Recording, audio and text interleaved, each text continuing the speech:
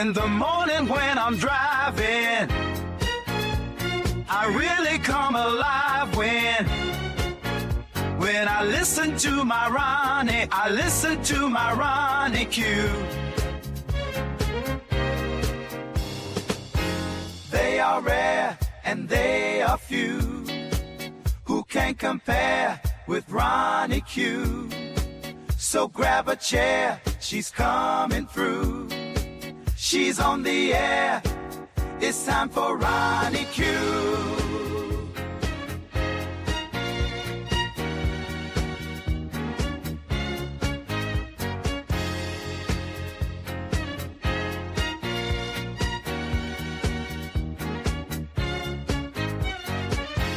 They are rare and they are few who can compare with Ronnie Q.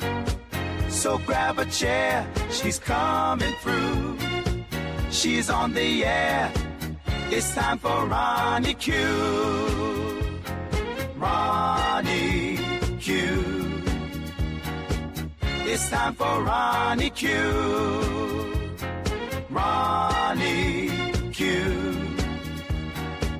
It's time for Ronnie Q. In the morning while I'm driving, Ronnie Q. I really come alive when it's time for Ronnie Q. I listen to my Ronnie, Ronnie Q. I listen to my Ronnie. It's time for Ronnie Q.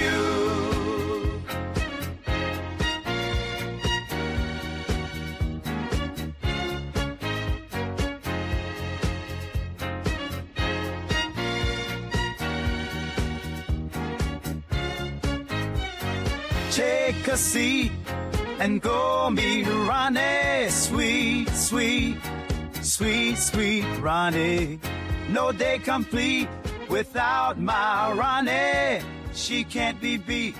Sweet, sweet Ronnie.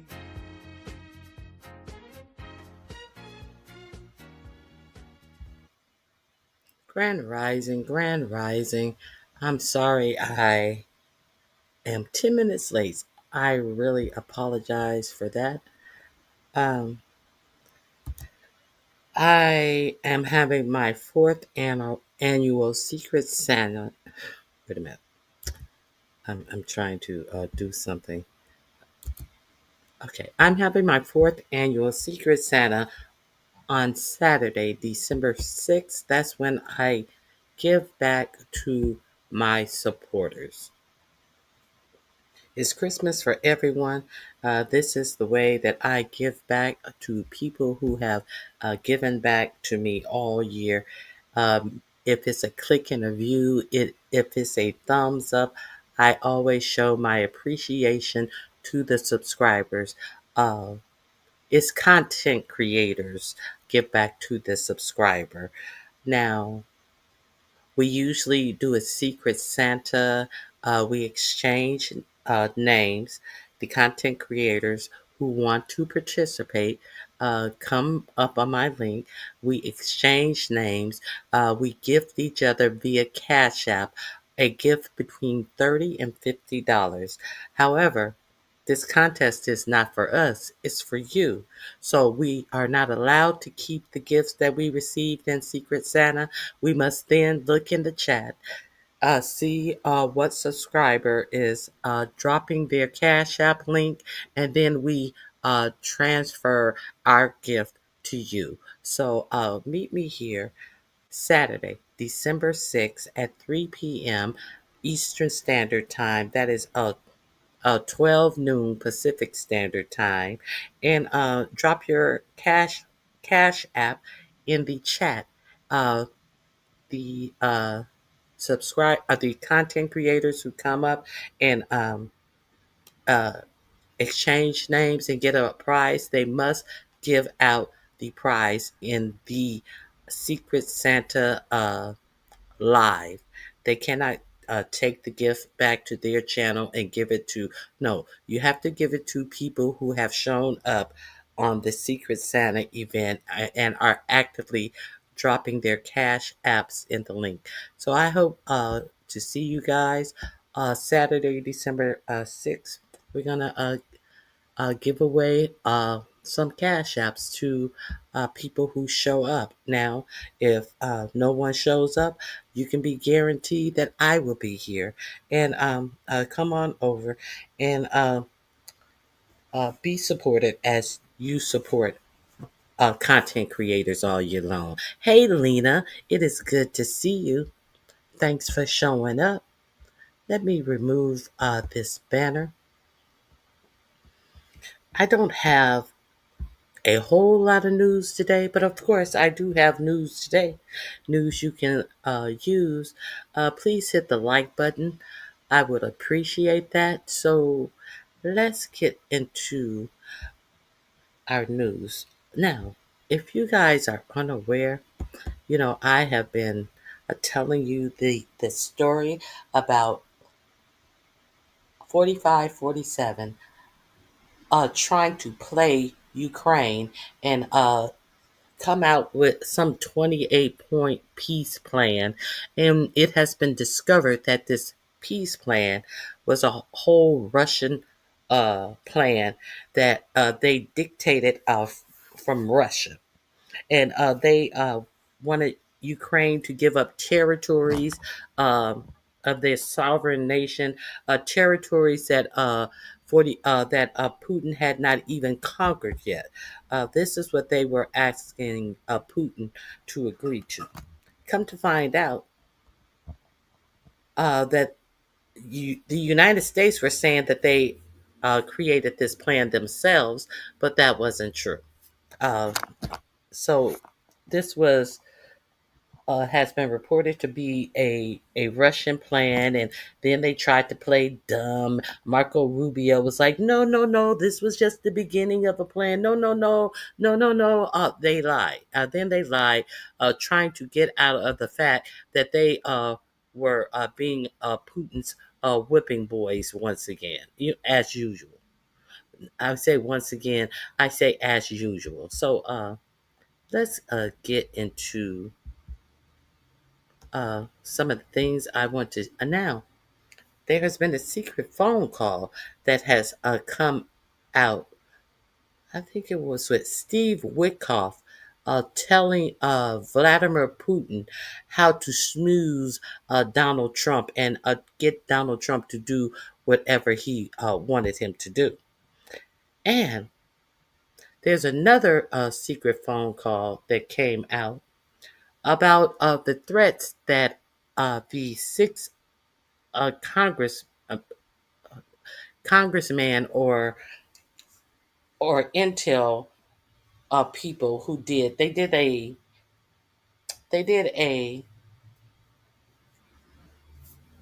what is it? They did a little public service announcement, reminding the military that their code of conduct says that they do not have to follow unlawful orders. So we know that Mark Kelly, they are trying to bring him back off of retirement into the military. They have opened an investigation into him.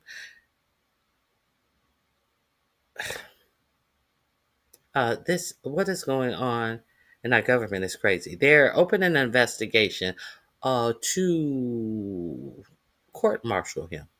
He's already retired from the service. He served as an astronaut. Gabby,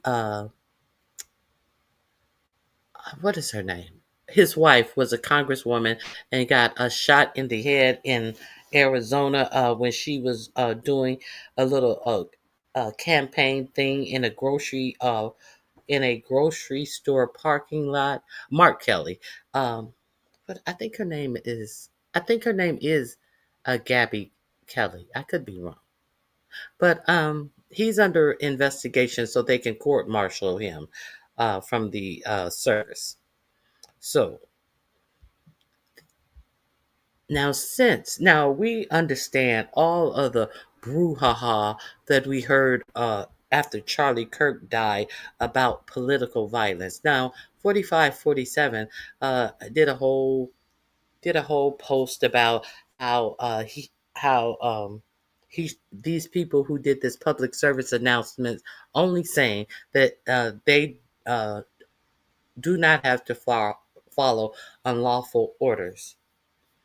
So all of this making memorandums about your conduct as American people, if you dared even quoted Charlie Kirk, the lies that came out and said that the left was responsible for more political violence as they scrubbed the DOJ page that factually stated that the right was by far more responsible for political violence. Even up into the point where they tried to sanitize the killer of Melissa Horton, her husband, and the man who also shot another congressman and his wife in, where was it? In Minneapolis. They sanitized a whole Trump supporter and tried to say that he was a leftist. All of these lies that they brought forth, and you notice that 45, 47 actually omitted them from people who had lost their lives or had been shot because of political violence. If he thought that was done by a left wing person, he definitely would have put their names on the list. He totally ignored them in the White House as he did some whole song and dance for Charlie Kirk, someone who was very divisive, very race baited on every turn, tried to make you believe that black people were your problem. So they came up with a whole memorandum saying that they will charge anybody with crimes if they did this. We had JD Couch Cushion Vance come out and do the show for him, Charlie Kirk's show for him, and actually said that people needed to be doxxed if they said something untoward about Charlie Kirk. But now you have your intelligence agents and former military personnel stating that you do not have to take an unlawful order, something that is in their training manual.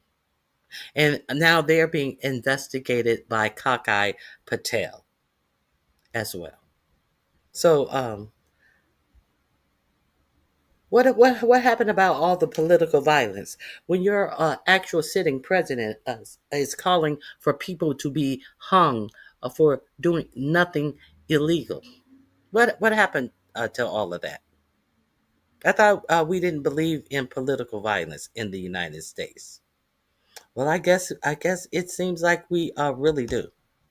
So now there have been phone calls also made to one of the sitting, I think he's a congressman.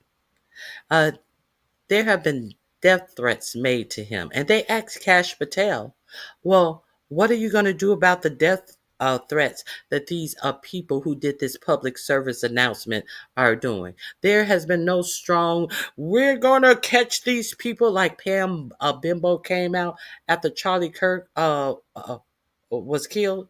There's been no strong, we're going to get the culprit.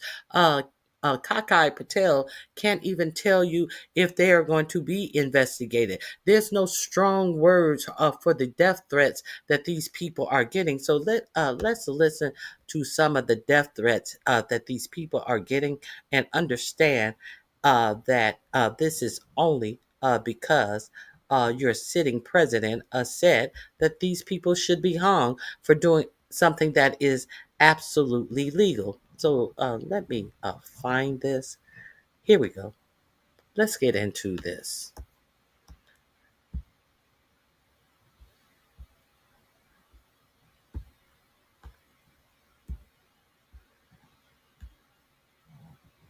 The both sides ism of it all.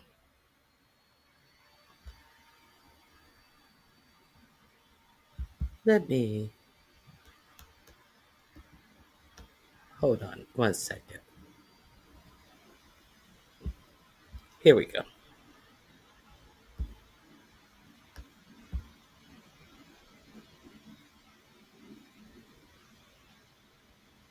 Oh, this net may not be it. Hold on.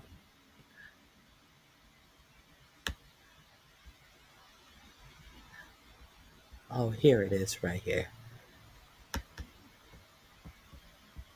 I apologize.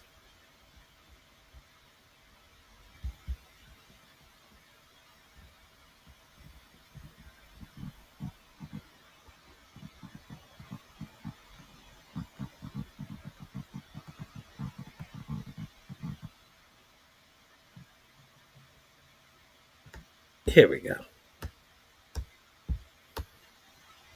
I apologize. I was thinking of the wrong channel. I have it now. Let me share this with you.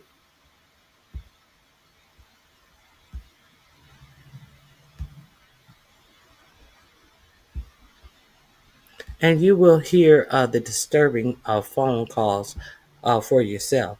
And I really want you to see how the right wing is trying to poo poo this, like, oh, this is nothing. Let's get into this. Get murdered. You deserve to die. I hope you all get murdered. I hope you all get throat slashed. You disgraced America, and I pray you die today, but not before your family does. I pray they die.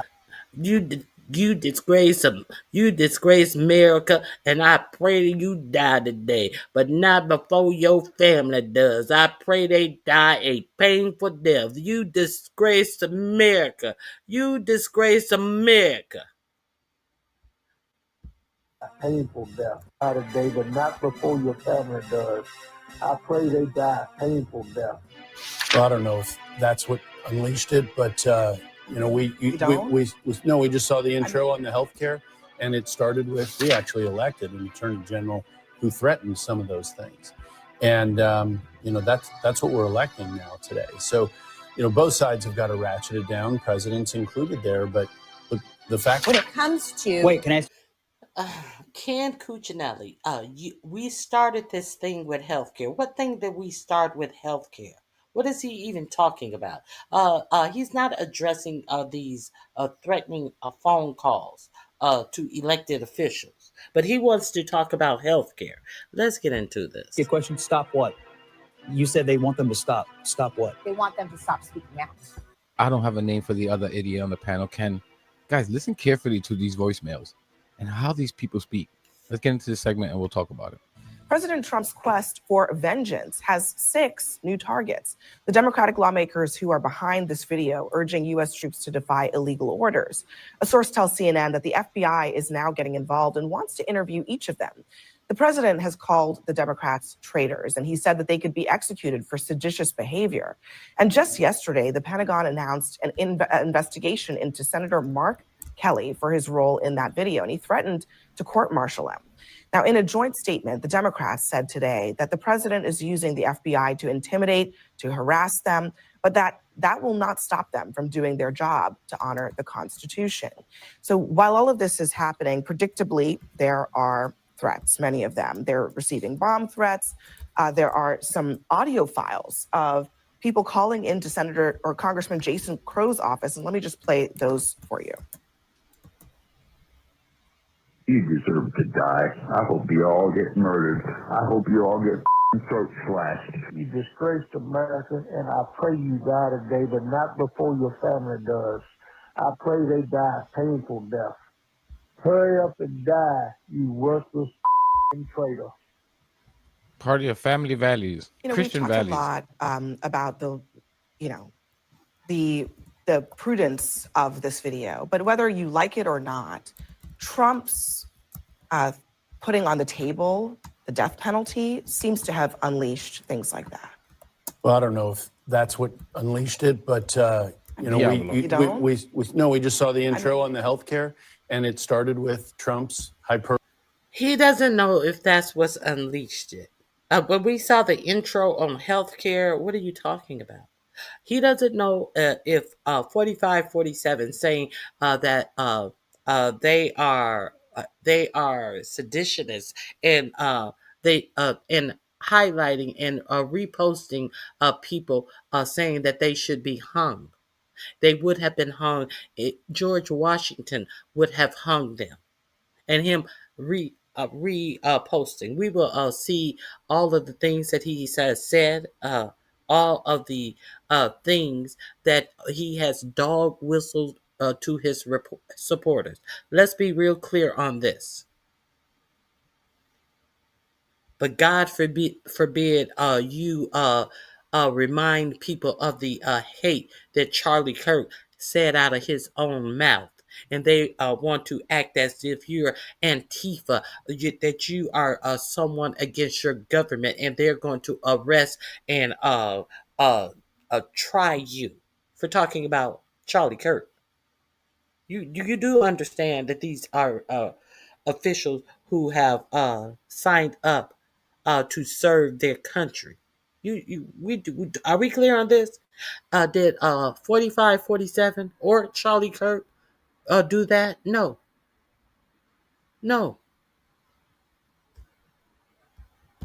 Verbally branding of whatever he's talking about. It fits right in that vein. I reject all of that language. I mean, we just went through an election in Virginia where we actually elected an attorney general who threatened some of those things. And, that's what we're electing now today. So, both sides have got to ratchet it down, presidents included. All the way, all of this to get to the both sidesism. So they bring up the J. Jones in Virginia. What he said was wrong. It definitely was wrong. That was also 2 years ago. What we're talking about is your actual president saying it a couple of days ago. So you have to go back 2 years to both sides this situation. While hemming and hawing and pretending like he has no fault in these phone calls that have been called in. Why? Because what law has been broken? What did they say that was threatening to the president? So what they said is you don't have to follow unlawful orders. So why would that be threatening to the president? Could it be because of a lot of things that he has done since he has been in office have been found to be unlawful, even by some of his own judges? Could that be it? Let's continue. Included there, but look, the fact of the matter is, you zeroed in on Mark Kelly. He's in a unique position.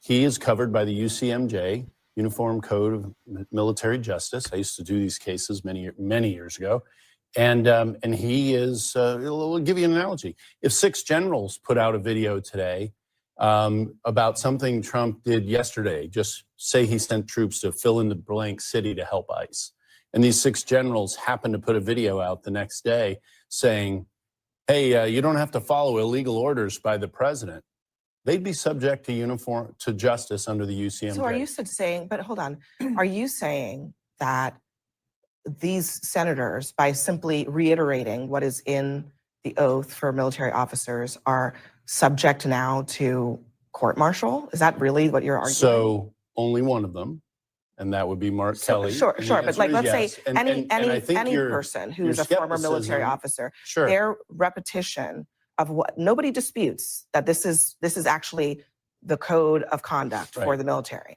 So their repetition of that code of conduct, you think, is enough to court-martial them? So the UCMJ doesn't work like civilian justice systems, and I hear in your question sort of a presumption that it does. No, my question is, you don't need the kinds of intent in the military. It's a basic factual question about, do you think that this is something that would actually warrant? So it's not like you're saying they're lying. They didn't say you must disobey the president. They didn't say this particular order is illegal and you should disobey it. They just said that that your code of conduct says this, and you should remember to not obey illegal orders. And you're telling me today that you believe that that is enough for someone to be court-martialed. It could be, yes. I'm not saying that I would vote guilty here. I'm saying that there is a legitimate. It sounds like you're backing away from it.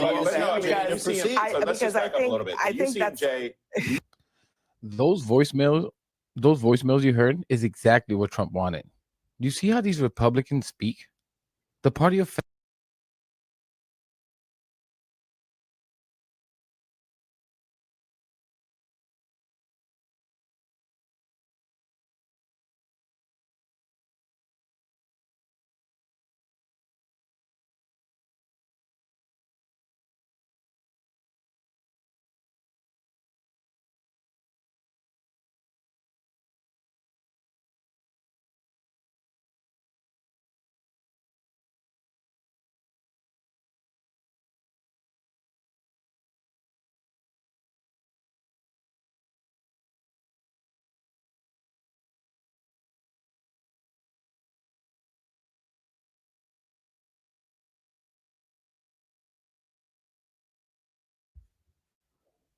CMJ would actually protect Mark Kelly because of their rules. Does it give them the right to court martial somebody for doing something illegal that they find with? And this two vastly different systems.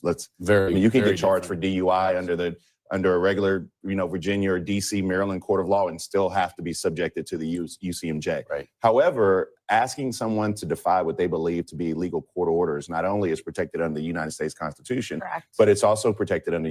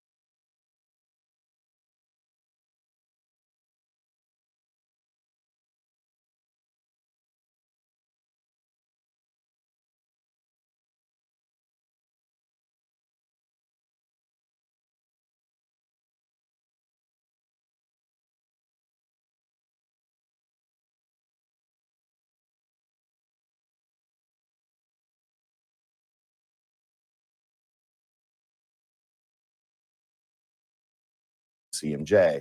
And Mark Kelly States Constitution, someone to defy what they believe to be legal court orders not only is protected under the United States Constitution, Correct. but it's also protected under UCMJ. And Mark Kelly knows that. But I don't think that was the root of your question.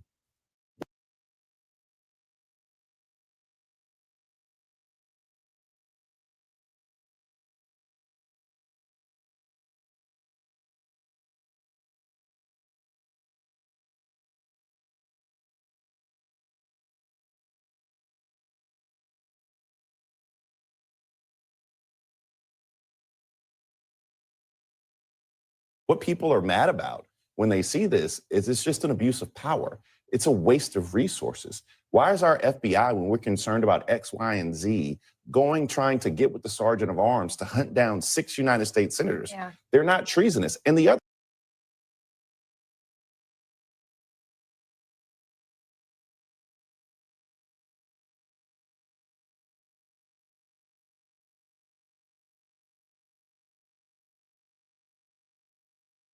thing is the irresponsibility of the President of the United States. We can bring up whatever candidate, whatever person we want to bring up. There is a higher bar for language for the President of the United States. And for him to utilize the language of being treasonous to being a sedition, what's the word? Seditionist. Seditionist, thank you. To all of these things is a fundamental problem that you talked about adding gasoline to the fire, and that's what the President of the United States did. What about the FBI investigating the actual threats against these lawmakers? I mean, listen to what Kash Patel, the FBI director, said about that when he was asked whether they're going to get involved in the bomb threats and all the other threats that are coming in. This idiot is about to get fired. What goes through my head is the same thing that goes through my head in any case. Is there a lawful predicate to open up an inquiry and investigation, or is there not? And that decision will be made by the career agents and analysts.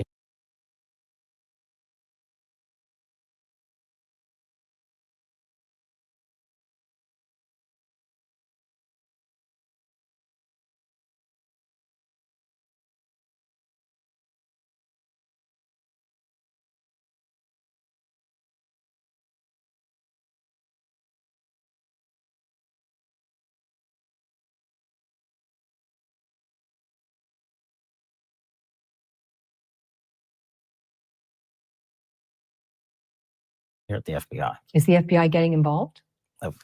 Based on the fact that it's an ongoing matter, there's not much I can say. I think that the idea that the FBI would investigate, we know who made the video. Yeah, that's right. I thought that this was the party of free speech, but then now that there are threats, I don't hear Kash Patel saying, hey, we're going to try to find these people who are threatening sitting lawmakers. That's right. If the FBI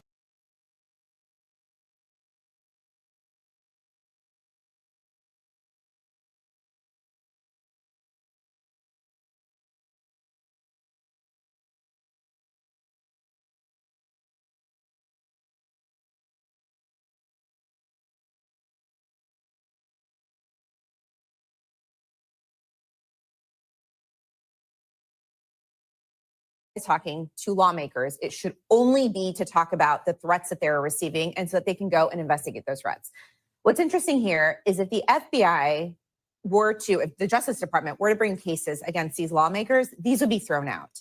The only reason that the FBI is even looking into this is to chill speech. That's exactly what it is. He wants these people to stop. He wants other members of Congress to potentially, he wants to silence Democratic members of Congress and other elected leaders on speaking out against Trump. When it comes to— Wait, can I ask you a question? Stop what? You said they want them to stop. Stop what? They want them to stop speaking out. So you said speaking out against Trump. So you're saying that you believe that inherent in the video is that Donald Trump—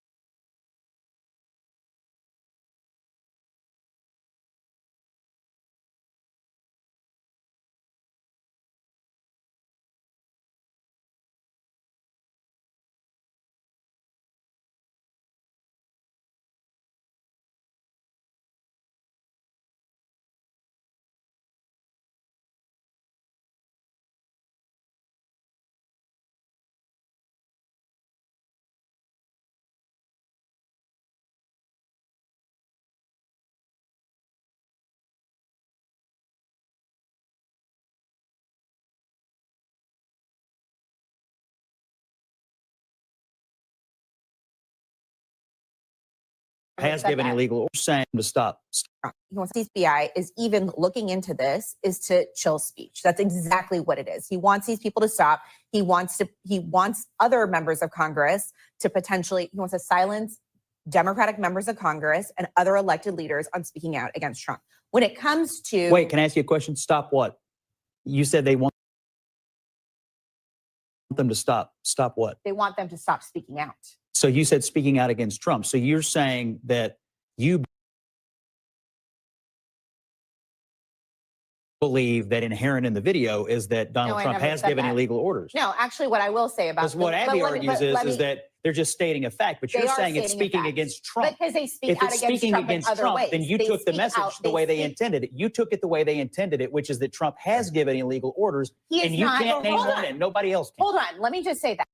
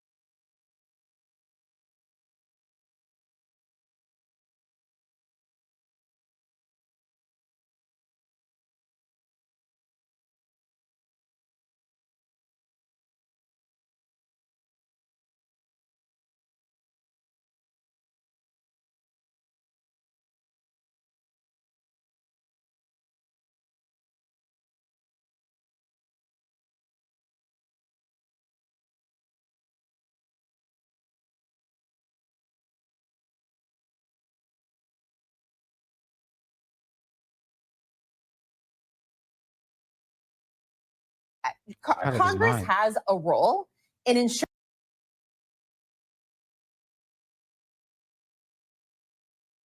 that there are. You took it the way they intended it, which is that Trump has given illegal orders, He is and you not- can't name hold one, on. and nobody else can. Hold on, let me just say that Out of his Congress mind. has a role in ensuring that there are whistleblower protections when people come out. So and you speak believe out there are when illegal something. I'm not saying there is. I'm Oh, I saying in the do. Biden administration. Okay. I'm saying in the I Biden believe there are illegal administration, orders. there were whistleblowers. In other administrations, there have been whistleblowers. And what happens is Congress's responsibility to ensure that these people have protections wherever you are in the federal government and whether you're in our military. This is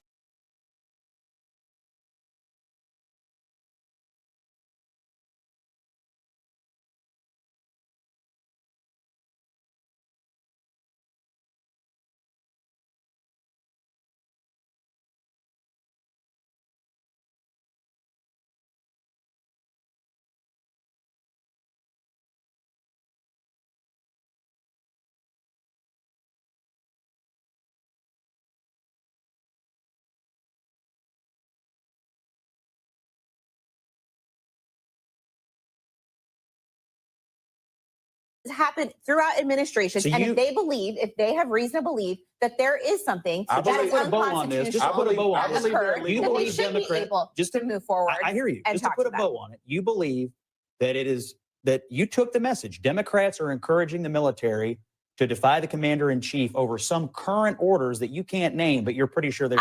Here's what I believe. I believe that regardless of the president, no one in our military should actually follow through with unconstitutional What are orders. they? That's what What I are believe. they? I'm saying so I regardless. believe- I Here's don't what know, they are. regardless of Time out, president. time out. Regardless, Can I answer I'm the not question? understanding what Scott's point is. So honestly. Scott, I mean, Scott is believes, the and I idea don't want to that they're speak for not Scott, allowed but to Scott believes criticize that Trump? Scott believes they're not. Scott holds his head like an idiot, and the international community thinks those Venezuelan boats that Trump is blowing up is illegal. There's a gray area with that, I guess. I don't know the laws exactly when it comes to that, but isn't the UK not giving us intelligence now in the Caribbean because of that? Like, Lord, I've been behind the scenes. Leonard, thanks for telling me that. I've been talking big shit as usual. Now, she did say something about Trump. So I stand corrected. I'm glad I replayed that. But it's also Congress' job to investigate and to bring in personnel who are striking these fishing boats. That is also their responsibility. But they have not been able to do anything since Mike Johnson has had them on a vacation for 7 weeks. So while we're talking about what Congress's job is, how come they are not coming in asking questions about these attacks on these fishing boats that have killed 81 people based upon some war on drugs that they are telling you this is about, and that they are sure that these are narco drug cartels and all of this dumb shit. That's Congress's job as well. But God forbid we try to pretend like there's nothing to see here. Why do you think that the admiral, the top admiral, yeah, I think he was the top Navy admiral retired early because they want the, as Hegseth called them, the war fighters to be responsible. They want to. They're not going to take responsibility. You think 45, 47 is going to say he has any responsibility? No, he's going to put it on the investigators. And you think that these investigators who have trying to lay out a case about this bullshit narco drug trafficking are going to take responsibility? No. Keg breaths, war fighters, my war fighters. I want them to be lethal. These lethal war fighters are going to find themselves in fucking prison. That's why. That is why. And to actually say that 45, 47 has not given any illegal orders and smug as if he's correct. Well, if he hasn't given any illegal orders, why has he lost so many court cases? It was an illegal order for him to text Pam Bondi to prosecute James Comey 5 days before the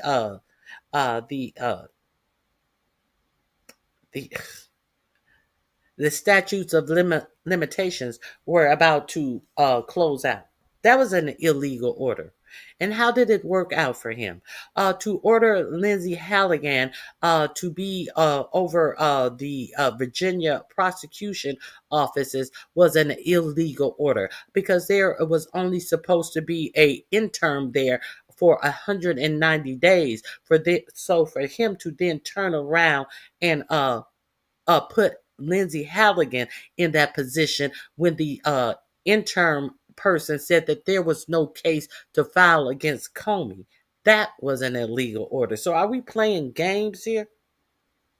Why was that case thrown out? Because it was illegal for her to file the case. It was illegal for her to be put in that position. So are we pretending like there's no illegal orders when there's 81 bodies that they cannot tell you anything about, but you're just supposed to trust them that these were narco drug cartels? Is that what you're saying, Scott? I hear Scott is running for governor somewhere. I think it's where is he supposed to be running for governor? I think it may be Kentucky that he is running for governor. Can you imagine? Scott is really out of his mind. He really doesn't like people coming for his baby boo Trump. You can see it in his eyes, guys. His passion. He really doesn't like it. And this is why I love couch politics. His baby boo Trump. He don't like people coming for his baby boo Trump. This guy is so good. I like him. Guys and ladies out there, find a partner that loves you as much as Scott loves Trump. It's really beautiful to see. This sociopath, Scott Jennings, again, the only argument that he's making is the only one they all have. Well, they were just being political. They were just trying to take a dig at Trump. And it's just like, yeah, who cares if they were taking a dig at your baby daddy? Where's the crime? But where's the crime? But they are not saying that they committed any crimes. But these people are under your FBI has the time to investigate them. Let's continue. It's just like, who the F cares? That's why Abby mentioned, what about freedom of speech? Because again, which is like what they always cry about. It's the same thing that happened with Jimmy Kimmel when he took him off the air. And they had to put him back on because, again, this freedom of speech thing, these people are such whiny little crybabies. They're such snowflakes. They hate it. They hate it so much. They can dish it out, but they can't take it. To shut the F up. Conservative behavior. Hysteria at its finest. Calm the F down. Shut the F up. No. His whole point is that the root of the matter is, what is the illegal order? That's a great question. And I know you and I have a disagreement about it. Correct, because I believe the illegal orders are bombing people or using drone strikes illegally in the Caribbean Sea to deter what they're using as the war on drugs. And I think there are many people in this country who believe that that is an illegal order that's violative of the Constitution. And but to Scott's point is, if that's a gray area, and I don't have to, it's like playing devil's advocate, I don't have to make your point, but if there's a Bakari, Papa, easy on the Beijing there. Easy on the black dye, Papa. Your hair look good already. Gray area, should the military follow it or not? The only point that I have is that you're correct. Answer, yes. You're correct, because this is not a good use of time, a good use of resources. It's only being used to chill speech. And not only that, but United States senators, whether or not it's UCMJ or whether or not it's the First Amendment, they actually have protections for the things they say because they're United States senators and members of Congress. Sorry, Scott. The speech or debate clause only protects them when they're performing legislative functions, not when they're out making videos and getting on X that there's no coverage. How is that not a legislative function? Yeah. I'm sorry. The DC Circuit's the toughest circuit in the country on this, and they won't give that protection. How do you know? It hasn't been Because I've litigated. been in that court on But it this hasn't subject. been litigated. You're making that up.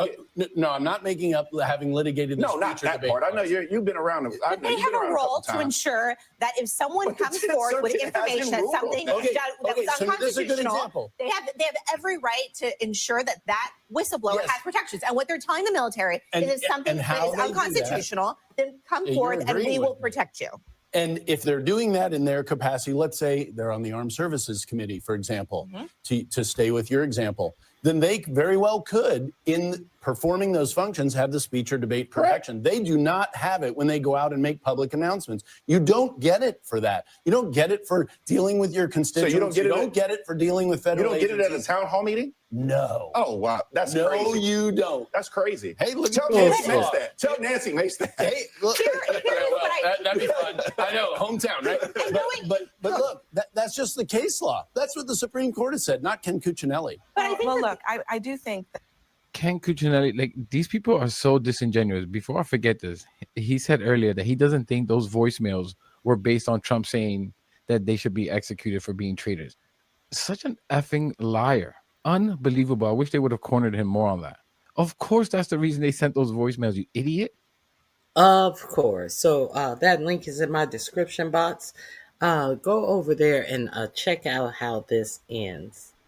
I just wanted to share that with you. Now, let's get into a Pete Kegbreath and the actual reason that he is trying to court-martial Kelly. I will play this for you. Let me share this with you. Steve Smith. If you have not subscribed to his channel, he does periodic videos, and they are usually very good. 25th. This is the warning. This will be in my description box. Number 2, the second video I show, they are usually in order as I play them.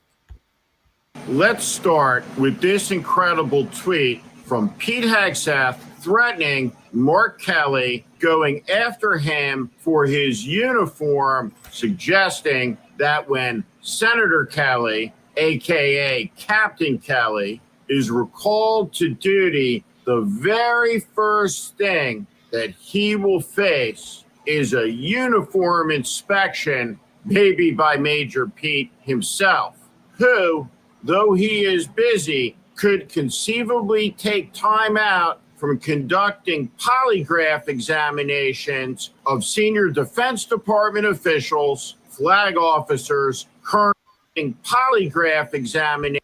He is busy. We should check this. So Captain Kelly, not only did your sedition video. Let me see. This is quite cloudy. I can't. Let me see. Not only did your sedition video.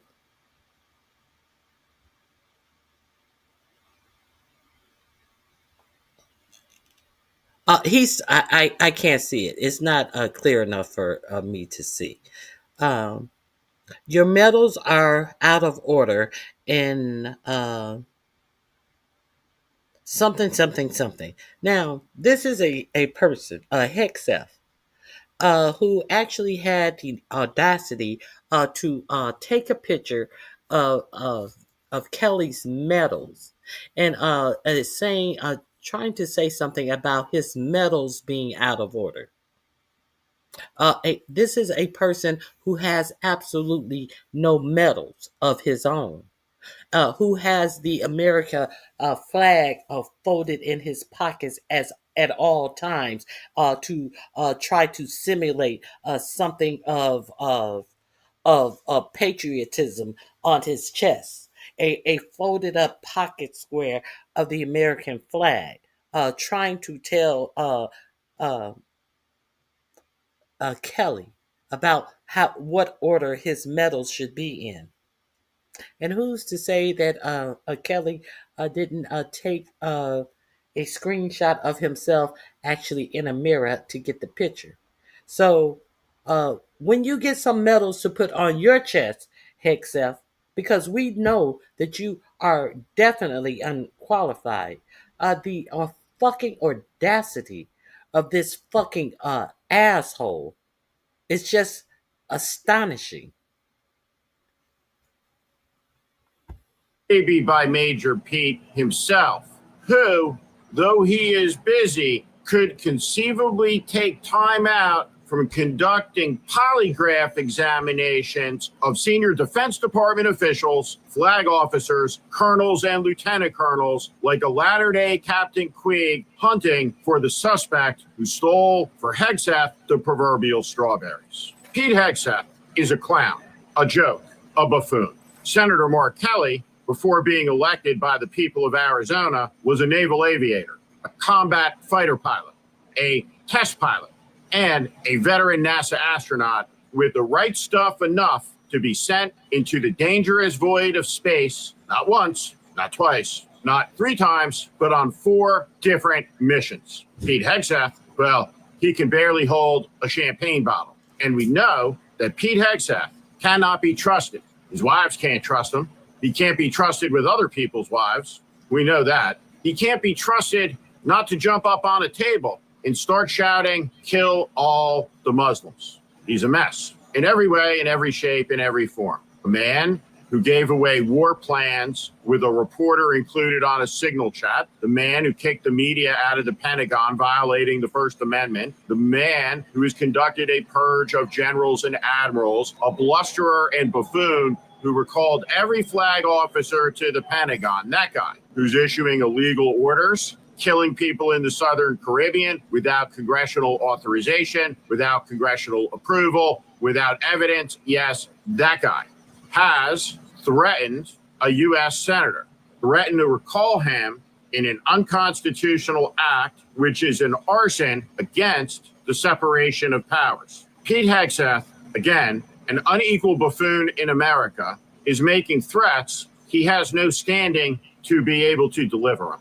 But I'm going to pretend for just a second that Mark Kelly would ignore the rampant unconstitutionality of this and respond to the provocation with some emotion, which, let's be honest, is hard to muster out of a veteran astronaut and test pilot with ice water in his veins. A man launched into space with a heartbeat that doesn't break 70. It would be great for Mark Kelly to say, by all means, court-martial me, and to fully appreciate the stupidity of Pete Hegseth. Well, you have to understand in the criticism of the tweet, here it is that Pete Hegseth doesn't seem to appreciate how cameras work, meaning the medals could be reversed. At any rate, he'll have many, many years in private life to figure out things. Maybe that's what he'll study, photography, because he'll never be employed, never have a job, never be a commentator. He'll live in disgrace all the rest of his days. The man who broke the U.S. military, the central lesson in the curriculum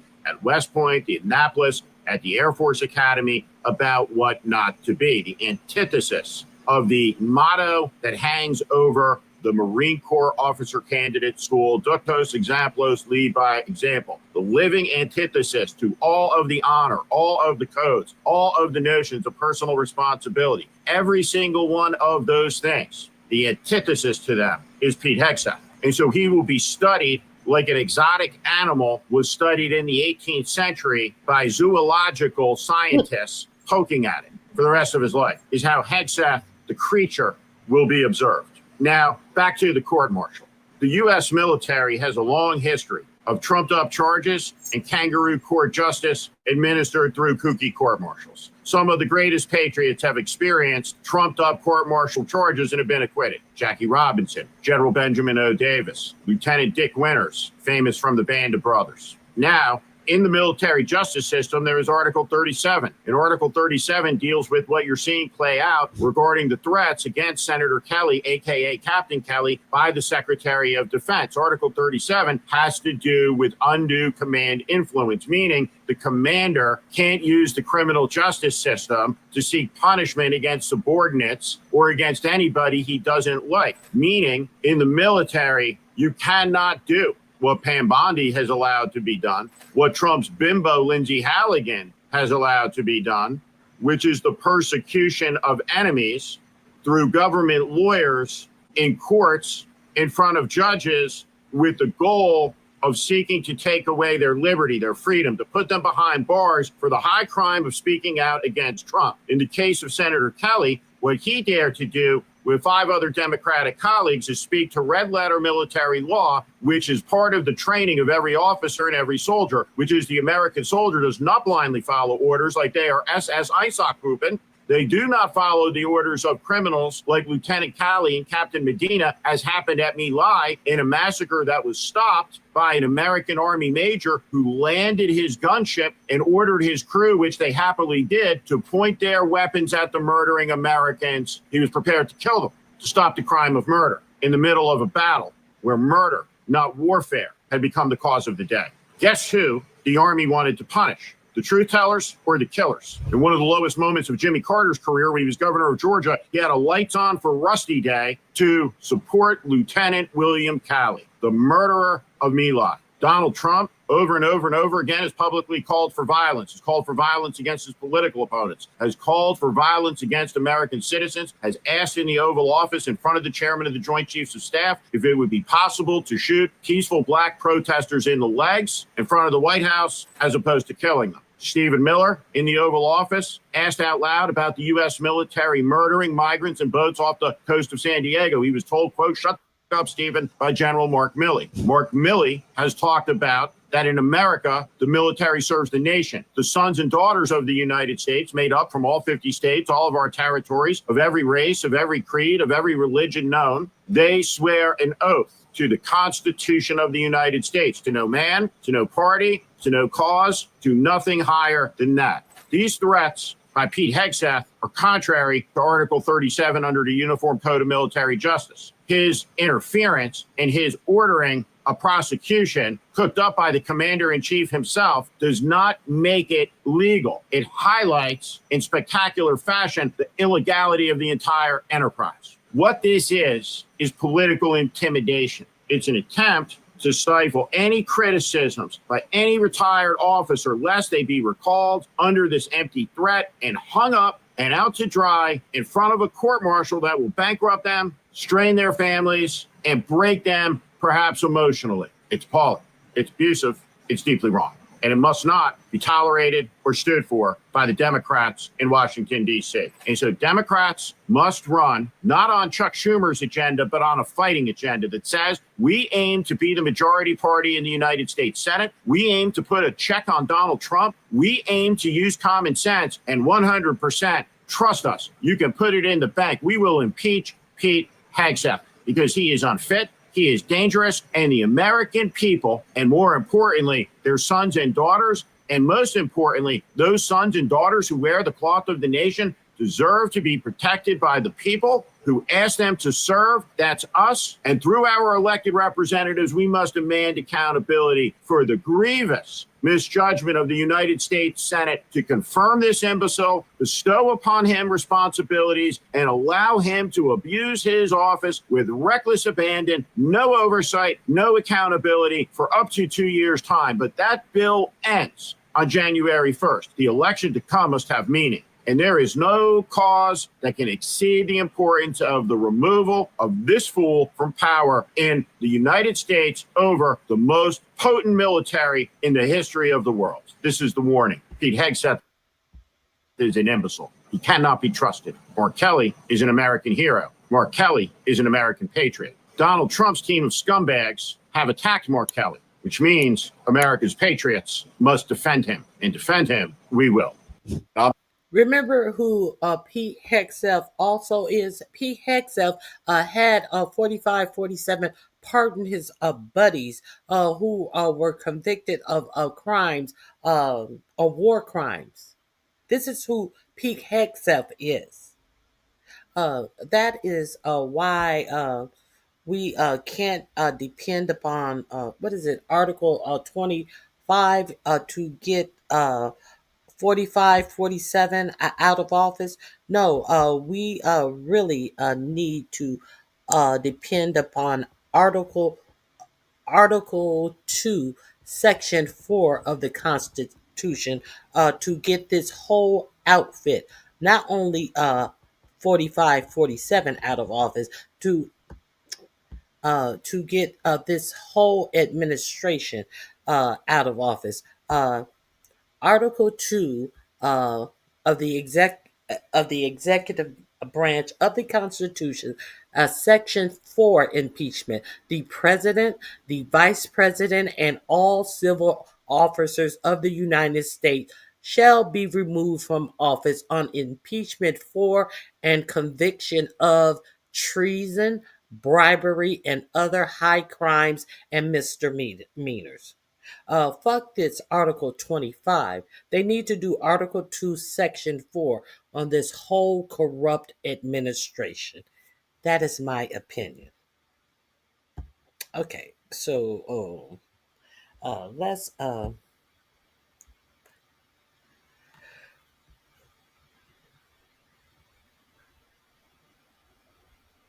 okay, Boomer. Your last 40 years of knowledge got us here. I don't even know what are you talking about. There goes most of Congress.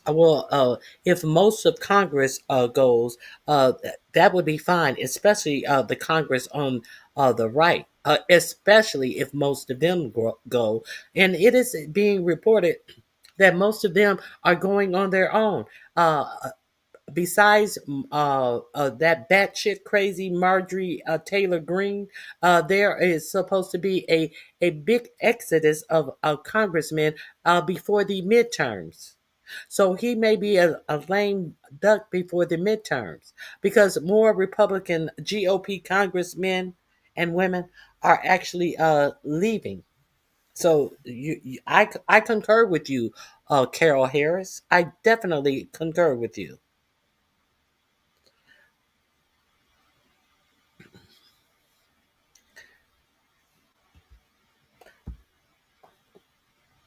The Biden family got rich. What about the Trump family that is getting rich and making billions? What say you about that? I don't recall anybody in the Biden family using their position in government to enrich their family members. I don't remember any of that happening. Can you key me into that. And if since you want to talk about the Biden family being enriched, tell me who they got their billions of dollars from. So the Biden family is being enriched, you say? So are we going to ignore the $2 billion that Jared Kushner got at the 45, 47 first presidency? That was before Biden could get in office for his hedge fund company. The company that he's never run. That the purse strings of Saudi Arabia said that no, you shouldn't give this money to Jared Kushner, who has never been in this business before and has no record in this business. Why would we give them $2 billion? And the royal prince, the royal prince who sat down with in the Oval Office after giving up, what was that $2 billion for? Somebody who has never been in that business. And let's talk about it. Since you want to talk about it, Gubby 19, tell me about that. Let's expound into that.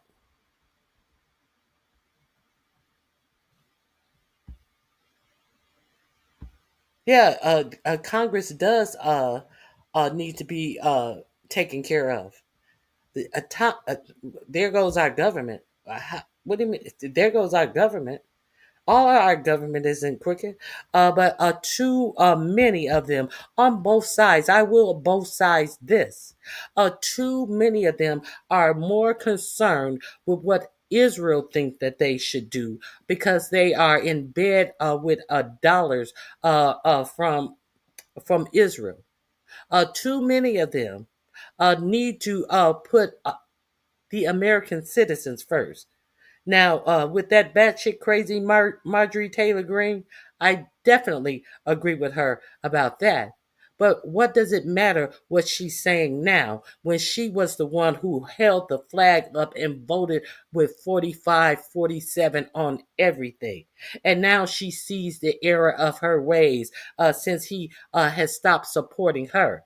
So we supposed to think that she is some great a leader who wanted to lead, but she was unable to lead because Johnson held Congress out for 7 weeks. What did you do before that, bitch? You are dogging the Affordable Care Act now that your 26-year-old son is looking for his own health care, but your son would have been looking for his health care way before he was 26 years old had not it been for the Affordable Care Act that allowed children to stay on their parents' insurance until they were how old? 26, bitch. But Obamacare is so bad. So what the bill had Marjorie Taylor Greene put forth in Congress to lower the insurance rate? What health insurance bill has any of the Republicans put on the table since they want to say that the Affordable Care Act is a horrible plan? What, how can we compare and contrast the Affordable Care Act with a plan that a Republican has put on the table to present for the Americans' health care? But they all vote in unison to continue to give Israel money, to continue to support Israel in this genocide that they're doing in Palestine and giving them bombs. They continue to do that while all the while the Israeli people have universal health care. All the while. You want to talk about that? Oh, you quiet now. You quiet now? No smelly balls. Either you will have to change your name or no, no thank you. All right, so let's continue. Let us continue. Let me remove this. I see Gubby 19. I got real quiet there. Nothing to say? Okay.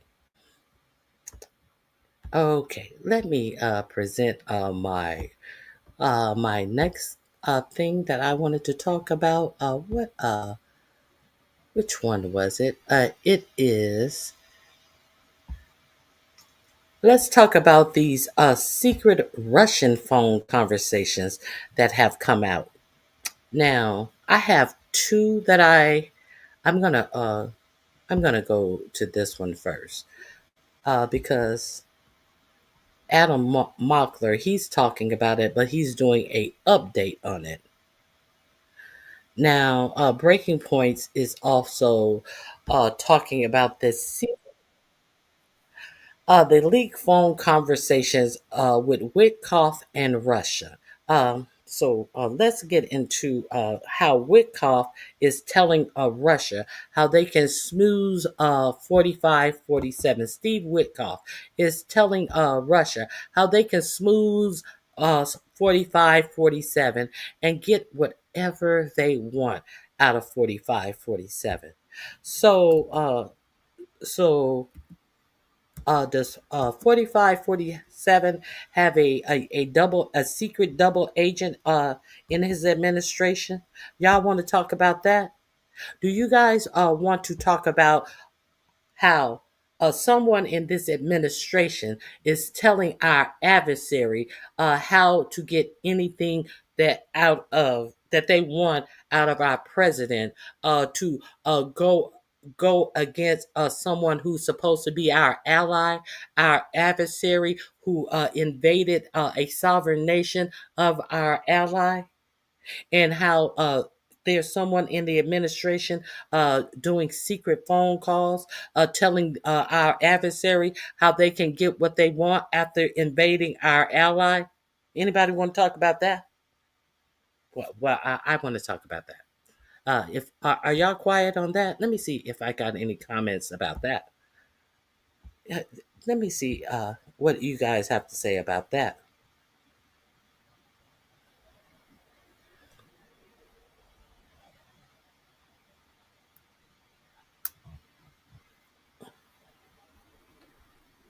Let's see what we have to say about that. Stay on topic. Can we stay on topic? Obamacare paying off health insurance and making them billionaires. Um, have the Republicans put forth a bill that is better than Obamacare that they want to compare and contrast with Obamacare? That was my question to you. And since you want to bring that up, I have done extensive talk about how these for-profit insurances are just denying claims and absolutely just putting profits over patients. So you maybe you not have. I haven't seen you around, Samuel, but I definitely concur with you. And 4547, he was going to come up with a plan on yesterday. And what did that plan was rumored to include? An extension on the an extension on the Obamacare payout, an extension of for 2 years. Not for 1 year that Chuck Schumer was talking about. They were talking about extending the Obamacare subsidies for 2 years. Because because 4547 had a some type of concept of a plan for healthcare, and the best thing that he was going to put on the floor yesterday, and then he ran and hid when the Republicans said, "No, you can't do that." When they balked at him, that was his concept of a plan. The plan that everybody hates so much. Where has the Republican plan been?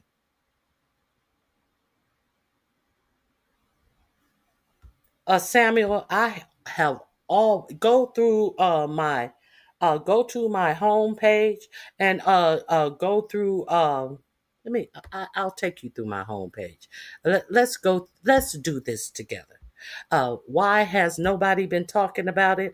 Because you haven't been over on my channel. Please subscribe and go through I will take you through my videos.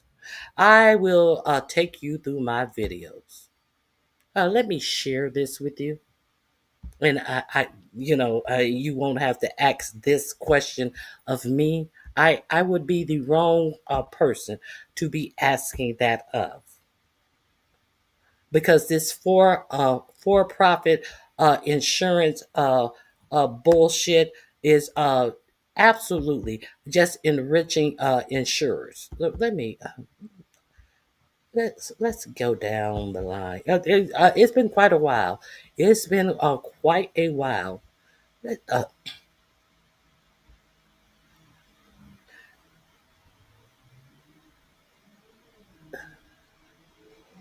um, the real life Hunger Games.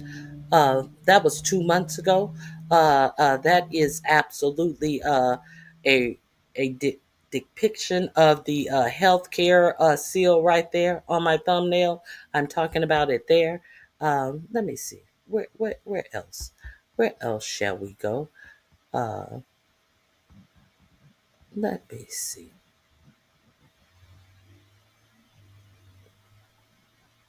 Talked about the corrupt Supreme Court 4 months ago. It seemed like it was longer. Let's get out of this administration. It was prior to the administration. This administration is killing you in plain sight. Let me get to the old healthcare things that I was talking about. Where is it? Where is it? Further down. I think we're getting somewhere. Let's find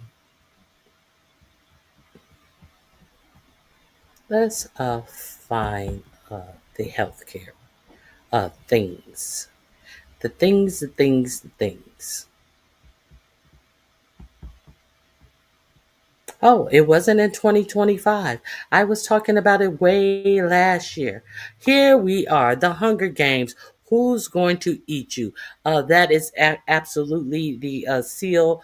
The seal about healthcare. Okay, all the way back here. There's another one about healthcare. Why don't you peruse this? That was 11 months ago that I was talking about this. Yeah. So go back and peruse those healthcare videos, and the healthcare conversation is trickled through many of my videos. So I definitely talk about this crooked for-profit healthcare insurance that we have to endure. Just I just wanted to answer your question since you asked. I will definitely tell you. So let's move on. Since you were curious.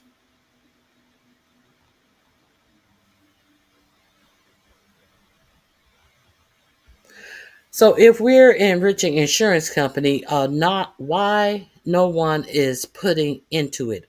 Putting what into it? The sentence doesn't make sense. I don't understand what you're saying. Every time I hear anyone talking about it, they always float back to Trump. This was done before Trump, and as you see, my videos were also done before Trump. As you see, I was talking about this before Trump. Why do you think Brian Thomas bled out on the street?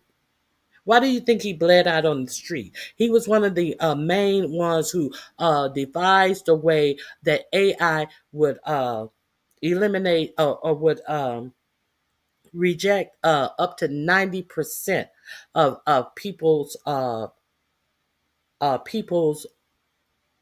testing that their own doctors would advise. Why do you think he bled out on the street?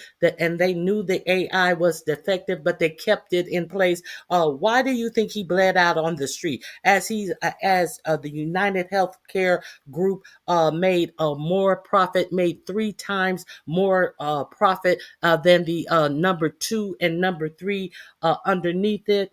Why do you think I know this type of stuff? Because this is the type of stuff that I have been talking about.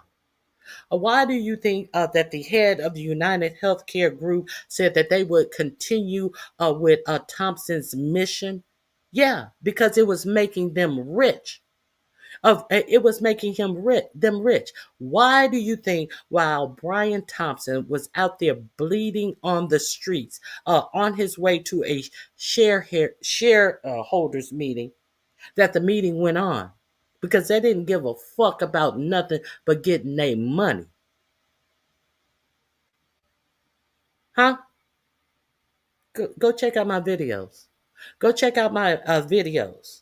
Why do you think that I know that people were being denied recommendations that their doctor gave by their health insurer? Why do you think that I played the video where the head of the United Healthcare Group said that they will decide what treatment is needed, even though these treatment recommendations come from their own doctors that are working under their own plan, because these are not outside doctors that they are employing, and they are not even following the directives for the patients that their own United Healthcare doctors are prescribing for their patients?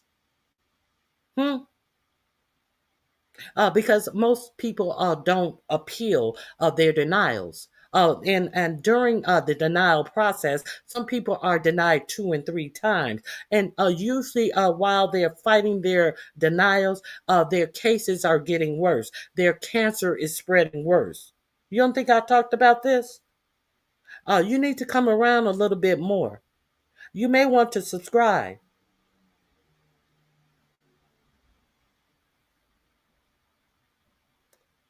Everybody's laughing. Who's laughing?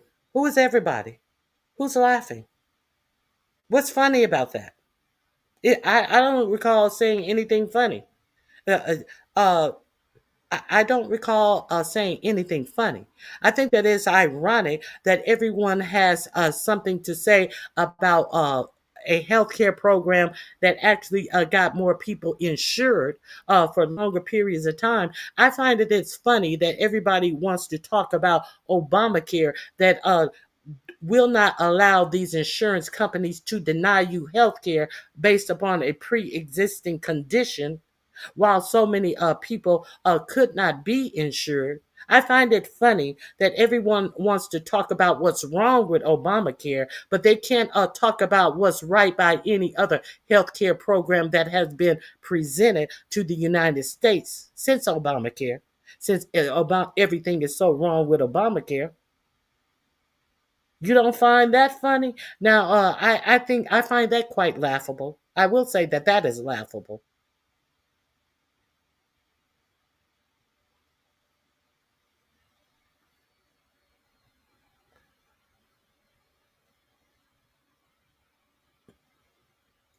I find it laughable that you want to talk to me about Obamacare, but you have nothing to say about this big busted bill of throwing up to 17 million people off of health care entirely.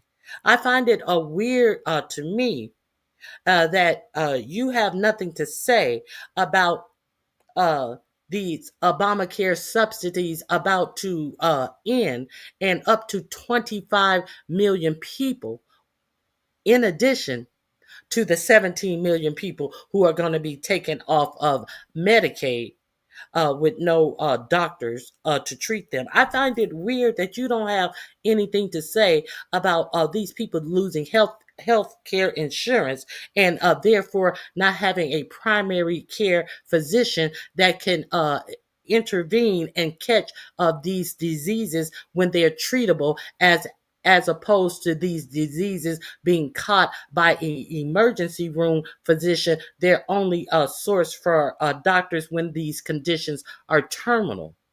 I find it I find it funny that you don't have anything to say about that. I find it funny that up to 25 million people are about to lose their health care because their premiums are going through the roof, and that no one in Congress have addressed these insurancers.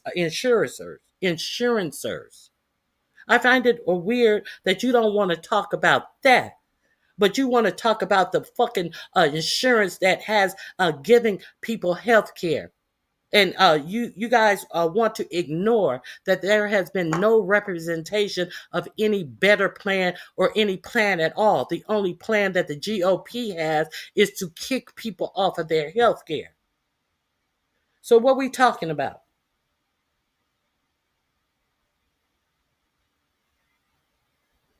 Elon needs another spaceship. We can't afford to feed children lunch. Do you know how much a rocket fuel costs? Goddess, I don't. You preaching to the choir. You are preaching to the choir. The ACA allowed 2% profit with 98% going to patient care. Still, the 2% is still a huge profit. Okay, and your point is what? What's your point? Uh, you're saying the 2% is a huge profit, but 98% is going to patient care. So when the subsidies uh, now let's be practical. Enrollment time started in November. So with these people not getting their Obamacare subsidies, their rates have increase it between 2 and 4 times that they were paying with these subsidies. So these people are not going to be able to afford any health care. So are you happy now that the insurers are not going to have these customers anymore? That should make you happy then. That should make you happy, because 98% of the money went to patient care, and they're no longer getting that huge 2% of these insurance, which is what you call is huge. So you should be happy that these former insured patients don't have 98% of the money going to their care. You should be happy then. If that's what you have to say, you should be elated then, because there's 25 million people slated to lose their health care, and we're not even talking about the people who are losing Medicaid and Medicare. We're not even talking about those 17 million people. So you happy now? Record profit.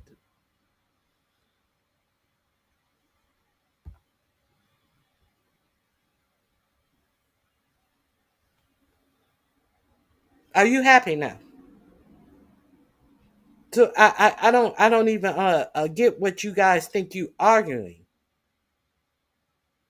So do you think that all of these people who are about to lose health care and have to use a emergency room for their primary care physician, do you not think that that is going to impact you and the cost that you are paying these insurers? Because you know what they say. Once people, especially these rich and connected people, connected to your elected officials, once they get used to these profits, you think they just gonna be like, oh well, it was good while it lasted, or you think that the insurance on everybody else is going to go up? Do you think that once all of these millions of people lose their health insurance, and the only doctor they're going to have the opportunity to see is a emergency room, do you think that the emergency rooms are just going to suck up the cost of treating these people at the worst point of whatever is ailing them, because they can't get preventative care, they can't get early screenings and all of the stuff that goes along with having a primary care physician? So these people are going to be coming into these emergency rooms when they are in crisis. So you think that the emergency room are going to suck up these costs? What the fuck you think the cost going to be to you? Do you think? What do you think? These insurance companies are not going to increase the rates on the people that are insured under them? So my question was, I see nobody is telling me what the GOP has presented for any health insurance coverage of the United States people. While you want to talk about this, that, and the other, I want to compare and contrast health insurance plans that have been presented under Obamacare with the health insurance plans that have been presented under the GOP. That's what I want to do.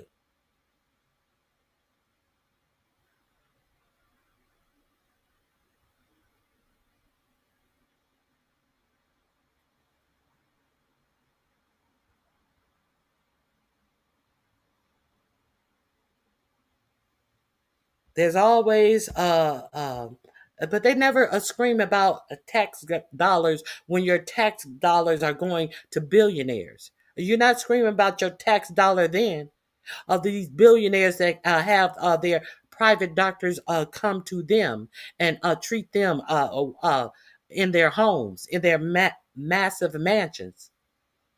They have their physical therapist, their X-ray, whatever they have brought to their home. They don't even have to bother themselves with going to a doctor or a hospital.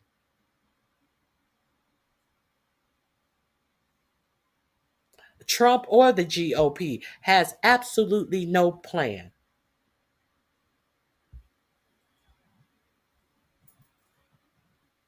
Compared to what? Compared to what? What are we comparing it to? Yes, let's compare it. Compared to what? Let's compare it to the GOP plan. That's what I want to compare it to. While you talking about compared to, let's compare it to the GOP plan. Let's compare it to 4547's plan. Let's compare it to what I asked you to compare it to. How about that?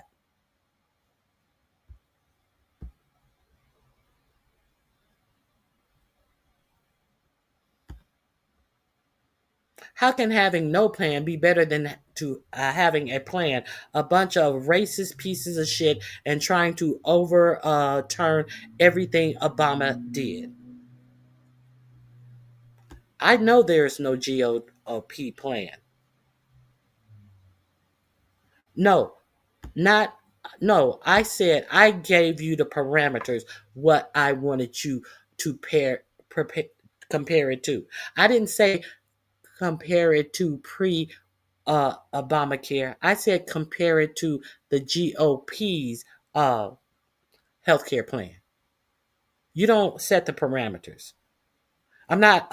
You can't go back in history. No matter how much 45, 47 think that he's going to make America great again in some perverted history in his mind when he thought that America was better than America is today. No, I want you to compare it to the GOP plan. That's what I want you to compare it to.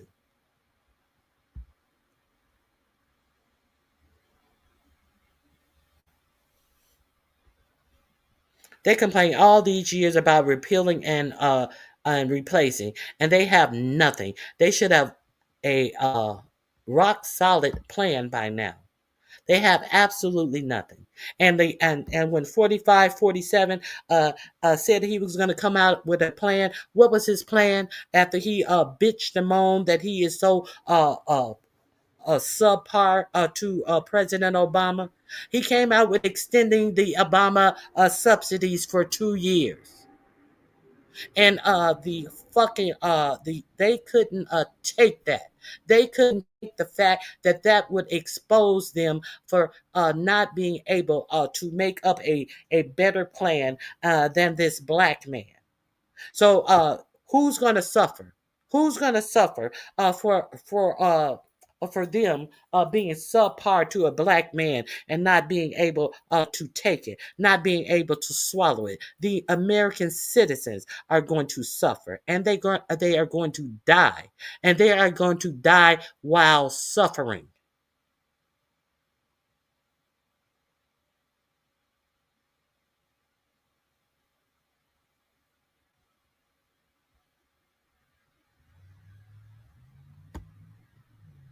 How are we, the first world country, still paying for health insurance and poisoning our children? Should be you guys' question. That should be your question.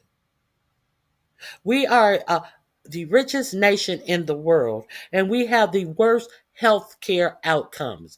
Our For the first time in over 70 years, our life expectancy went down prior to the Affordable Care Act. Did you know that? And we're the richest nation and have the absolute worst health care of all developed nations. Do you know how long that Germany has had universal health care? I think since the 1930s or something like that. And we can't figure it out. When they were talking about the Affordable Care Act, how many GOP people said they're going to have death panels and they're going to be choosing who can get health care and all of this bullshit? All of this bullshit. And when you go out and ask some of these crackpots, which one do you prefer, Obamacare or the Affordable Care Act? These motherfuckers, I prefer Affordable Care Act. I don't want that Obamacare. And they're so stupid that they don't know that they try to taint the Affordable Care Act. They try to get the response that these motherfuckers who are on Obamacare, they tried to taint it by calling the Affordable Care Act Obamacare as if that was a slur. And you still got crackpots out here talking about they don't want nothing to do with Obamacare. They want their Affordable Care Act that they're on. Make it make sense. That shows you, and you guys don't mind that they have dismantled the Department of Education. You guys don't understand why 4547 came out on the campaign trail and he said he liked his uneducated voters. That's why they like uneducated motherfuckers like y'all. But have we put something in there from the GOP medical plans that we want to compare and contrast with? You want to talk about the insurers made less money prior to the Affordable Care Act? Yeah, because they had less people insured prior to the Affordable Care Act. Does that not make sense? But it's kind of like a shark. Once they get the bite of blood, they're coming back for more. So you think that the insurance company are not going to come back for more? Do you think that I don't know that they were making less profit because they had less people to profit off of? But they got a bite of blood now, and they taking it out your ass.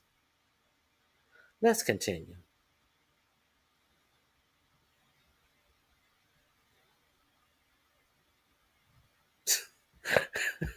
I got my whole 60% the education just in time.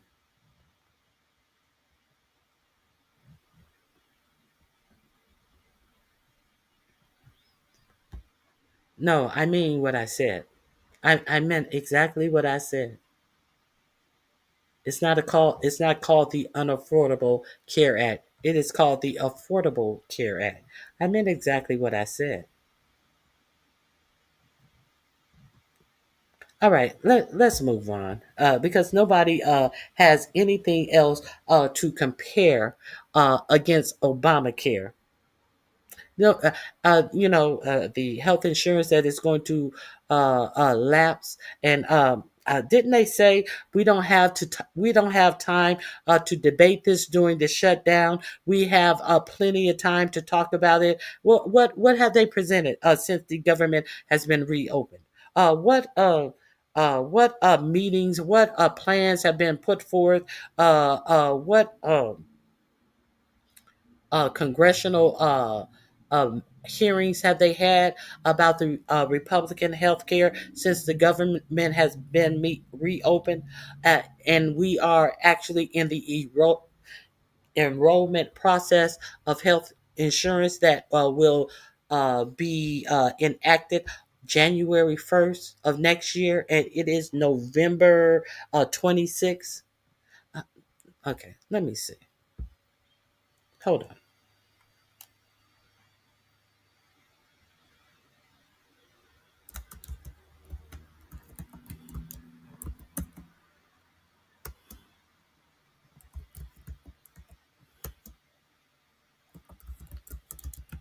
Let me see if I can find this.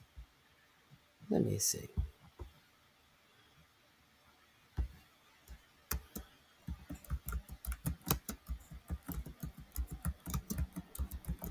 Let me see if I can find this.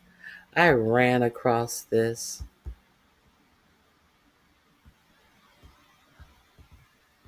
Let me see. Hold on one second.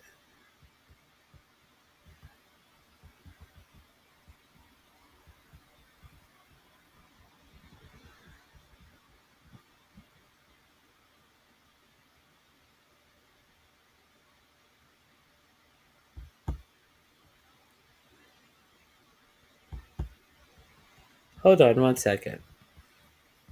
I actually saw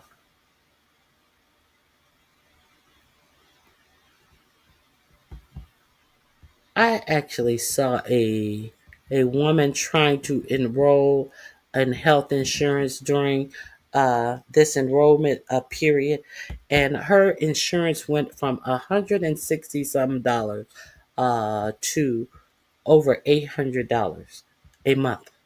A month. Uh, let me see.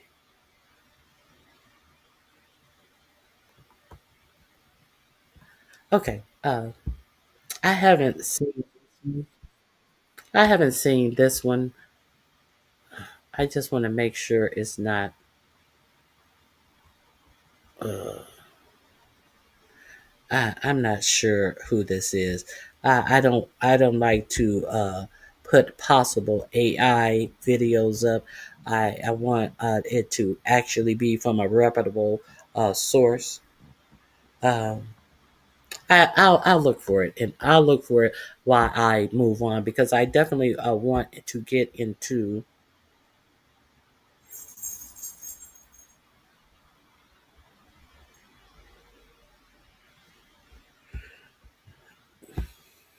Trump didn't have any cooperation from Congress and the Senate.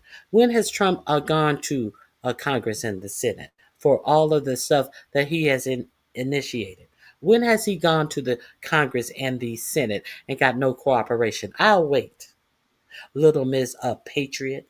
When has he even gone to the Congress and the Senate to approve any of all of this bullshit that he has enacted under his executive orders? Bitch, I'll wait. This is the place where we put down facts, not bullshit and propaganda. When has he gone to Congress or the Senate to approve anything that was not supported? When has he even gone to them? This is the person who does everything via executive order. So what the fuck did not Congress or the Senate approve of 45, 47? Who the fuck do you think you're talking to?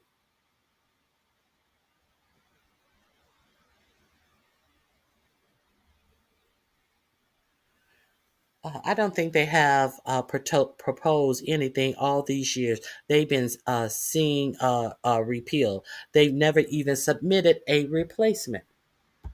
Correct, correct, correct.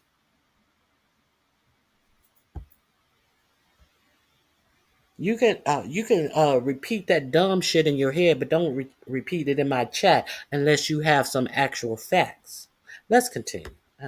Let's continue. I think um, I have given you all the information you deserve.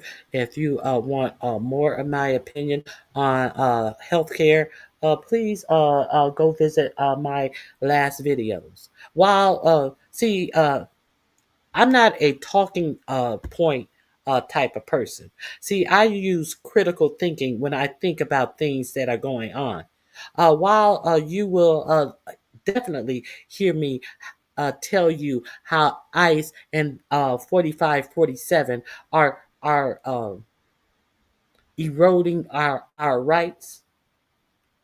I definitely believe that every country should have a working immigration policy. I definitely do not believe that people should just be able to pour into other countries without a working immigration policy. And I think that the policy should be fair.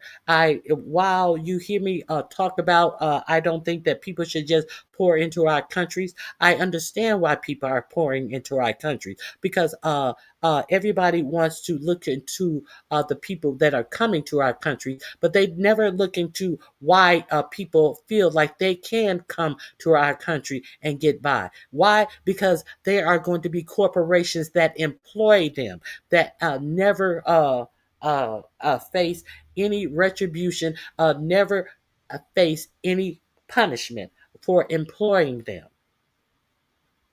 So if people knew that they would not be able to get jobs in the United States, they would not be coming to the United States. But see, that's something that you never see your GOP senators talk about either. They just want to talk about the people, the black and brown people, the people from shithole countries. I never hear the GOP talk about Europeans who come over here and overstay their visa. I've never seen ICE attacking and grabbing up non-brown citizens or non-black, not citizens, non-brown or non-black people. I've never seen that. I've never seen white people being tackled down by ICE. And speaking of which, Speaking of which, how the hell is Caroline Levitt brother screwing an undocumented immigrant? And you ain't even protected, and your brother got a child by an undocumented immigrant? And this administration haven't even put the flags out. Don't arrest this one. This is Caroline Levitt's niece or nephew or whatever. I don't know what the baby is. How did Caroline Levitt's brother, get caught up having a baby by an undocumented Brazilian who was caught up by ICE? So what is Levitt gonna have to say today? Okay, let me get into what I wanted to share with you guys. Let me quick clowning. Shocking leak of Witkoff call with Russia. If you are unaware, you have someone in the administration that is colluding with Russia and expecting our ally, the Ukraine, to follow whatever Russia wants. The Ukraine Russia negotiations. Some serious drama going on with the Ukraine Russia negotiations. That's right. Sort of have a deal, not exactly have a deal. There's some dispute over that, but it appears like somebody's trying to sabotage it by leaking phone calls of Russia's foreign minister. The implication from Russians, and I think from anybody who's kind of following it objectively, is that either the Ukrainians or the two groups here would be tapping the Russian foreign minister's phone. It'd be Ukraine or it'd be the United States or the Europeans, actually. So there's potentially three groups, actually. The assumption is that Ukraine is doing this and leaking it. But I think it's just as possible that some European, intel agency is doing this. Totally. If you want or the U.S. I mean, Glenn already made the comparison, but it's not entirely out of the realm of possibility, given what happened to Michael Flynn during the Trump 1.0 transition with Sergei Lavrov when that entire situation popped. So I don't think it's out of the question that there could be some element within the U.S. that wants to undermine Witkoff, and that's also possible. There are a lot of fingerprints could be on this knife. That's for sure. And not to say that Russia doesn't do this as well. They famously, we presume it was them that got this like incredible audio of Victoria Nuland during the 2014 Maidan coup, where she basically says like "F the EU." We're putting our guy in. Like, it was really kind of blunt talk where you're like, "Whoa, we'll do it live." This is the gloves off U.S. approach behind the scenes. This is what you hear about, but you never actually hear directly. So everybody's tapping everybody here. So what the Russian foreign minister and Witkoff are talking about, it happens right before Zelensky's coming to the White House. And Witkoff is like, look, I really think it'd be a good idea if your boss Putin called Trump before this meeting. And the guy's like, oh, before? Really? It's like, yes, you should do this before. And at that meeting, Trump was prepared to greenlight a bunch of tomahawks, and because Trump was getting increasingly frustrated with Putin. Like, why won't this guy just do a peace deal? You know what? Screw it. I'm just going to give Zelensky whatever he wants and see how that goes. So Witkoff seems to be trying to stave that off and say, no. Have your guy call. and stop with the details. He's like, you and I understand what the details are going to be. He says Donetsk, some type of agreement around, some type of security agreement, but don't get into the details. Just talk in hopeful terms and call Trump a man of peace and say that we all want peace. And the guy's like, okay, man of peace. We'll do man of peace. I'll have Putin call him.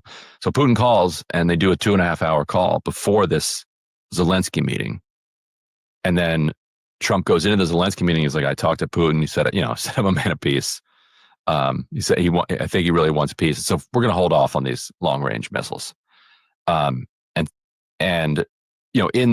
here's the transcript. Should we do the Russian accent and do a dramatic reading of it? I think you should definitely do that. How's your Lavrov? No, it's not Lavrov. What's his name? Lavrov's the other guy. There's so many of them. Yuri or Yurovov. What's it meant? The whole.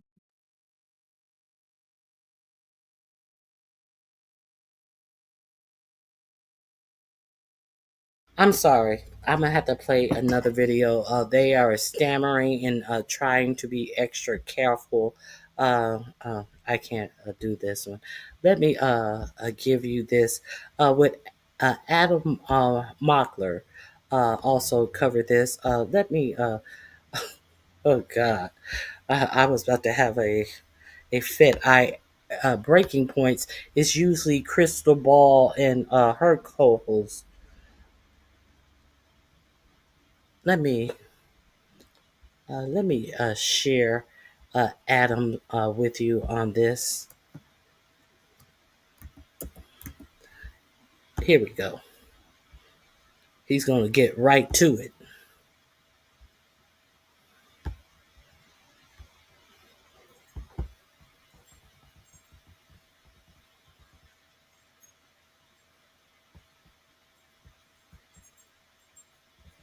Here we go.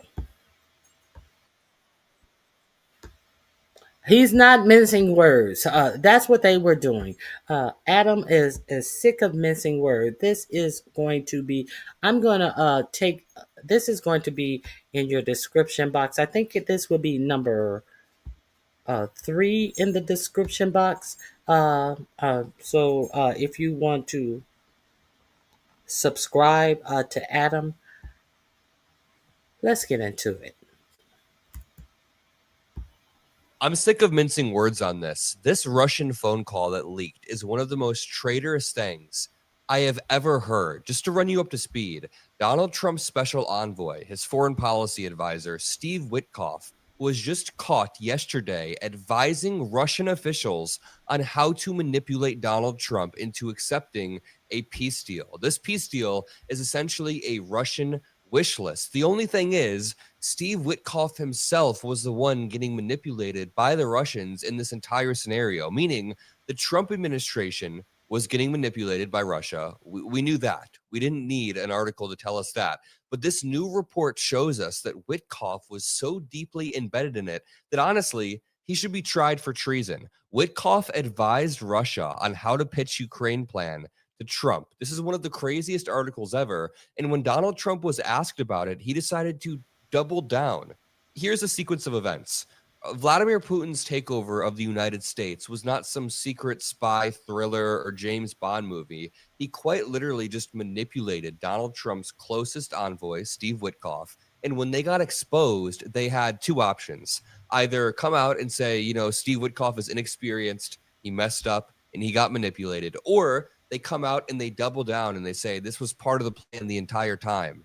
Well, guess what? They did the second one. The Trump administration is claiming this was part of the plan the entire time. This 28-point peace plan is the best they can offer, even though it is just a pro-Russia wish list that screws over Ukraine's sovereignty. Now, Steve Witkoff, who was caught on this leaked Kremlin call, is now reported to be visiting Russia next week to close the loop on things. So we currently have a pro-Russia administration negotiating an end to this war, but their quote-unquote end to this war will only be a short-term plan that will, in the long term, lead to more and more war, because that is Vladimir Putin's entire strategy. He starts a war, He pauses that war when it's convenient for him politically or economically. Then he reignites that war down the road.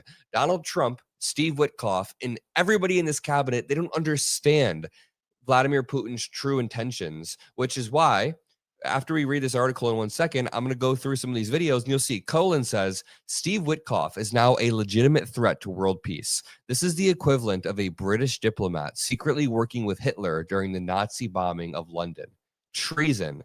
Ted Lieu says actual traitor. Steve Witkoff is supposed to work for the United States, not Russia. Christopher Miller points out remarkable story. Stunning stuff, even if it is what we've come to expect from Witkoff. Here, he explicitly advises Russian officials how Putin should deal with Trump and also shows a staggering, fundamental misunderstanding of Putin's goals and the war. This entire administration thinks Putin just wants some sort of land deal, that Putin's just a rational businessman who wants a little bit of land. No.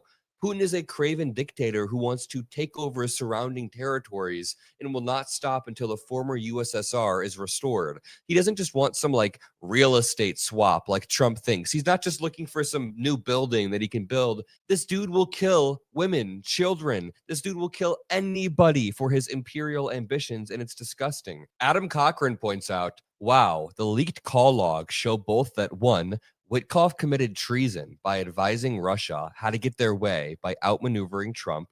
So he's pro-Russia. He's not America first. He's not Ukraine first. He's not humanity first. He's just pro-Russia. He's Russia first. And the peace proposal was authored and sent by the Russians, meaning Vance, Rubio, and Witkoff have all... Hold on 1 second. Pat Jagger, Biden let what happen? Biden, but who's letting it happen now? Who's letting it happen now? We're talking about today. We're talking about today, and we're talking about this administration. So Biden let what happen? But who's letting it happen today? And who is siding with the people who invaded Ukraine today? Who has an administration official cozying up to Putin today? We're living in the present. We are definitely living in the present. And what did Biden do to let it happen, Pat?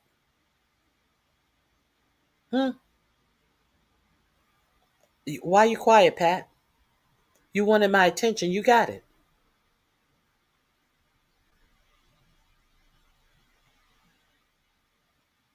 Ukraine. He never gave the weapons that needed to win the war. Okay, Pat. Did 45-47 do that? Did 45-47 do that? I am not a Biden defender. But all of this blaming current day situations on Biden, did Biden have one of his officials go over there and plan to give Russia everything they want? Was there a Biden official over there telling Russia how to smooth Biden? So 45-47 under a peak keg breath actually had weapons on the way and turned the plane around based upon something that 45-47 shot out of his mouth. Did Biden ever do that? Did Biden do that? Did any of that happen? What justification? What justification did I give for Biden? Oh, now Obama let it happen. Now Obama let it happen. But what is 45-47 letting happen? What is his administration let happen? What about that 28-point plan where 45-47 wanted to give Russia a land that they had not even conquered yet? How about that? Who's letting that happen? Huh, Pat? Bitch, go somewhere and pat your pussy. Don't nobody want to hear about this dumb shit. We're talking about what's happening today. Lied. He's not America first. He's not Ukraine first. kill women, children. This dude will kill anybody for his imperial ambitions, and it's disgusting. Adam Cochran points out, wow, the leaked call logs show both that one, Witkoff committed treason by advising Russia how to get their way by outmaneuvering Trump. So he's pro-Russia. He's not America first. He's not Ukraine first. He's not humanity first. He's just pro-Russia. He's Russia first. And the peace proposal was authored and sent by the Russians, meaning Vance, Rubio, and Witkoff have all lied about its origin. Donald Trump gets asked about this on Air Force One. He says this. They're losing too many people. Have you heard this audio that Bloomberg has of Witkoff coaching the Russians on how to appeal to you? Well, I haven't heard it, no, but that's a standard thing, because he's got to sell this to Ukraine. He's got to sell Ukraine to Russia. That's what a deal maker does. You got to say, look, they want this. You got to convince them with this. That's a very standard form of negotiation. I haven't heard it, but I heard it was standard negotiation. And I would imagine he's saying the same thing to Ukraine, because each party has to give and take. Except that's not what's happening. Steve Witkoff wasn't trying to sell a deal to Russia. He wasn't trying to sell a deal to Ukraine. He was coaching Russia on how to sell a deal to Donald Trump that only benefited Russia. He was coaching Russia on how to sell this pro-Russia deal in such a way that seems pro-America. He is a Russian agent. I mean, let's read through some of this, and I still have more clips from Trump. He then gets asked about Witkoff being too pro-Russian. But first, I just want to make sure we understand what's happening here. U.S. presidential envoy Steve Witkoff held a phone call last month with a senior Kremlin official to suggest they work together on a similar plan for Ukraine as Gaza. I mean, just keep in mind, the Gaza peace plan, quote unquote peace plan, fell apart in like 3 days. In an October 14th phone call that lasted a little over 5 minutes, Witkoff advised Yuri Yushakov, Putin's top foreign policy aide, on how the Russian leaders had broached the issue with Trump. His guidance included suggestions on setting up a Trump-Putin call right before Zelensky's White House visit later that week and using the Gaza agreement as a way in.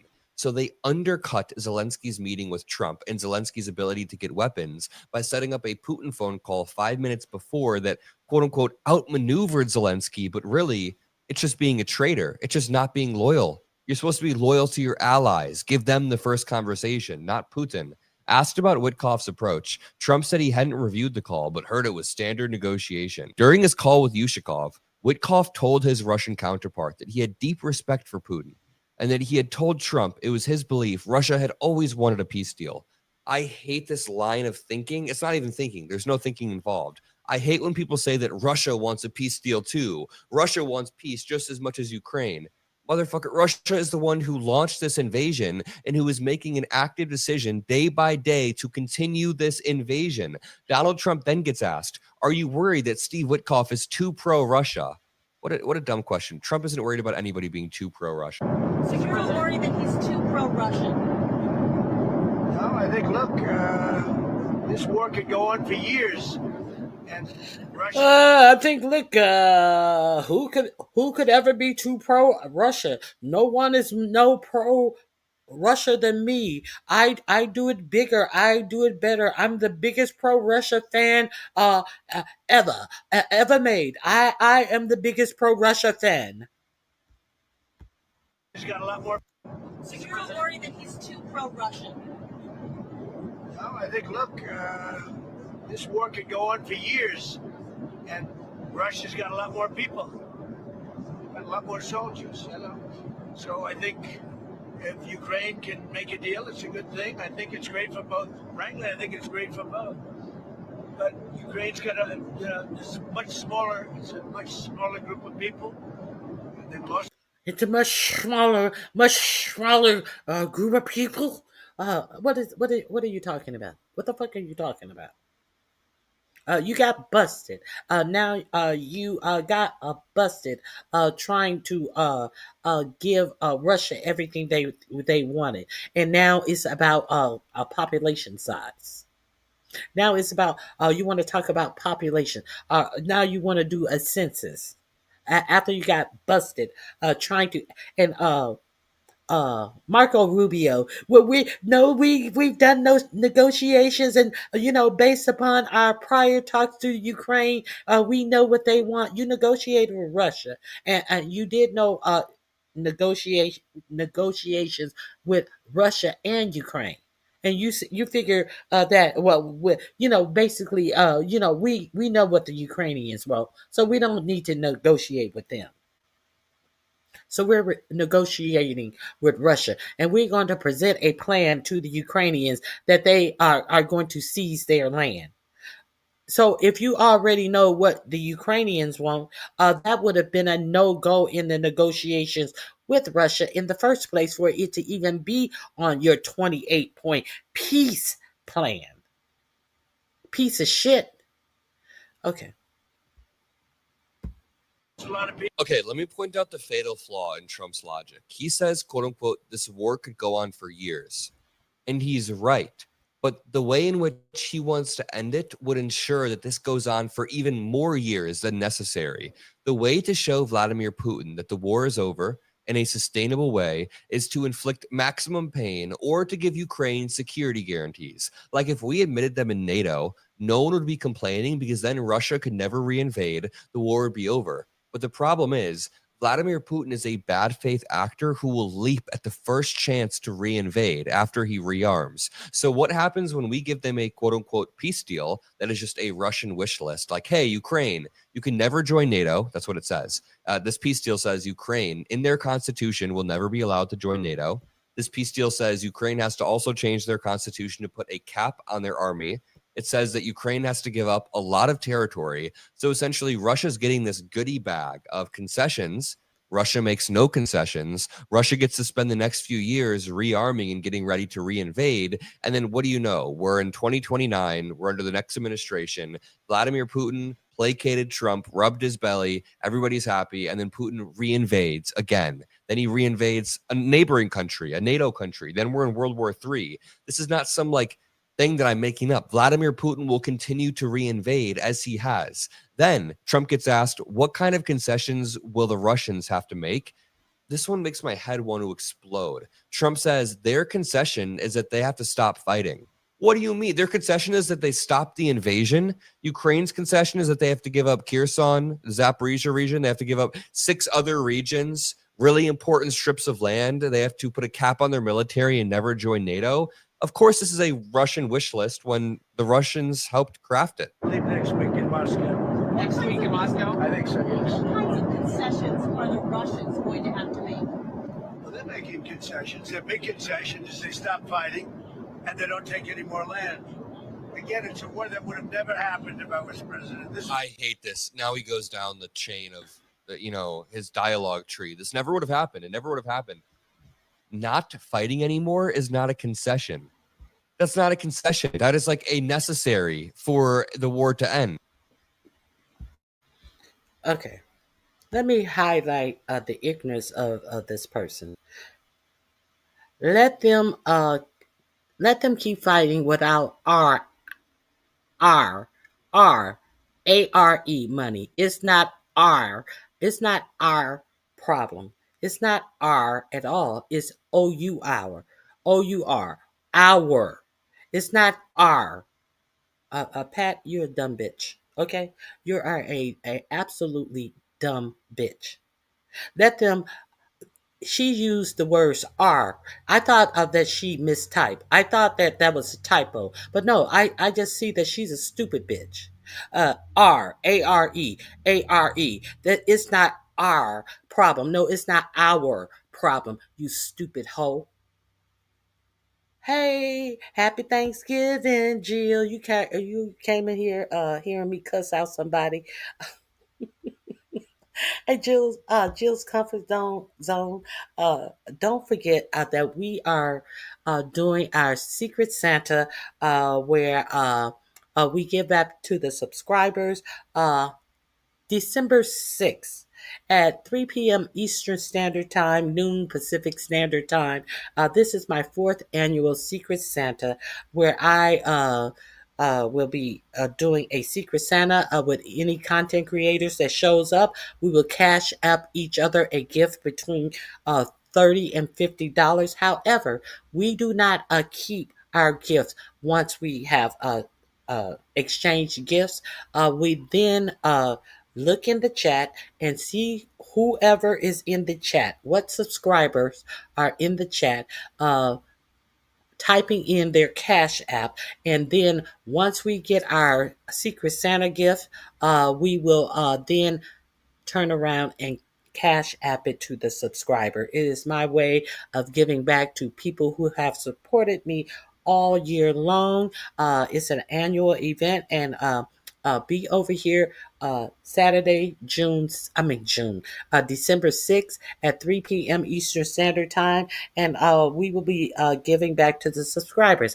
I don't know who will show up, but I know that I will be here. So if you would like to receive a gift for supporting me and my channel, if you have learned something new, those are my goals always when I do my stories and my reporting, and sharing with you information that you some actual facts that you can use. You can help me reach my goals. $ Ronnie Q. You guys support us all year long, and I always want to make sure I show you my appreciation. Jill, you have to read somebody who's in your chat trying to talk shit and using the word "our" instead of "our," not once but twice, thinking that she's turning it. She thought she turned it. Let them keep fighting without our money. It is not our problem. It's not our at all. It's our. It's OU our. So OU our. OUR. So Jill, it had to be done, Jill. It had to be done, Jill.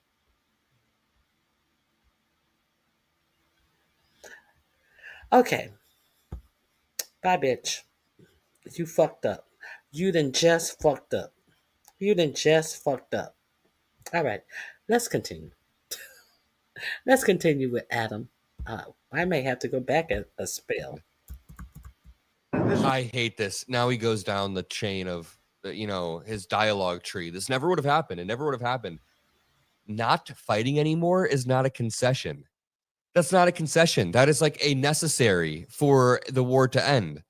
A concession is something that happens after the necessary cease firing. The concession isn't the cease firing in and of itself.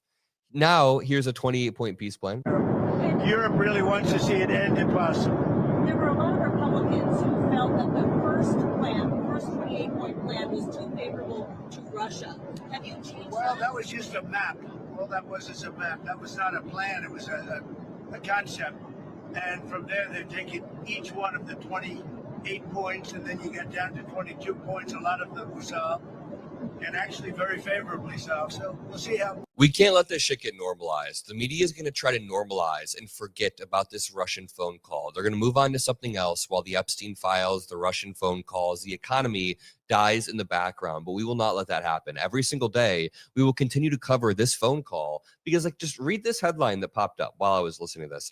Trump envoy Witkoff coached Russians on how to praise Donald Trump. A leaked call reveals. We've got Trump admin officials coaching the Russians on how to manipulate Donald Trump. And then when Trump gets asked about it, he gaslights. In this clip, he gets asked, do you think that Ukraine was being asked to give too much land back to Russia? Which the clear answer is yes.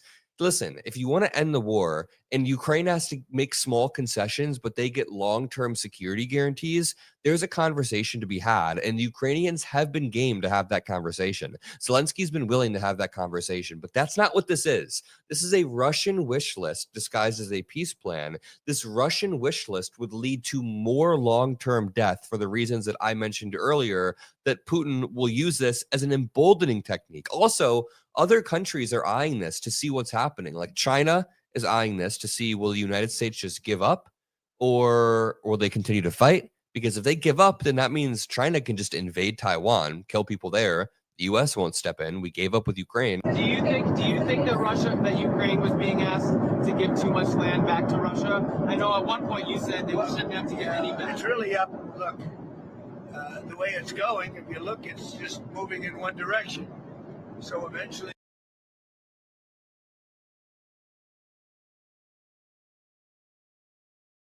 Truly, the way it's going, it looks like it's moving in one direction. Forget what I said before.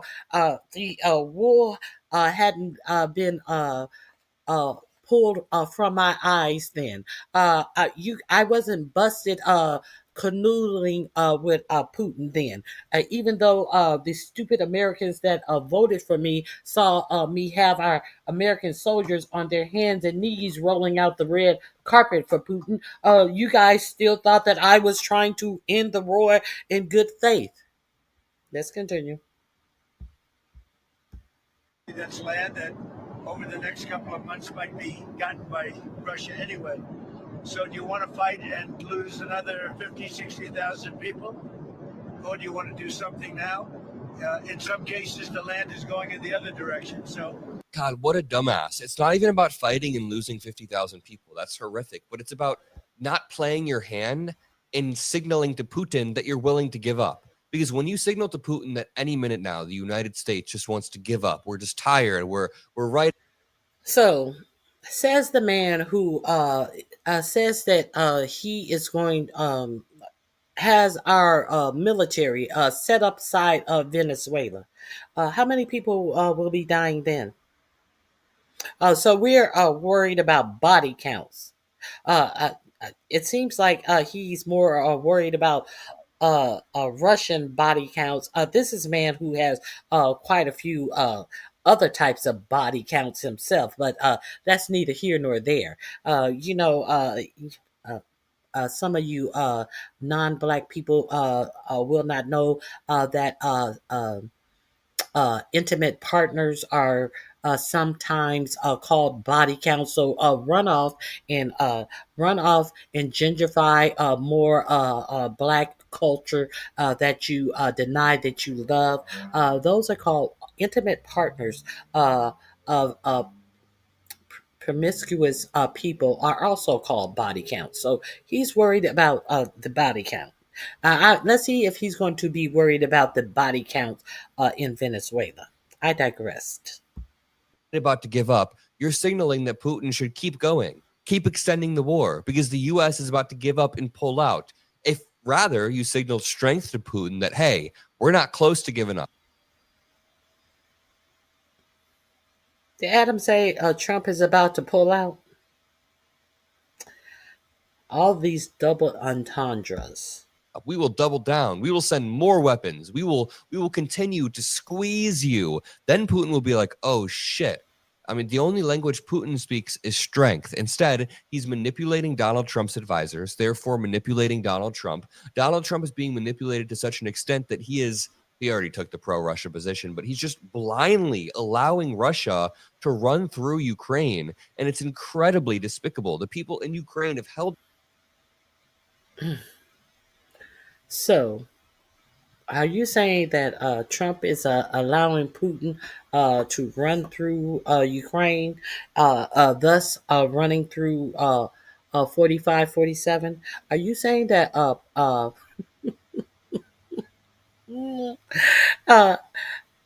you saying that besides us hearing that 45, 47 is doing BJs with Bubba, he's also being run through? Adam, is that what you're saying, Adam?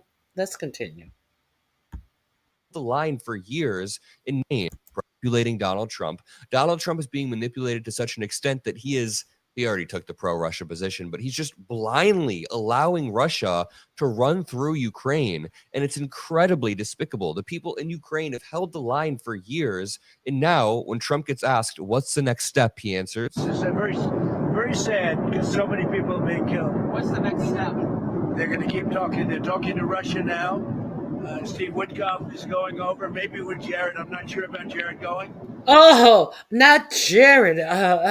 Not Jared going over to be is Jared a part of this cabinet? What is Jared going to do? What the fuck Jared is going to do? Do you think that we believe that Jared is successful in making peace agreement after what's going on and has continued to go on since you guys did all of that phony ass shit about a peace deal in the Middle East with the Israelis and the Palestinians? Do you think that you saying that Jared is going over there, like you had Jared and your daughter sitting up there congratulating them on some shit that never happened, a peace between Israel and the Palestinians? Nobody's buying that dumb shit. Let's continue. Jared Kushner, why would he be involved? At the end of the day, Donald Trump's strategy has been flawed from the get-go, which has poisoned the entire ability to end the war in a meaningful way.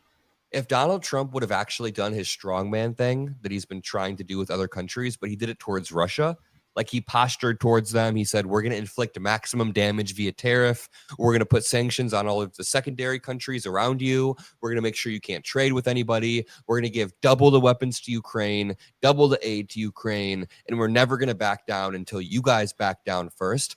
That would actually send a long-term message to Putin that, oh shit, maybe I shouldn't invade countries. Maybe it won't end well for me. But what we've done instead is embolden Putin. We've been like, I think we're just 1 week away from giving up Vladimir Putin. I really do think it's time to give up.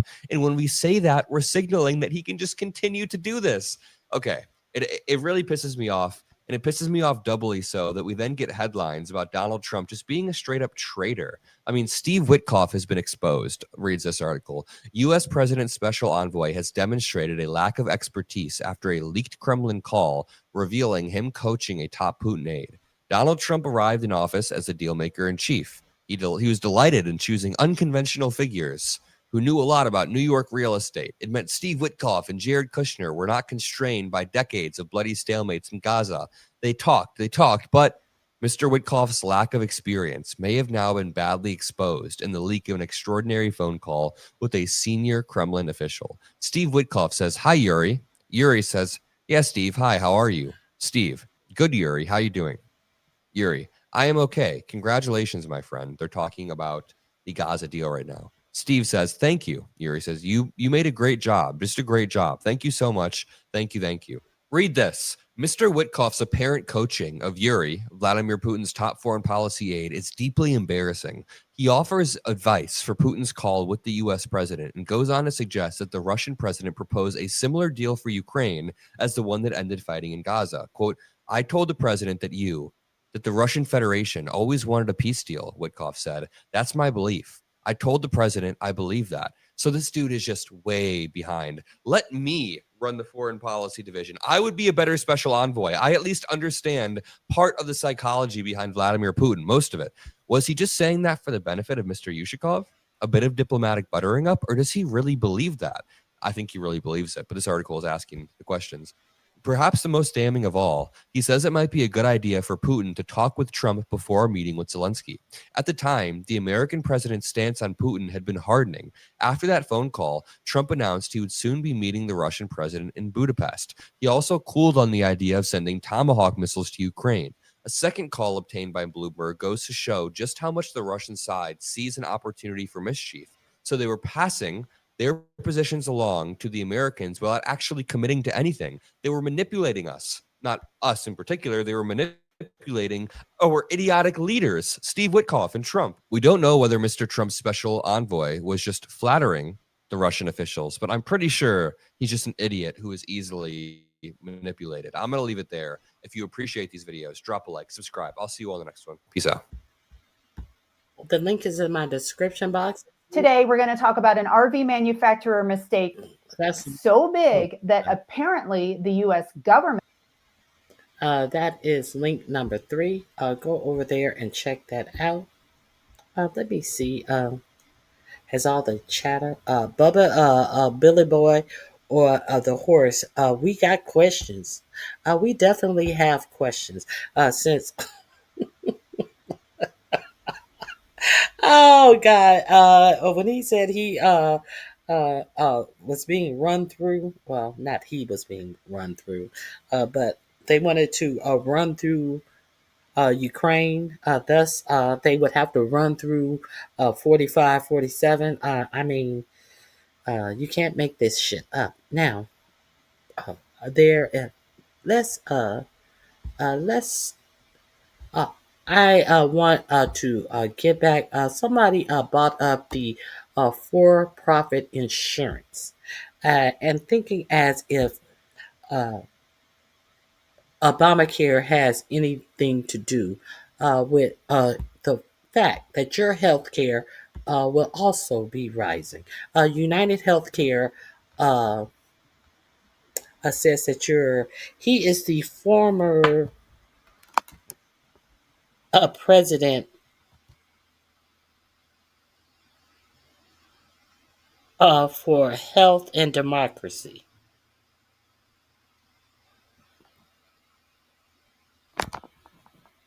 Former I can't read it. His shirt is obscuring. Your healthcare premiums, deductibles, and pharmacy bills are all going up. We're told it's because medical costs are rising. But the bigger story is who's capturing the money. In just 3 months, United Health Group made $4.3 billion in profits on revenues of $113 billion. Over the past 5 years, the cost of a family premium has increased 26%. This year, the average cost of a family policy was almost $27,000. Just about everybody with private insurance will be paying a lot more than that next year, regardless of whether you get it from your employer or buy it on your own. That's because United Health and other big insurance companies cannot control rising healthcare costs. In fact, insurance companies benefit from medical inflation. They just jack up their premiums enough to cover the additional cost and guarantee them a tidy profit. To make sure investors get a maximum return on their investments, insurers are constantly decreasing the value of our health insurance policies as they increase premiums. First, they reduce our access to doctors and hospitals by shrinking their provider networks. You feel that as longer wait times, surprise out-of-network bills, and fewer choices. Second, they refuse to pay for a lot of the care and drugs that our doctors say we need. This is called prior authorization, and insurers crank it up like a dial when investors complain about shrinking profit margins. Make no mistake, prior authorization can kill you. Third, they make us pay more and more out of our own pockets every year before our coverage kicks in. Next year, American families could be on the hook for over $21,000 in out-of-pocket costs. And that's just for in-network care. You could have to pay a lot more if you go out of your ever-shrinking provider network for the care that you need. All of the for-profit insurers use those three tactics and others to make you pay more for less every year. Since 2014, United Health and 6 other for-profit insurers have made over $500 billion in profits on revenues of more than $10 trillion. They've been able to pull this off by finding loopholes in the Affordable Care Act and a 2003 law that created the private for-profit Medicare Advantage program that you've probably seen commercials about. Fewer than 20% of United Health Plan's enrollees are in Medicare Advantage, yet that slice brings in nearly half of United Healthcare's health plan revenues. So what should change? Stop the overpayments and upcoding in Medicare Advantage. So you thought that it was Obamacare? You thought that it was Obamacare when they're actually stealing from Medicare? And y'all want to blame Obamacare. Y'all just want to sit up here and talk about shit that you have no idea about. Ban self-dealing between insurance companies and the clinics and PBMs that they own. Enforce real firewall rules. Block anti-competitive mergers and unwind the harmful consolidation that got us here. If we keep letting United Health, Cigna, and CVS Aetna write the rules, your cost will keep climbing and your choices will keep shrinking. That link is in my description box. Avail yourself to it at your leisure. You should avail yourself to a lot of the More Perfect Unions video. They explain things in depth, things that people get a whole lot of propaganda, and they come out repeating all of this propaganda. But you need to get more information. You sit up and you are scrolling through your phone looking to be entertained as opposed to be looking to be factually informed. Your phone that you go on all of these apps and go on YouTube on, that is a mini computer. Start computing some information that is going to affect you and how you live your life. Instead of repeating dumb shit from administration that tells you that inflation is down and costs are down. Start computing that. Okay, let me continue. I have no. I'm not. I'll save that for later. I want to. If you have not gone over to Democracy Now, um, let me let me share this with you.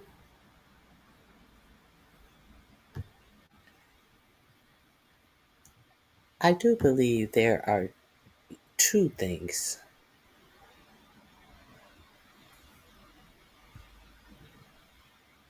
I think there are two things that I want to share with you. Oh, hold on.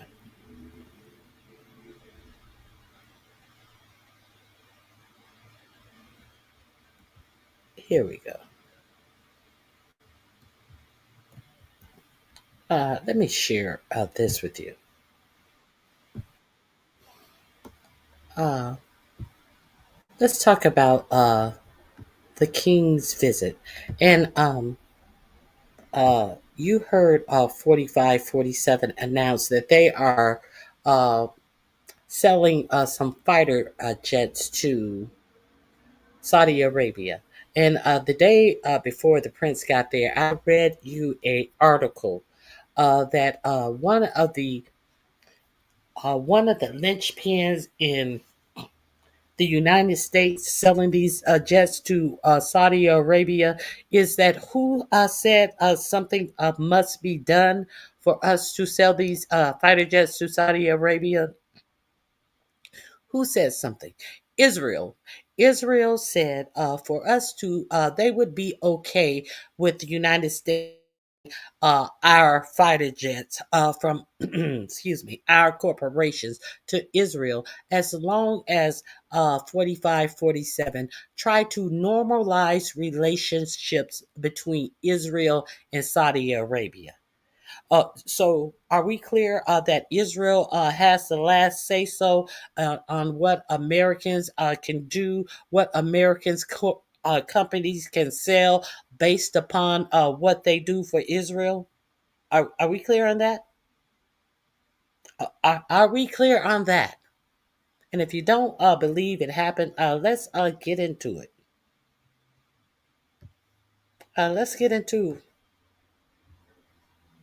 I've already reported that to you.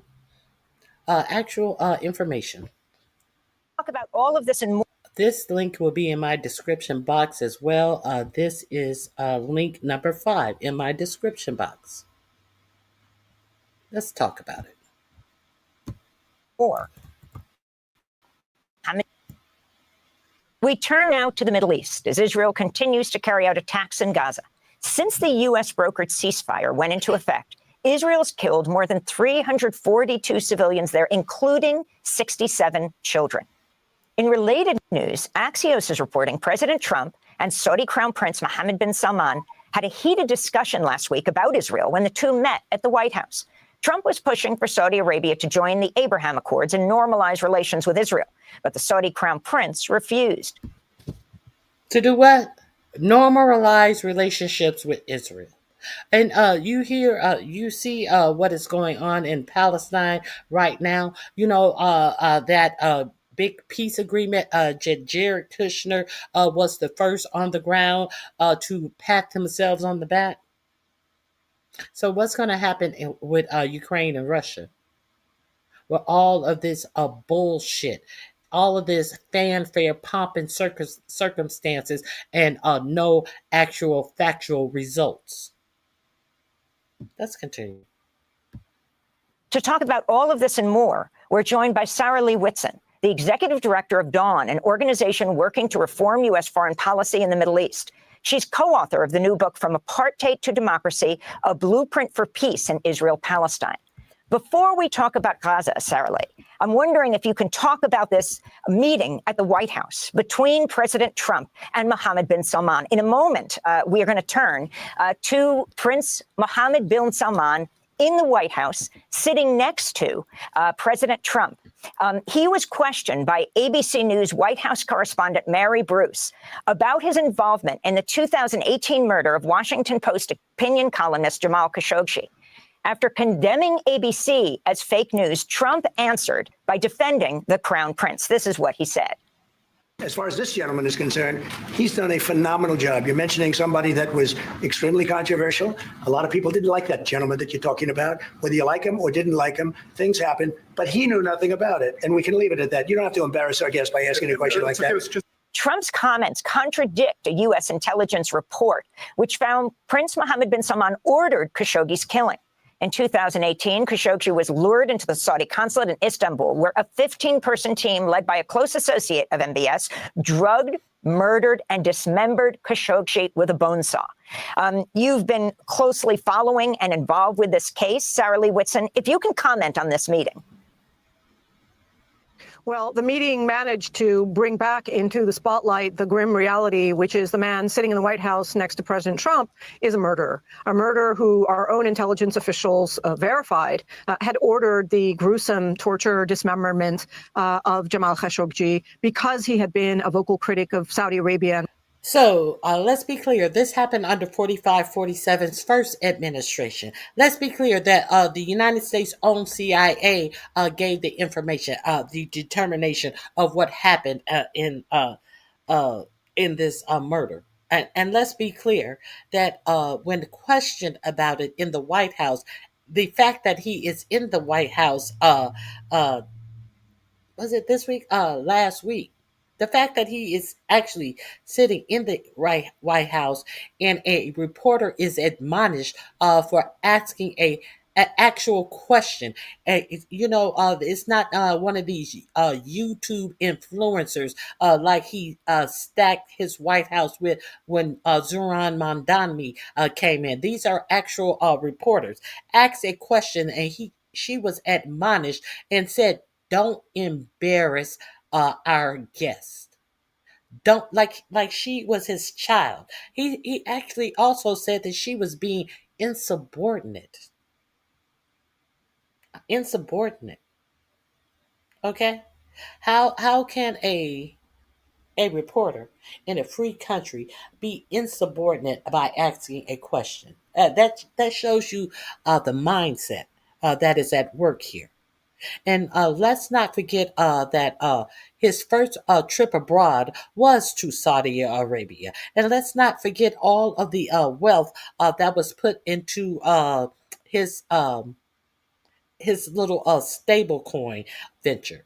Let's not also forget all of the reported deals that were made in Saudi Arabia. There were a lot of announcements, even when he was in the White House this time. They said that he was going to Saudi Arabia will be investing $600 billion to the United States. And 4547 said, well, I was hoping we could get it closer to $1 trillion. And turned right on a dime. The Saudi prince said that, hey, the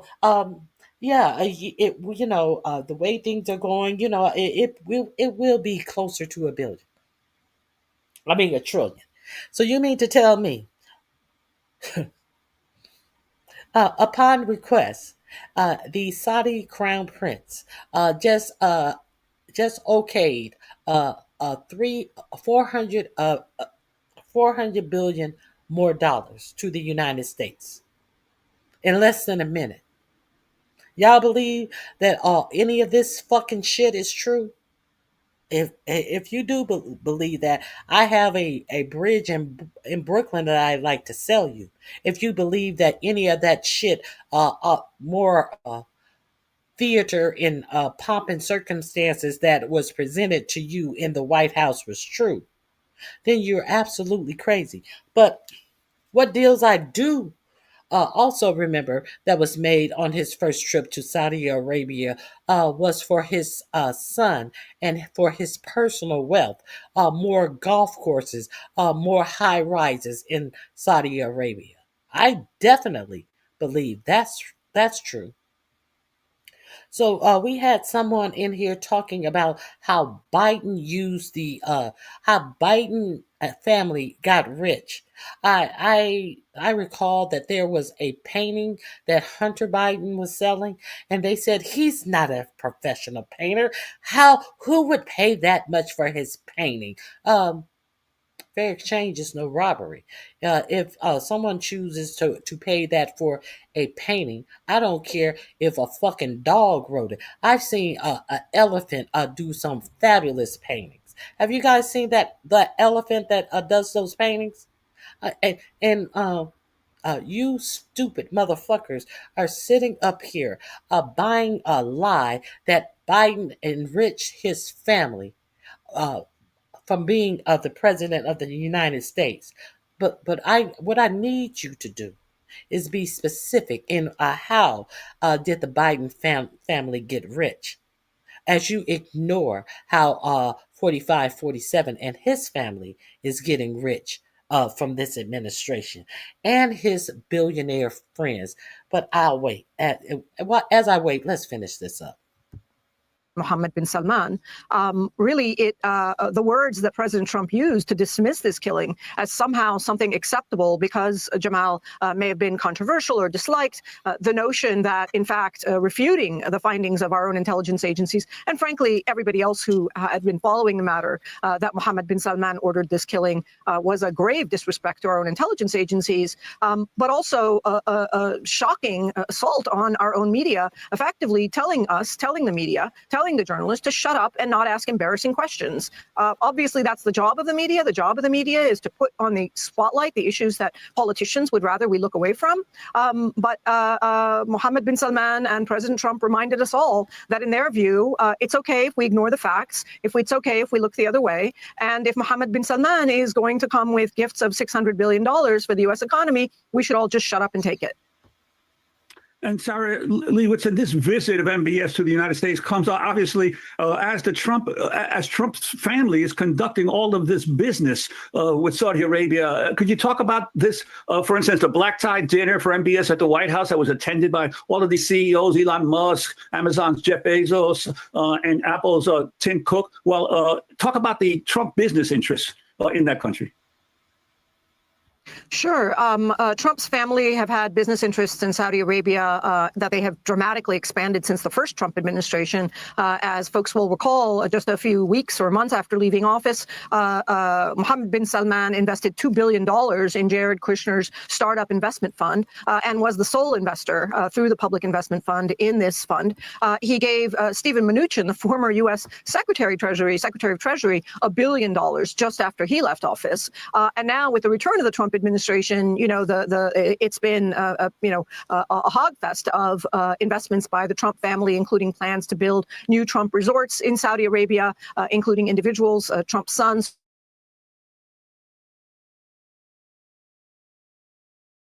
Trump's company, which he is supposedly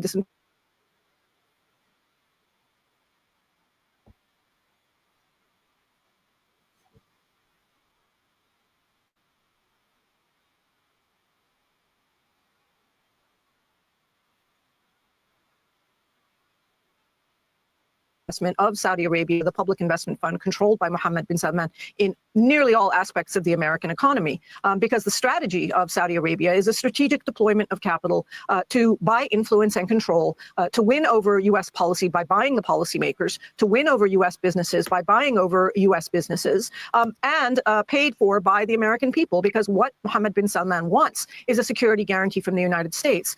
He came close to getting that. President Trump still hasn't delivered that because of this dispute over normalization with Israel. But effectively, this is the U.S. government promising to deploy American men and women soldiers to defend the Saudi crown prince, to defend the royal family, in exchange for profits for U.S. companies, U.S. businesses, and U.S. officials. And you mentioned normalization with Israel. Axios is reporting that in the Tuesday meeting between Trump and MBS, this became kind of a fraught discussion when it turned to the Abraham Accords and establishing relations with Israel. Can you talk about that as well? Saudi Arabia and Mohammed bin Salman have been very clear that they will not sign a normalization agreement with Israel until there's an actual, detailed, credible pathway for Palestinian statehood. I think President Trump thought that the vague, illusory language of the peace plan, the so-called peace plan that he's put forward, that is now the basis of the UN Security Council resolution, would be enough to paper over the actual absence of any kind of a plan for Palestinian statehood. But the Saudis didn't buy it. And the Saudi leadership has made clear that even Mohammed bin Salman, the absolute dictator of Saudi Arabia, cannot withstand a challenge like this to his own population, which strongly supports the Palestinian people. Saudi Arabia has been reminded in the wake of the genocide of Gaza, the ongoing genocide, that the Saudi people abhor the violence against Palestinians, and that not even his dictatorship can withstand normalization with Israel. It would be a threat to him and his ability to continue as dictator in Saudi Arabia should he make peace or normalize with Israel under these circumstances. This is really the Israeli government, the extremist Israeli government, sabotaging itself, refusing to even give Mohammed bin Salman throwaway words, throwaway promises of a two-state solution, because they are so strongly opposed to it that they will not make even those throwaway words and secure normalization with Saudi Arabia. I think they're calculating. They refuse to say that there's a two-state solution in Palestine. However, they have their little good proxy boy. Now, let's not forget that it has been reported that Jeffrey Epstein was connected with Mossad, which is similar to our CIA. Now, we heard Vladimir Putin being offered information on 4547. So, if Epstein was also Mossad, do you think that they have dirt on 4547 as well? You know, similar to the dirt that Epstein was offering to Vladimir Putin? So, why is Israel, who refuses to do a two-state solution with Palestinian, sending their go boy to Saudi Arabia to tell Saudi Arabia, yes, I will sell you these jets, but you have to normalize your position with Israel?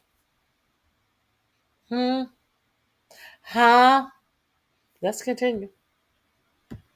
Was that they can give them a few crumbs in this peace plan and get there, but clearly the Saudis make even those throwaway words and secure normalization with Saudi Arabia. I think their calculation was that they can give them a few crumbs in this peace plan and get there, but clearly the Saudis rejected that, and that wasn't enough. And so as a result, no defense agreement was concluded. But I expect that this issue is going to continue to arise because the Saudis are going to continue to develop stronger ties with China, stronger military ties with China, and potentially Russia, and of course other European states, unless there is a commitment from the United States for a defense agreement, which is their number one priority. Sarah Lee Whitson, okay, let's continue. So, a defense agreement. So you have to sell us our planes, or we're going to normalize our relationship with China and Russia. And you guys are fanning out buying into all of this America First rhetoric. As you see, everyone but the American citizens are getting what they need out of this United States government and this the tax dollars that you, the United States citizens, put in the treasury. But y'all still believe the hypocrisy and the propaganda of this administration is what boggles my mind. Wanted to talk to you about your book. The latest news in Gaza, the UN says Israel's war on Gaza has created a human-made abyss that'll cost more than $70 billion in reconstruction over several decades. According to the UN report from 2023 to 24, Gaza's economy contracted 87%. Okay, so I'm going to end it there. This link is number 5 in my description. Let me see. Is it number 5? I think number 5 in my description box. Somebody asked a question about how much the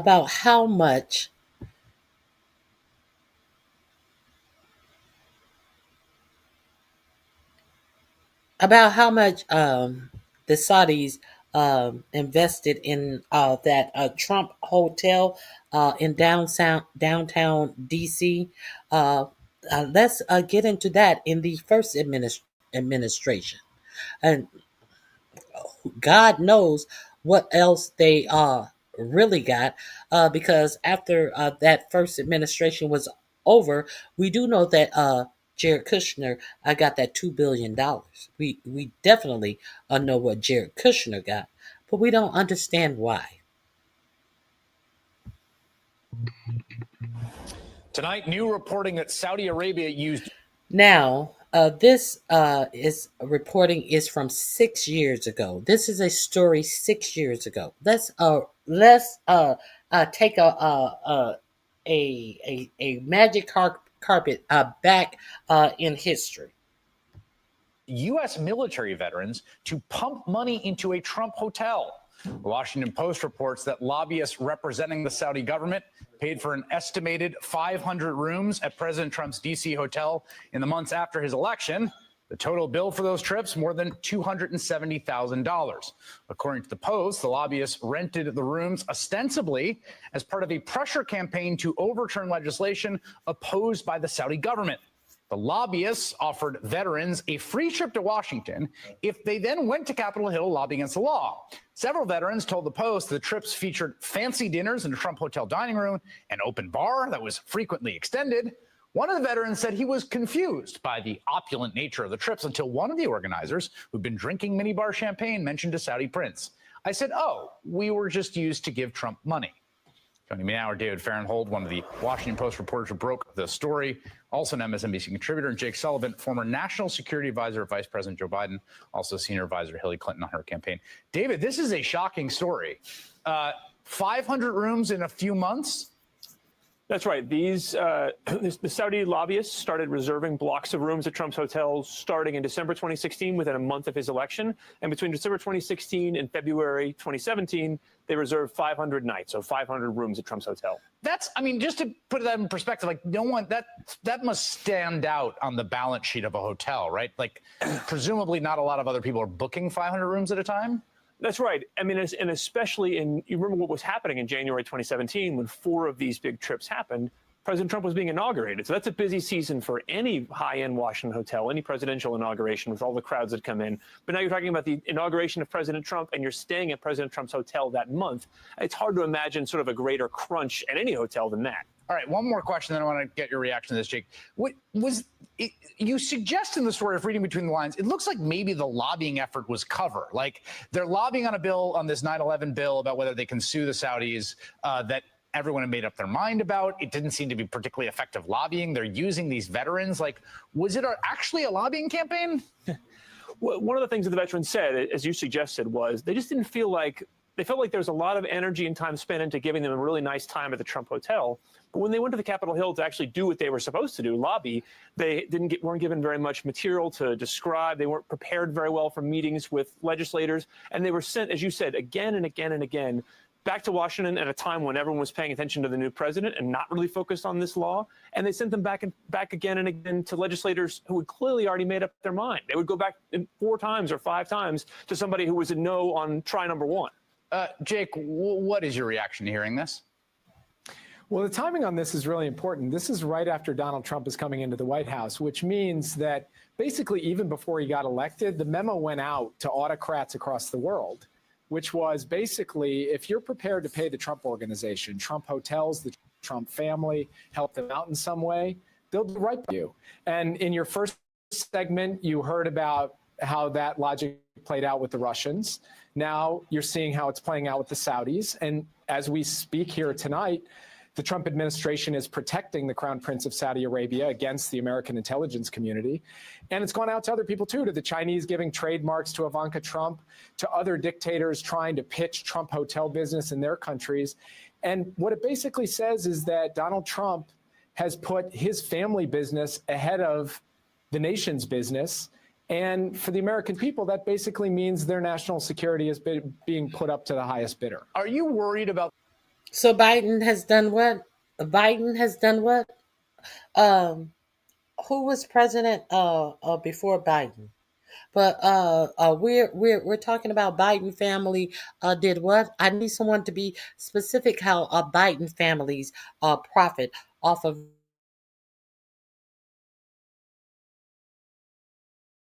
the States. There has specific offered it's been a lot of well, Biden did this, the Biden did this same thing does not work over here, because I am going to give you facts. I'm just not going to talk. I'm giving you facts. Hold on. Hold on 1 second.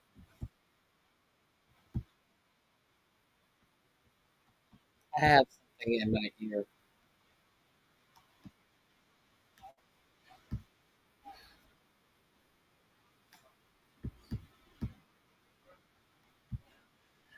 Hold on. Here we go. Okay, that link is also in my description box. Now, that is link number 6. Let's move on. Has anybody given me anything specific that I may want to peruse?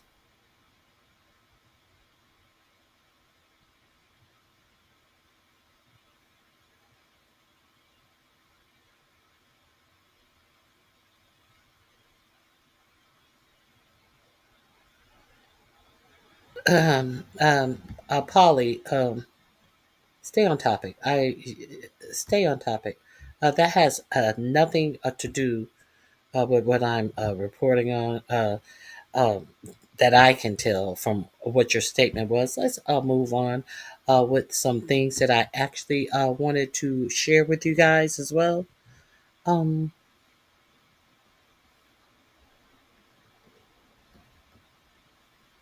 Let me see. Yes, this is what I wanted to share with you. So, if you guys are unaware, Trump has thrown Ice Bobby under the bus. Now, Bove, who I showed you his confirmation to be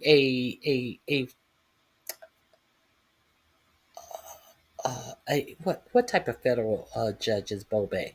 I showed you his confirmation to. I think he's a federal appeals court judge. You know, Bove, who in his confirmation, one of the questions asked of him, did he tell the DOJ attorneys that they're going to have to get used to disobeying judges' orders? And he was rewarded with being an appeals court judge under 4547.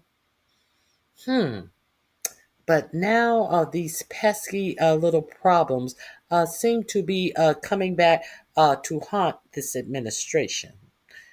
So let's get into this portion of what I wanted to share with you.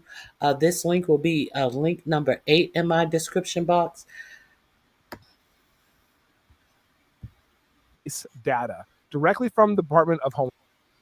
The new ICE data leak is one of the most damning looks yet at how Trump's immigration enforcement system is actually operating. On paper, the administration promised to remove millions of criminal aliens. Keyword's criminal, by the way. But the reality from the government's own files show a very different story. I mean, nearly 3/4 of the people ICE is putting in detention have no criminal conviction at all. Nearly half have neither a conviction nor a pending charge. Only 5% have had violent convictions. Those numbers aren't from activists or advocacy groups, by the way. They come directly from ICE data, directly from the Department of Homeland Security. Okay, and that is something that was leaked to the Cato Institute, which is a libertarian research organization, not a liberal one, just so everybody knows. That data makes something crystal clear. Okay, ICE is not prioritizing, criminals. Criminal aliens is what they want to call them. All right. They are not trying to get the bad people out of the country. They're basically arresting you if you're brown or you talk differently than a white American would anywhere in the United States. And that's what they're doing. I'm sorry, that sounds so racist, but let's be real. ICE and DHS is doing nothing but racist activities. I'll call it what it is. I would love for them to come at me and say, prove it. I will prove that all day long. And the shift started at a very specific moment, okay? April 26th. I think it was April 26th. Yeah, that's when the White House, according to analysis, pushed ICE into a mass detention posture. All right. And then since then, 80% of the surge in daily ICE books, bookings, booking in when they actually get to the detention centers, have come from people with no criminal conviction at all. Separate from the FOIA, data from UC Berkeley and UCLA show the same pattern. I mean, in late July, 67% of ICE arrests were of people with no criminal history whatsoever. Okay, nearly 40% had no charges. I mean, under President Biden, that number was around 10%. Now it's multiple times higher. And when you look at ICE's own public dashboard, not a leak, not a FOIA, their own numbers basically match it. By mid-November, 69% of ICE detainees arrested by ICE officers had no criminal conviction. That's not targeting, okay? That's not targeting the worst of the worst. That is casting a massive wide net and grabbing as many brown people as you possibly can, no matter what kind of record they have. That is why I call this racism.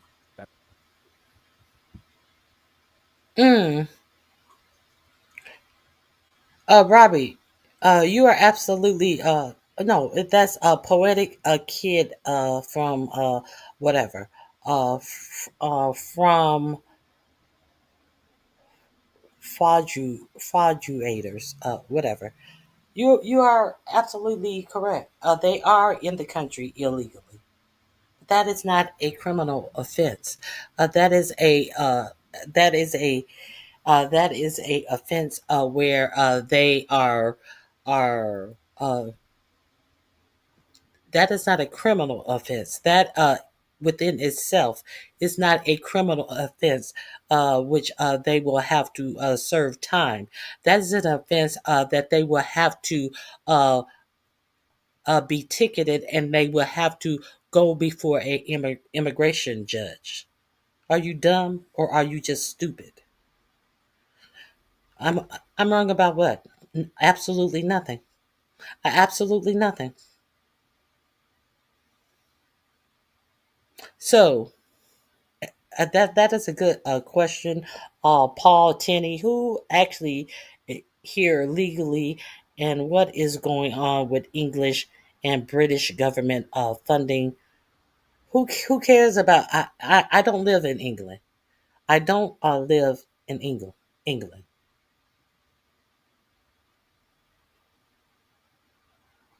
Who cares about what England is doing to Muslims? Why are you so? Are you Muslim? Are you any religion? Do you feel that the Muslim religion outweighs your own religion? Isn't the whole point of the United States of having the right to have whatever religion you choose to have? Who cares about who's Muslim?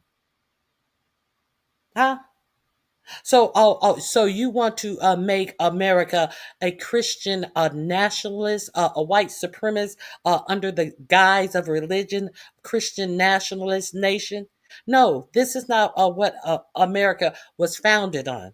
So who gives a fuck about who's Muslim, who's Jewish, who's Christian, who's trying to bastardize the Christian religion under the cloak of white supremacy?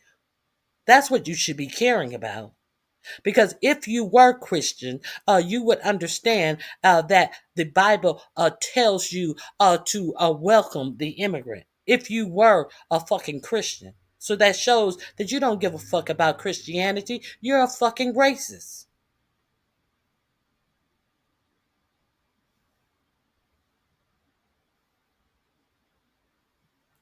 The fuck out of here with that dumb shit. Anyway, so there's that. No, you're pathetic. You're pathetic. Because nobody cares about a Muslim who's Muslims. You must think that Muslims have some power greater than yourself or greater than any religion or God that you serve. That's your problem. That's your problem, and the fact that you are even bringing up Muslims when Muslims were not even the topic, and you said that I'm bringing up race. No, you're bringing up race. You're bringing up race when nobody is talking about a religion. We're talking about the laws that were broken in the United States that had nothing to do with Muslims.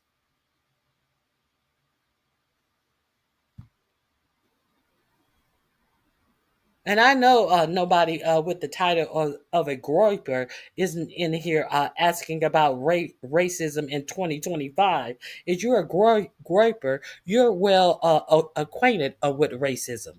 I know someone with the groiper title. Isn't a racism in 2025? You're well aware of racism if you're a Nick Fuentes fan. So are you serious? Fuck out of my face.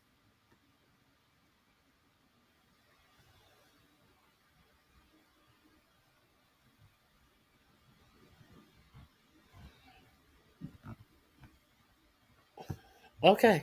Oh, so you're stupid. You don't know how religion and race are two separate things. Do you know of many Muslim people who are being deported?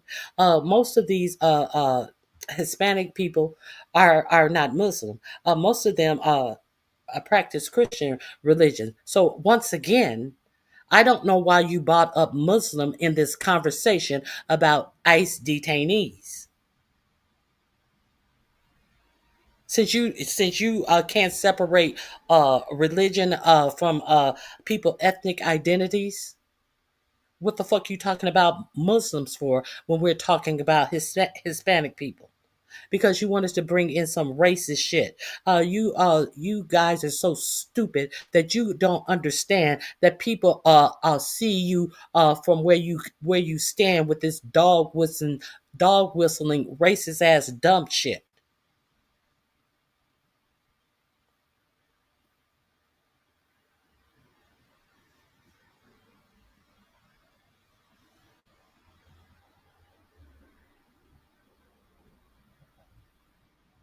Why don't you tell them? Why don't you tell them?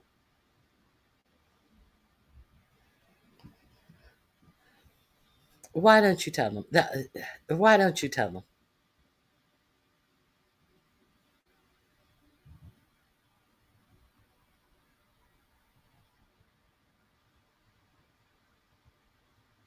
Yeah, and support more of these white people as well. And don't say that there is some fake genocide going on in Africa to bring in more white people.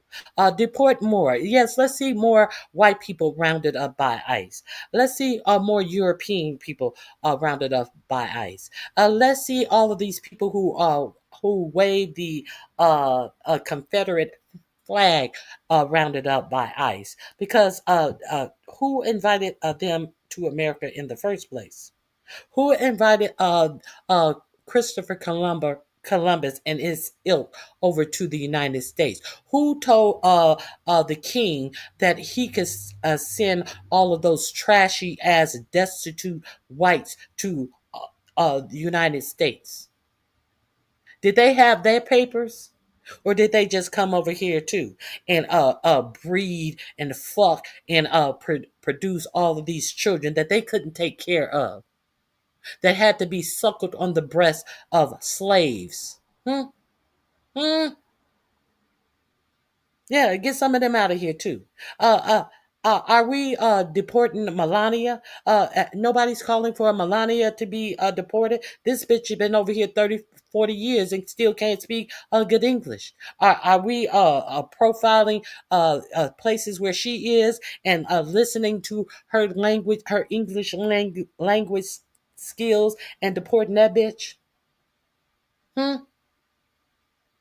Hmm? Oh, I thought not.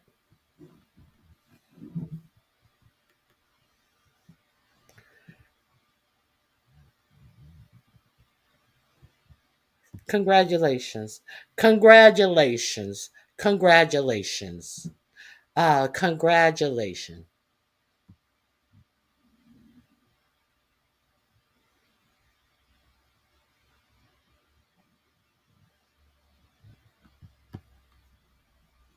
Have I been here all my life?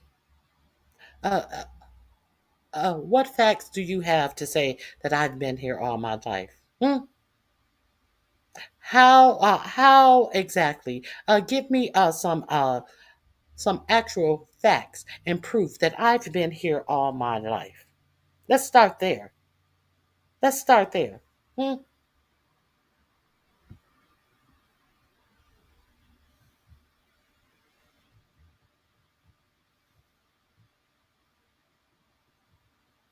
I speak horrible English. Okay. Go, go troops! Go troops! Did you say that about Melania Trump? Did you say that about Melania Trump? Is what I need to know.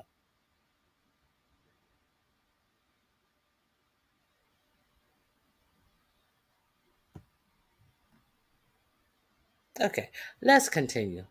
Because I seem the facts seem to have a lot of people in their feelings. A lot of these races want to come in here and talk about Muslims when we're talking about undocumented immigrants, most of whom are Hispanic people, most of whom actually are Christians in their religious beliefs. But we're talking about Muslims now. They want to talk about Muslims now. The fuck out of my face with that dumb shit. Anyway, let's move forward. Let me share this with you guys because I am really unbothered.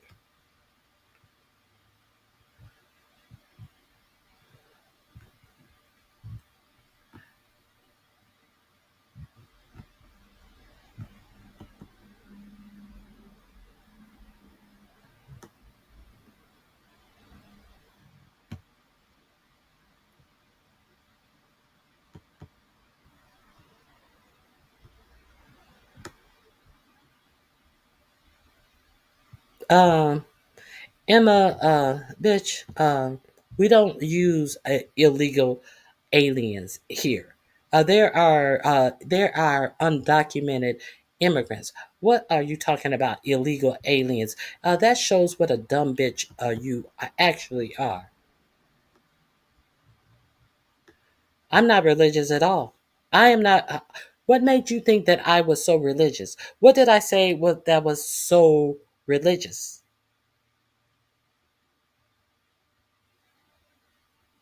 I say that we're talking about people who worship mostly Christianity when we were talking about these deportees.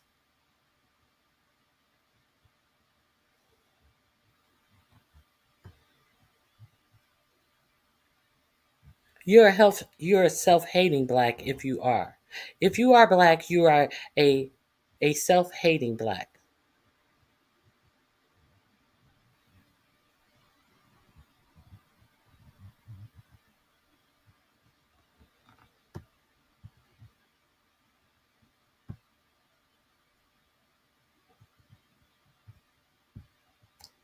Let me move on.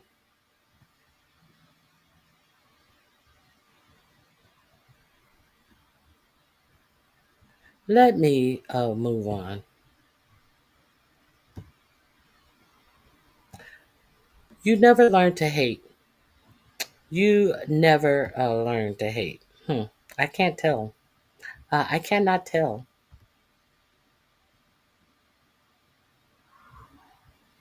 I'm American. Okay, you're not gonna spend your life being a color. Okay, so you hate your blackness so much that you want to identify being an American when America has no identity for you or about you, and is trying to actually erase you and your history. But you go ahead and keep on being American. You go on and keep being American. You go on and be American as you ignore the America that is allegedly being made to be great again. Try to absolutely ob- obliterate you from the history of the country that your ancestors built. You continue. Have fun at that. Okay, let's go on. I have absolutely no time for dumb shit. Let me share this with you.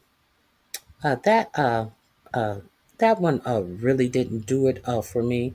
Let's get into 4547, turning on Ice Barbie.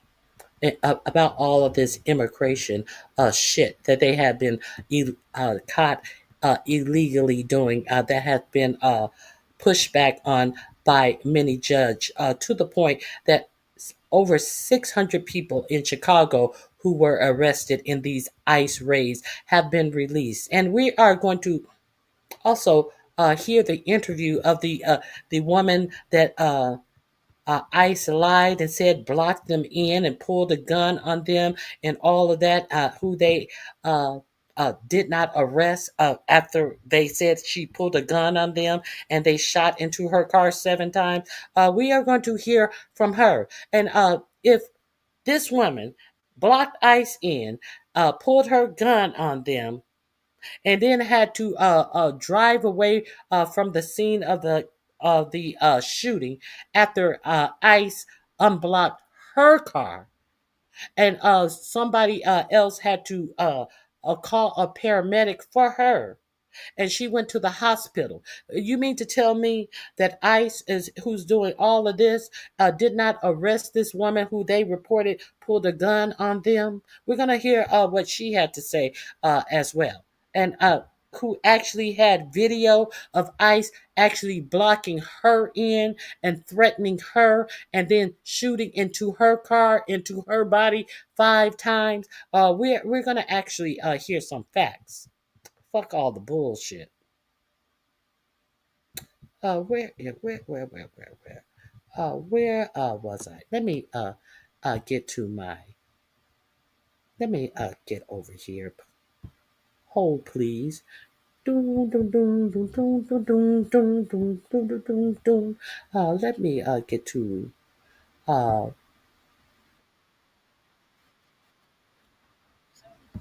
Let me get to my links.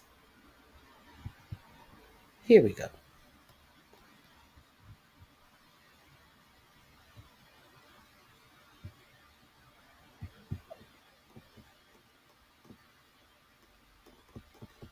Here we go. Hold on.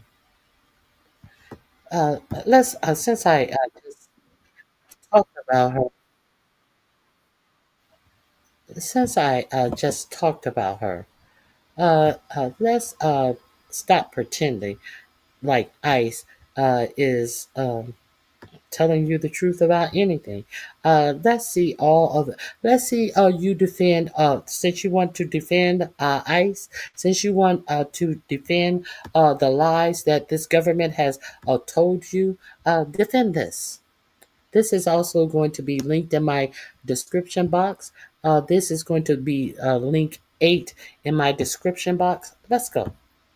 Of the Trump regime this second time around, because this is just out of control. Totally and utterly out of control. Now, we know the ICE Gestapo thugs have been committing crimes on a daily basis, but the extent of the crimes, I think, would shock virtually every American. So remember, it wasn't that long ago, there was this horror story that came out. This woman was, ICE says, this woman like sideswiped them, attacked them, and then they pulled her over or stopped her car. They got out. They said, oh, she was reaching for a gun, and then they lit her up and shot her, I believe, 5 times. That's what their story is. The real story is that this woman was basically screaming at them to like get the fuck out of their city because she was sick of the bullshit.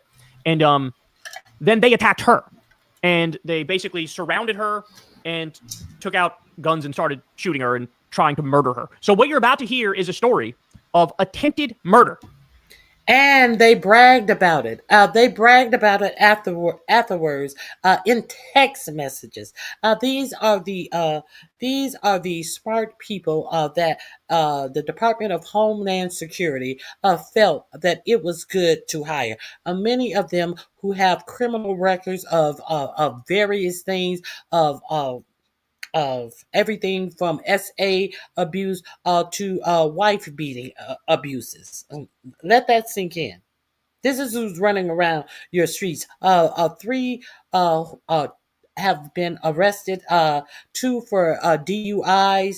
1 had a single car crash, and 1 was actually arrested last week. I highlighted the story that he, when he was arrested, he said, "Oh, come on, man, I'm ICE." You know, they always try to get out with the sad song that they're ICE. While he got caught in a sting, trying to get a 17-year-old to have intimate relationships with him, a whole sting. He's so stupid. Let's continue. Continue to defend your government hires. Done by ICE Gestapo thugs. Insane. I don't know why more people aren't talking about this. By the way, they tried this woman, claiming that she was the aggressor. The case got laughed out of the courtroom. So she's totally vindicated. And now the question is, should she sue them? Which, based on the facts of this story, I would say no doubt. And when they tried her, they tried her on no gun charges because she was a licensed gun carrier who had a concealed carry permit. At no point in their trial against her did they tell the lie that she brandished a gun on them. Why? Because she had video tape of what happened.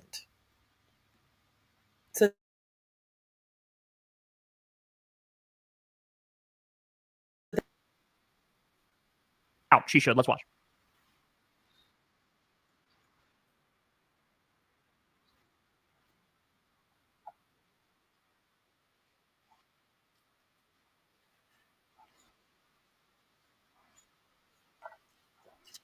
Familiar sight in Chicago's neighborhoods. So I started beeping my horn as a Mexican American, first generation USA citizen. I felt it was my responsibility. Understand, she's not an undocumented immigrant. She's an American citizen.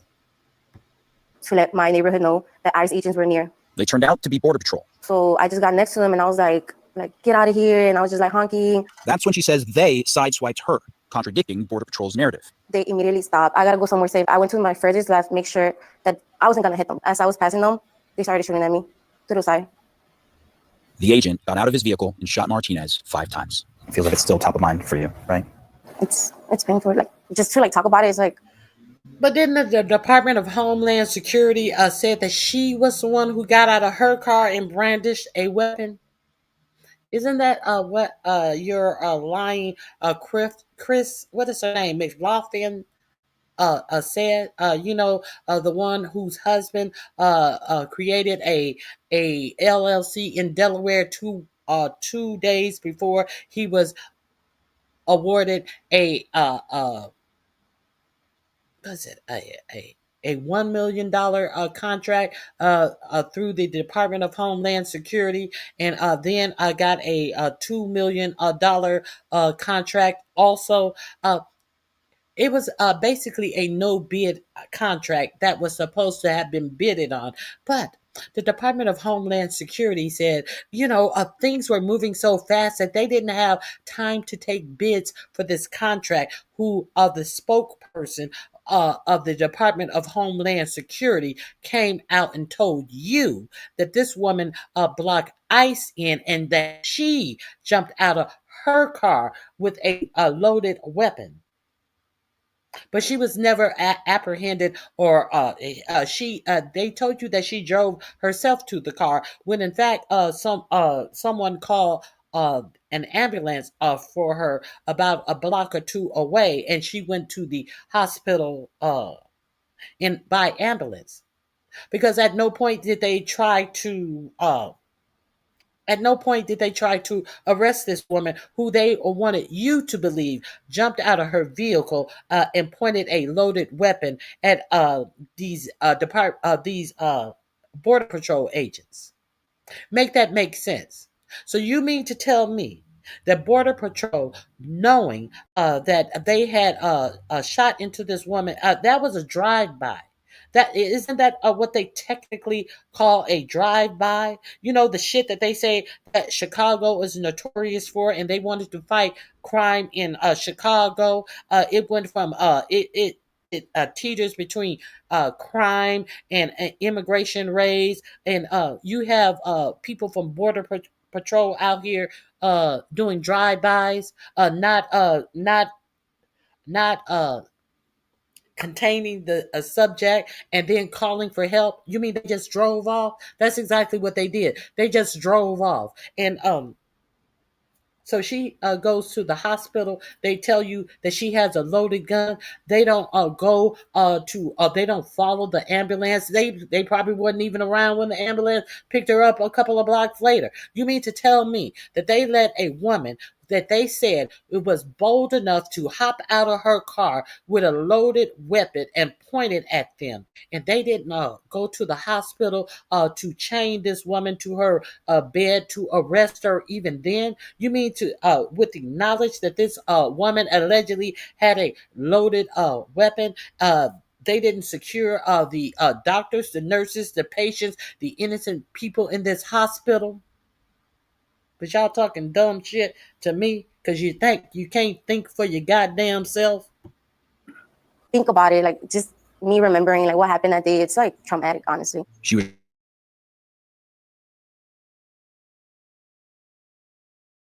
charged with forcibly assaulting. Who shot her, Charles Exum, testified the collision was more of a hit, not rammed. Then these text messages came out where he appeared to be bragging about. Okay, let's read these text messages. LOL Garcia's FAFO means fuck around and find out. How many times have they bastardized black slang to the point that Keg Breath makes sure he says it every time he comes up, not knowing that they are the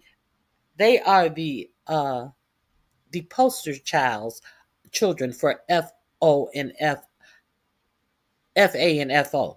This administration is absolutely the poster children for fuck around and finding out. Sweet, my 15 minutes of fame, laughing my ass off. So he thought it was sweet, and it was his 15 minutes of fame. Cool. I'm up for another round of fuck around and find out. Laughing my ass off. So they thought that it was funny. Are they laughing now?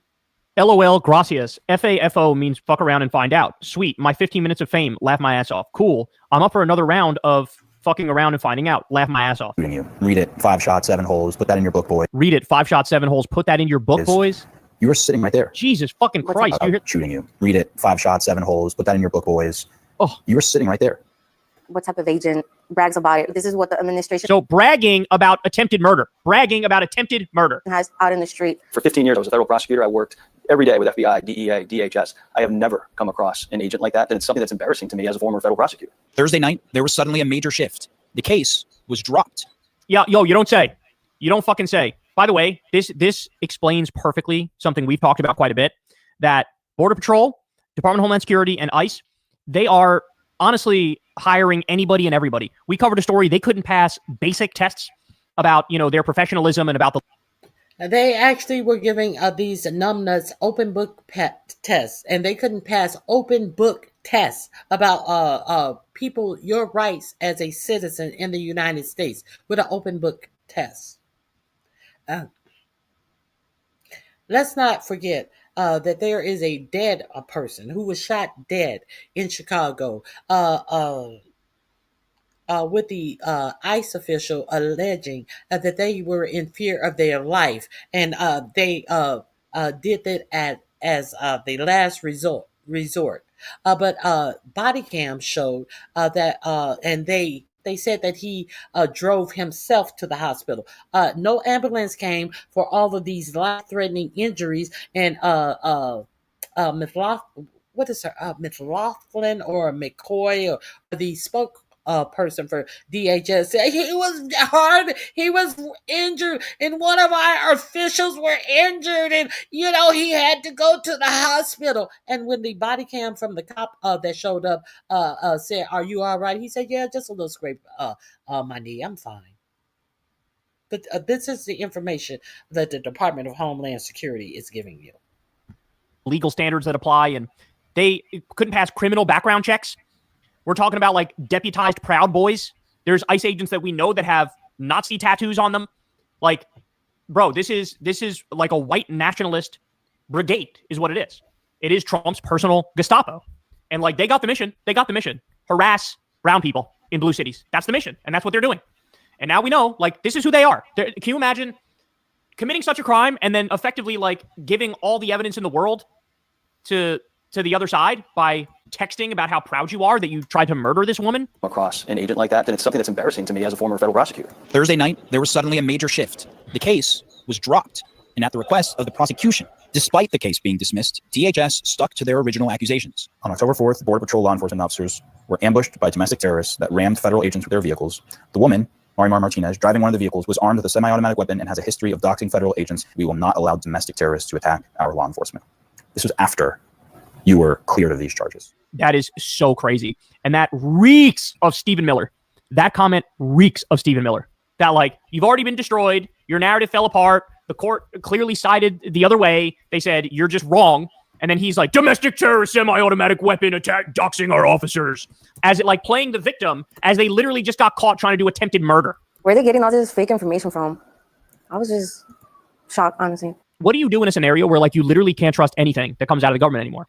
You literally can't trust a single thing. They are like known, proven, pathological liars. What do you do in a scenario like that? I don't know. This is why, talk about a low trust society. We're moving to a no trust society. Because unless you're a complete MAGA cultists chugging the fucking Kool-Aid, like, how do you accept this? How do you accept this nonsense? While a gun was found in her car, it was never brought out. It was still inside a holster with the snap closed. She also has her concealed carry license, her attorney says. They're still putting out these false statements that are disputed by their own people, right? She needs to sue the fuck out of them. Exum testified that there was no ramming. I mean, he's the driver. He was there. For Martinez, she's just happy this chapter is over with, but she can't avoid its reminders. When you look at those scars on your body, what do you think about? I'm a survivor. And it's not just the physical scars she lives with. I don't want to remember that day. You're laying there at night and you're just thinking about it, like what's going to happen. Like, it's really emotional to me. So it's like, it's hard for me to talk about it, but I'm trying.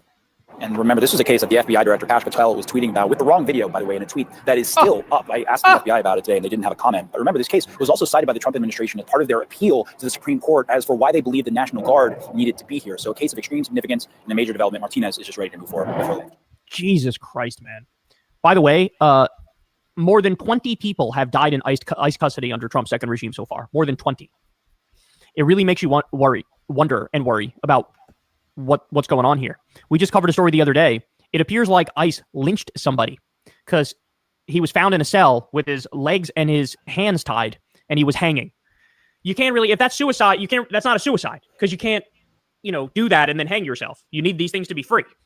So apparently they're lynching people. They're attempting to murder people. Over 20 people have died in their custody, which leads you to believe, well, how many of those were killings and lynchings? These people are criminals. They're complete criminals. Okay, this link is in my description box. Now, since people want to bring up who's getting rich off of being in the Biden administration. Let's see who's getting rich off of being in 45-47 administration. Let me share this with you. Let's get into it. Since y'all brought it up, let's talk about who's getting rich. Shall we? Come with me. This will also be in our description box. I think it will be number 8 in the description box if you want to peruse it after this live is over. Let me see. Will it be number 8? It will be number 9 in the description box. Let's go. Throughout 2025, as our country has been racked by rising prices, the invasion of multiple cities, and the Trump-Epstein cover-up, we've all kind of been suffering, but Kristi Noem has been having a ball, spending millions of our dollars shooting ads like this. Why do I love these wide open spaces? They remind me of why our forefathers came here, not just for its beauty, but for the freedom only America provides. I'm Kristi Noem. From the cowboys who tamed the West, to the titans who built our cities, to the dreamers who chased the impossible, America has always rewarded vision and grit. Our greatness calls people to us. That is not AI. I just want to be very clear. It's not a deep fake, and it goes on for a lot longer. That is a real ad that you and I paid for so that Kristi Noem can ride horses for a couple days. And then can get, like, you know, nice costuming. Like, should I have roses on my shirt? What do you think? What do you think about roses? That's strong enough? They filmed her pretending to herd cattle. She wasn't herding cattle, by the way. She's the Department of Homeland Security head. She's pretending to be a rancher, and we're paying for this fun little experience she's having. Hold on.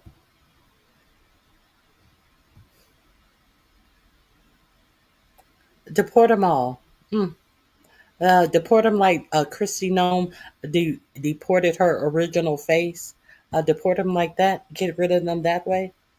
And to be clear, costumes and makeup and horse rentals aren't cheap, and they are spending a lot of money on this. $220 million so far. That's the contracts they have for this ad campaign.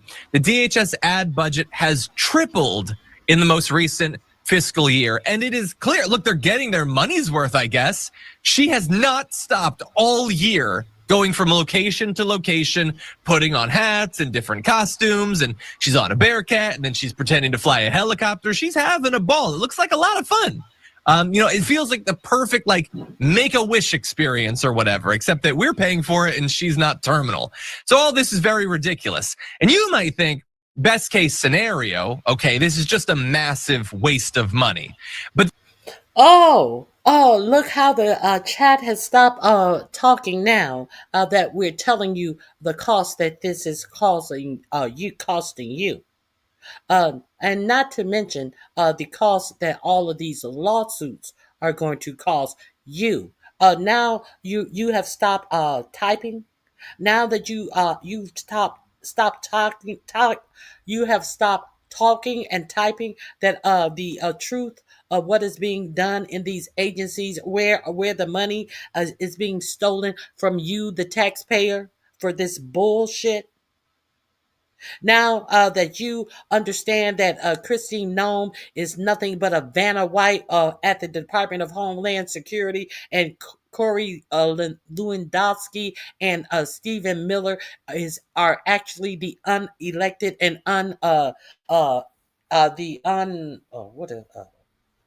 what do they do? Senate approved people who's running the Department of Homeland Security. Now you don't have nothing to say. When you understand that actual unelected people are running your government, as this bimbo is running around dressing up in costumes and filming commercials with Buffalo and all of this dumb shit, you ain't heard the half of it when you hear about her spokesperson. this is not the best case scenario. It's worse than that. It is a massive waste of money.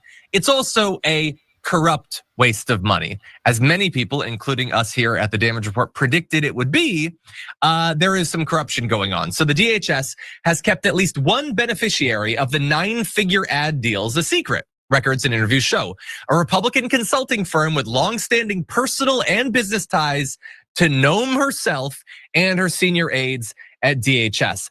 The company, by the way, running that particular Mount Rushmore shoot that we showed you the clip from is the Strategy Group. It played a central role in her 2022 South Dakota gubernatorial campaign.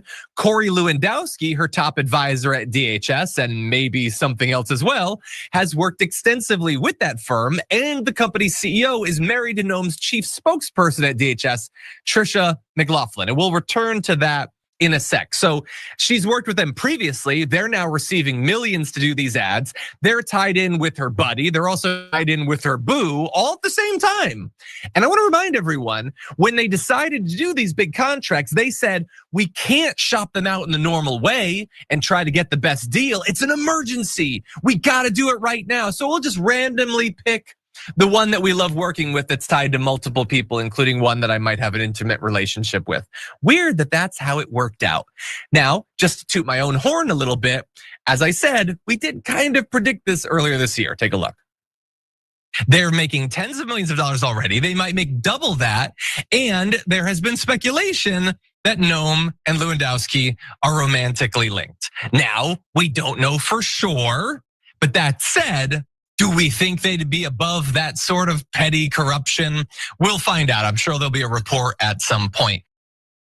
Yeah, the report came. That was pure speculation at that point. We just knew that a lot of money was flowing out, but no, it turned out, it was an ad firm connected to Corey Lewandowski and Noam. And this is obviously breaking all sort of ethical rules. Charles Tiefer is the leading authority on federal contract law. He said, it's corrupt is the word. Hiding your friends as subcontractors is like playing hide the salami with the taxpayer, which first off, ew, but also he's right, it very much is. But remember I mentioned not just Corey Lewandowski, but Tricia McLaughlin, the chief spokesperson for DHS. Her husband is the CEO of that company, which is just the most cartoonish corruption. She doesn't think you should worry about this at all. She says, we don't have visibility into why they were chosen. I don't know who they're a subcontractor with, but I don't work with them because I have a conflict of interest and I fully recuse myself. My marriage is one thing and work is another. I don't combine them. And her husband didn't have anything to say. I don't know who's working with it. It's just millions and millions of dollars going to my husband. Weird how that works out. What do you think, JR? Constant lies. This is ridiculous.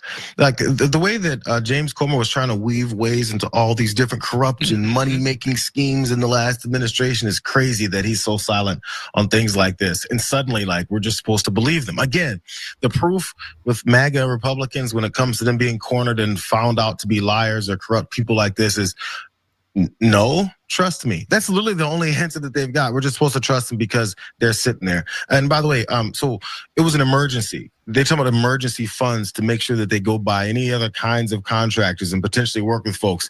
And it was an emergency to film an ad with Kristi Noem riding a horse and acting like she's wrangling and rustling up some cattle. What's the emergency in that ad? What needed to be done? So why do we need to see that as quickly as possible? What did that change about the world that we needed to see her doing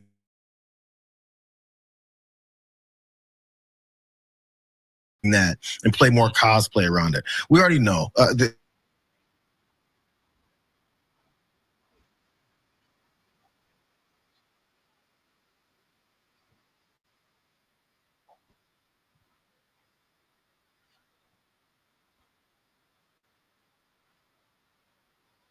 Yeah, well, I do have an answer to one thing. You said, what's the emergency? The emergency is that she really likes riding horses. She loves it, man. It's really fun. She likes cool vests, little hat, little jaunty tilt to the hat. It's an emergency when you love horses that much. And really fast as we end this, I just want to remind you of some of the other ads she's done. She played a cop. She played, I think she's supposed to be like a pipe fitter, and she played a dentist. At one point, this was back when, I think these were back when she was the governor or whatever, but she has always loved wasting money on this sort of thing. Okay, that link is in my description box. Let's see the spokesperson person who has been caught in numerous lies about these ICE arrests that have caught the attention, high-profile arrests and things like that. Let's see her caught in an interview on CNN lying about this shit. Detention center. She actually said that. She alleged that Democratic lawmakers body slammed ICE agents during a visit to New Jersey detention center. She actually said that last week and just repeated again. This led to a story a few days prior to that hit where the mayor of Newark, New Jersey was arrested, and to talk about why he was arrested, how it's going on, things like that. We'll get to that in just a moment, but let's go to the fact of the actual visual she gave of 70-year-old ladies body slamming ICE agents. After today's appearance, or after the last week's appearance, she actually promised video evidence to send to the newscasters. She did. CNN has that video evidence. She came back on today to talk about a few issues, but when they went back to this one, they aired the footage. This is the footage first from the mayor, from social media that he posted. Someone had a camera running on there for him walking around, of him and what happened. First, he entered the facility, the ICE facility, by himself, or there's a couple people, I guess, trailing him, I guess. But it was calm, it was quiet. The security agent opened the door, or gate, I should say. He walked into the image. He walked into the yard. Some agents came out and they addressed him, said, "Sir, you can't be here. The members of Congress have the right to step in and observe if they want to because they're members of Congress. The mayor of New York does not." He shrugs. He walks back out to the public place. There are protesters, as have been there for weeks. There are other things going on. There's cameras everywhere in these actions going on. A few moments later, after he's left the actual facility with the gates in the public area, in the parking lot, if you will, ICE agents come back out and arrest him. That's where the story turns into the mayor of Newark has been arrested by ICE. That's where the story comes from. What happens here with the video evidence that it was presented is where your lying eyes may get to you, or that smell you're getting from your nose may get a bit foul for you. Because, as I said, CNN aired footage that the mayor had on social media of him walking in, walking out, not accosting anybody, then all of a sudden being accosted by ICE agents, arrested if you will, who were then accosted by members of the public, some of the protesters, and some of those members of Congress who, yes, were beating on the back of folks and pushing and shoving. No body slamming was done. Then they showed the video from the view of the Homeland Security, which was body cam video from someone who was basically inside the scrum, a few levels in the rest going forward, where there was pushing, there was shoving, there was a melee, for lack of a term, because I'm learning terms, but no one was beaten down, no one was body slammed, no one that was outside of that could do any damage to those guys who were wearing vests and helmets. No damage was being done to the ICE agents, just an annoyance in trying to, stymie an arrest, which seems like was not a good arrest. I thought he was going to play the all that happened. video. As we said, U.S. members of Congress. Let's drop him. He's not playing the video. Let me see if I can actually find the actual video. Good God Almighty. Where is the video? Hold on.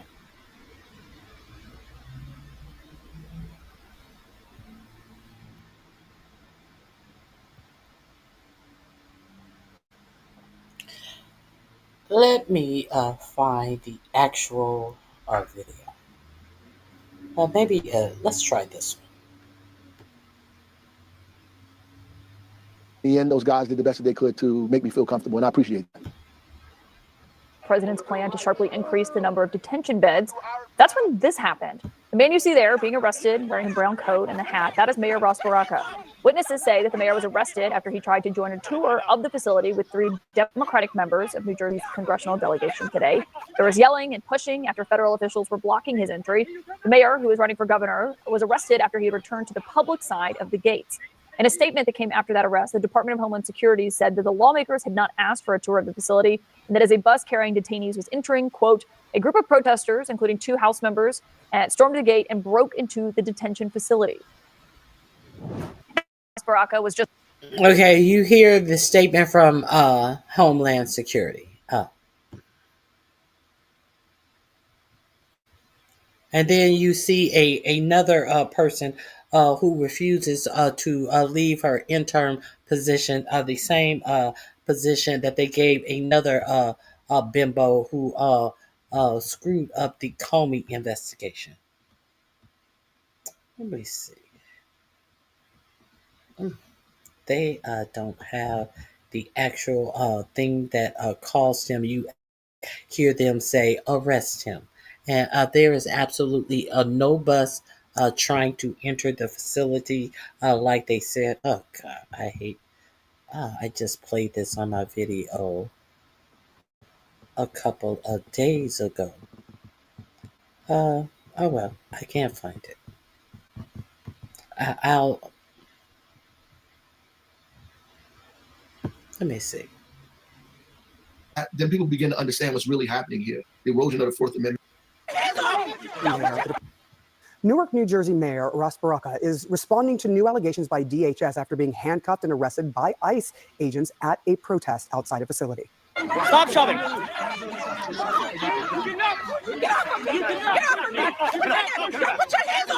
The Department of Homeland Security says the mayor was trespassing and ignored repeated warnings.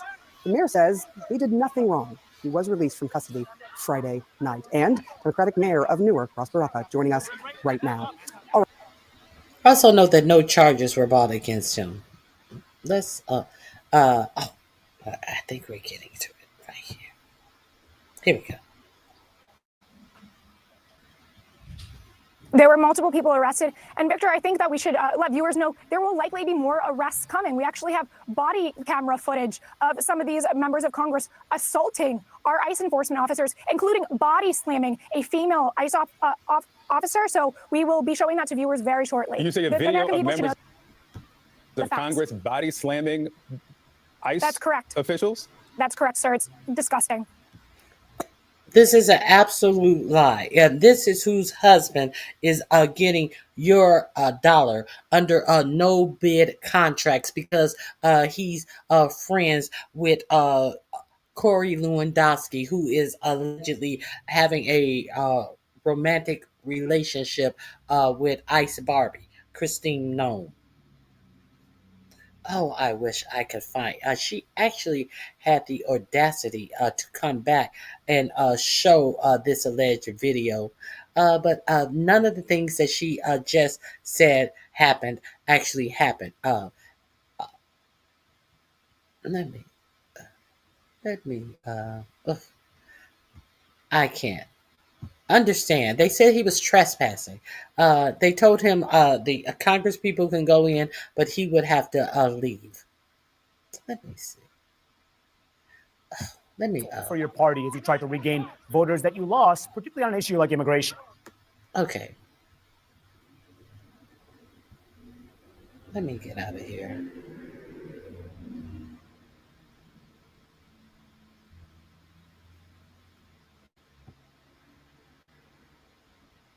Hey, Fabulous Prime. Let me see something right quick. Hold on 1 second.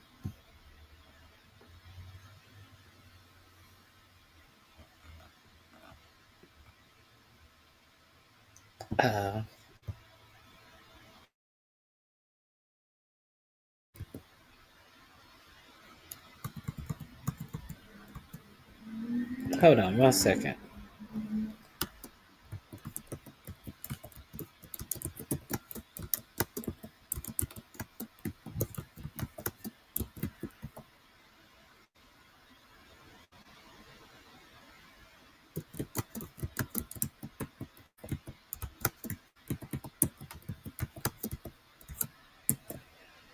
Let me see if I can find it here.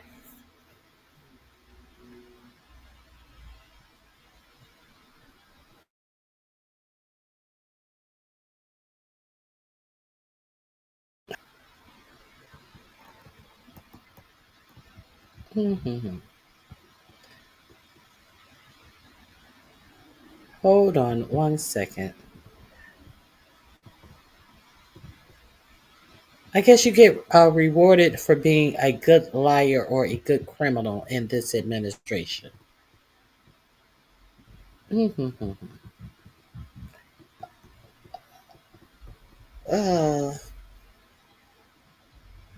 Can't find it. God.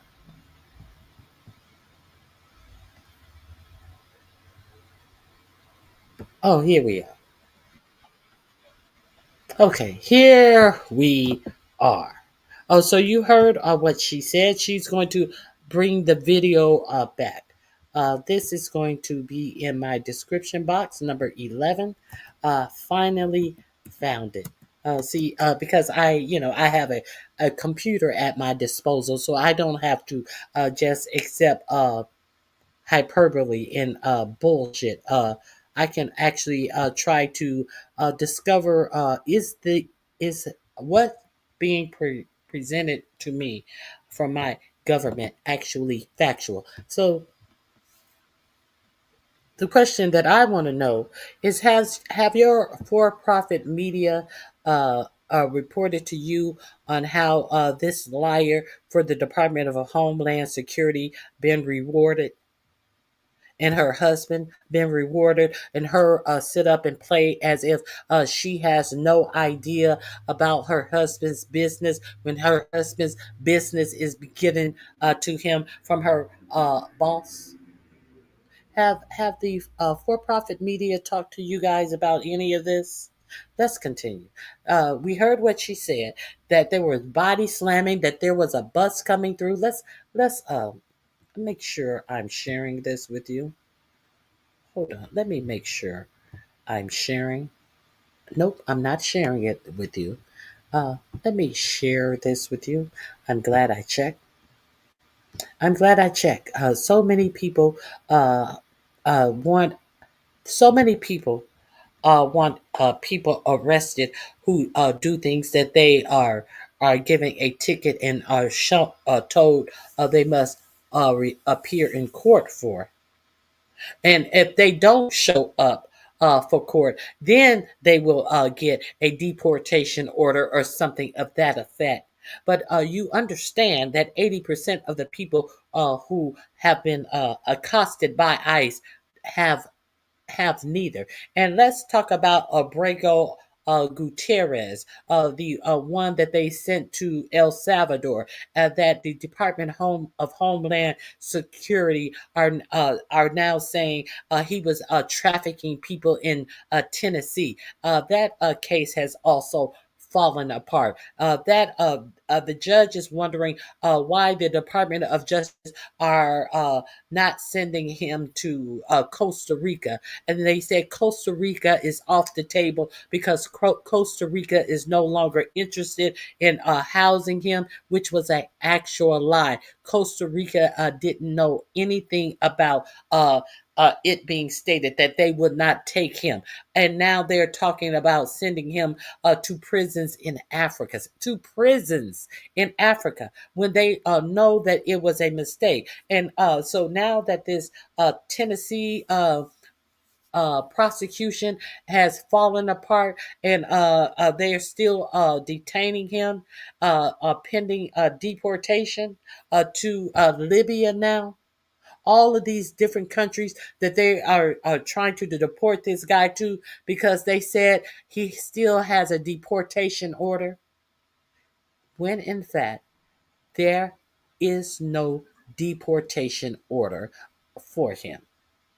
So while you guys are questioning Obamacare and Muslims and all of this shit, but you don't question the white man that are lying to your face. And women. Let's share this information. We'll talk about that because it seems like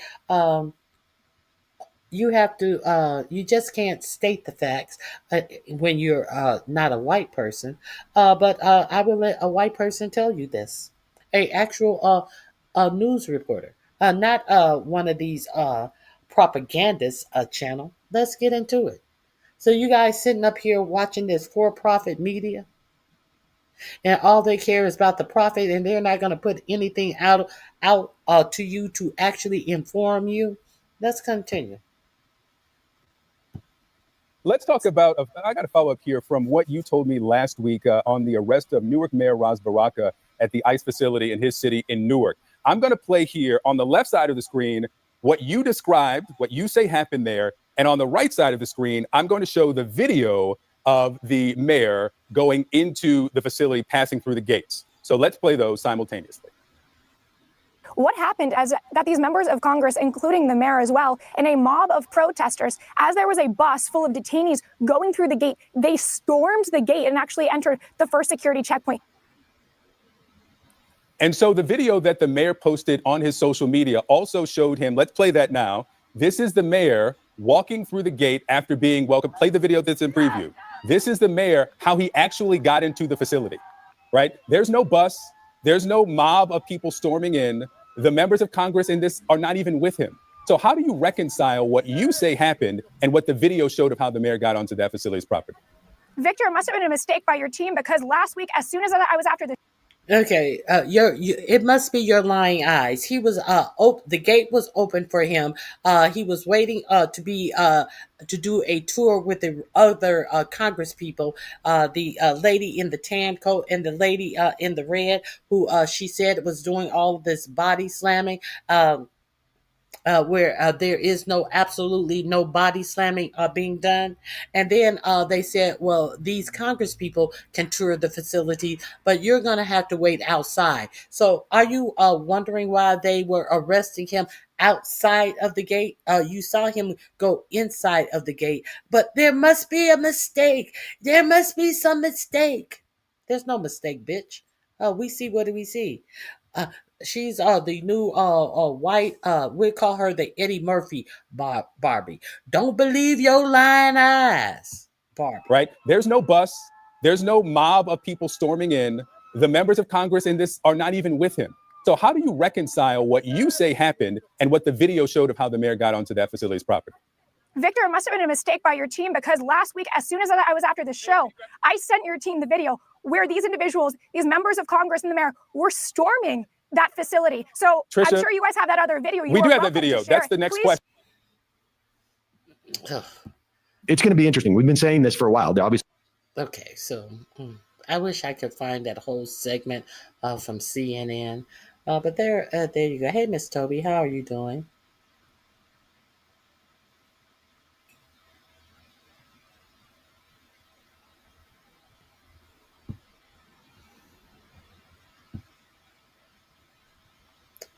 You mad? Are you mad? Okay. Do I care? Absolutely not. Stay mad. You have to have a power to be a racist.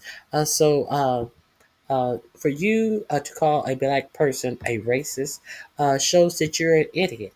It shows that you're an absolute idiot. To be a racist, you have to have the power to affect the lives of other people. You have to have the power to restrict the movement of other people, of their banking, of where they're able to live. You have to have power over people. You have to be in a race of people who have power to restrict other races, other people to be a racist. Capiche? But you're mad. But you're mad. You can't talk about the content of what is being presented to you because you're talking about something that absolutely means nothing to me. Let's continue.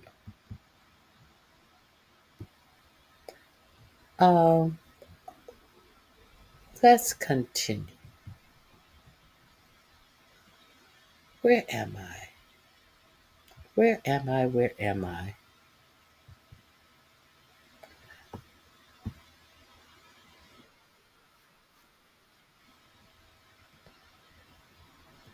Here we are. Oh no, that was yesterday's. Hold on, I apologize. That isn't the one that I wanted. This is the one that I want.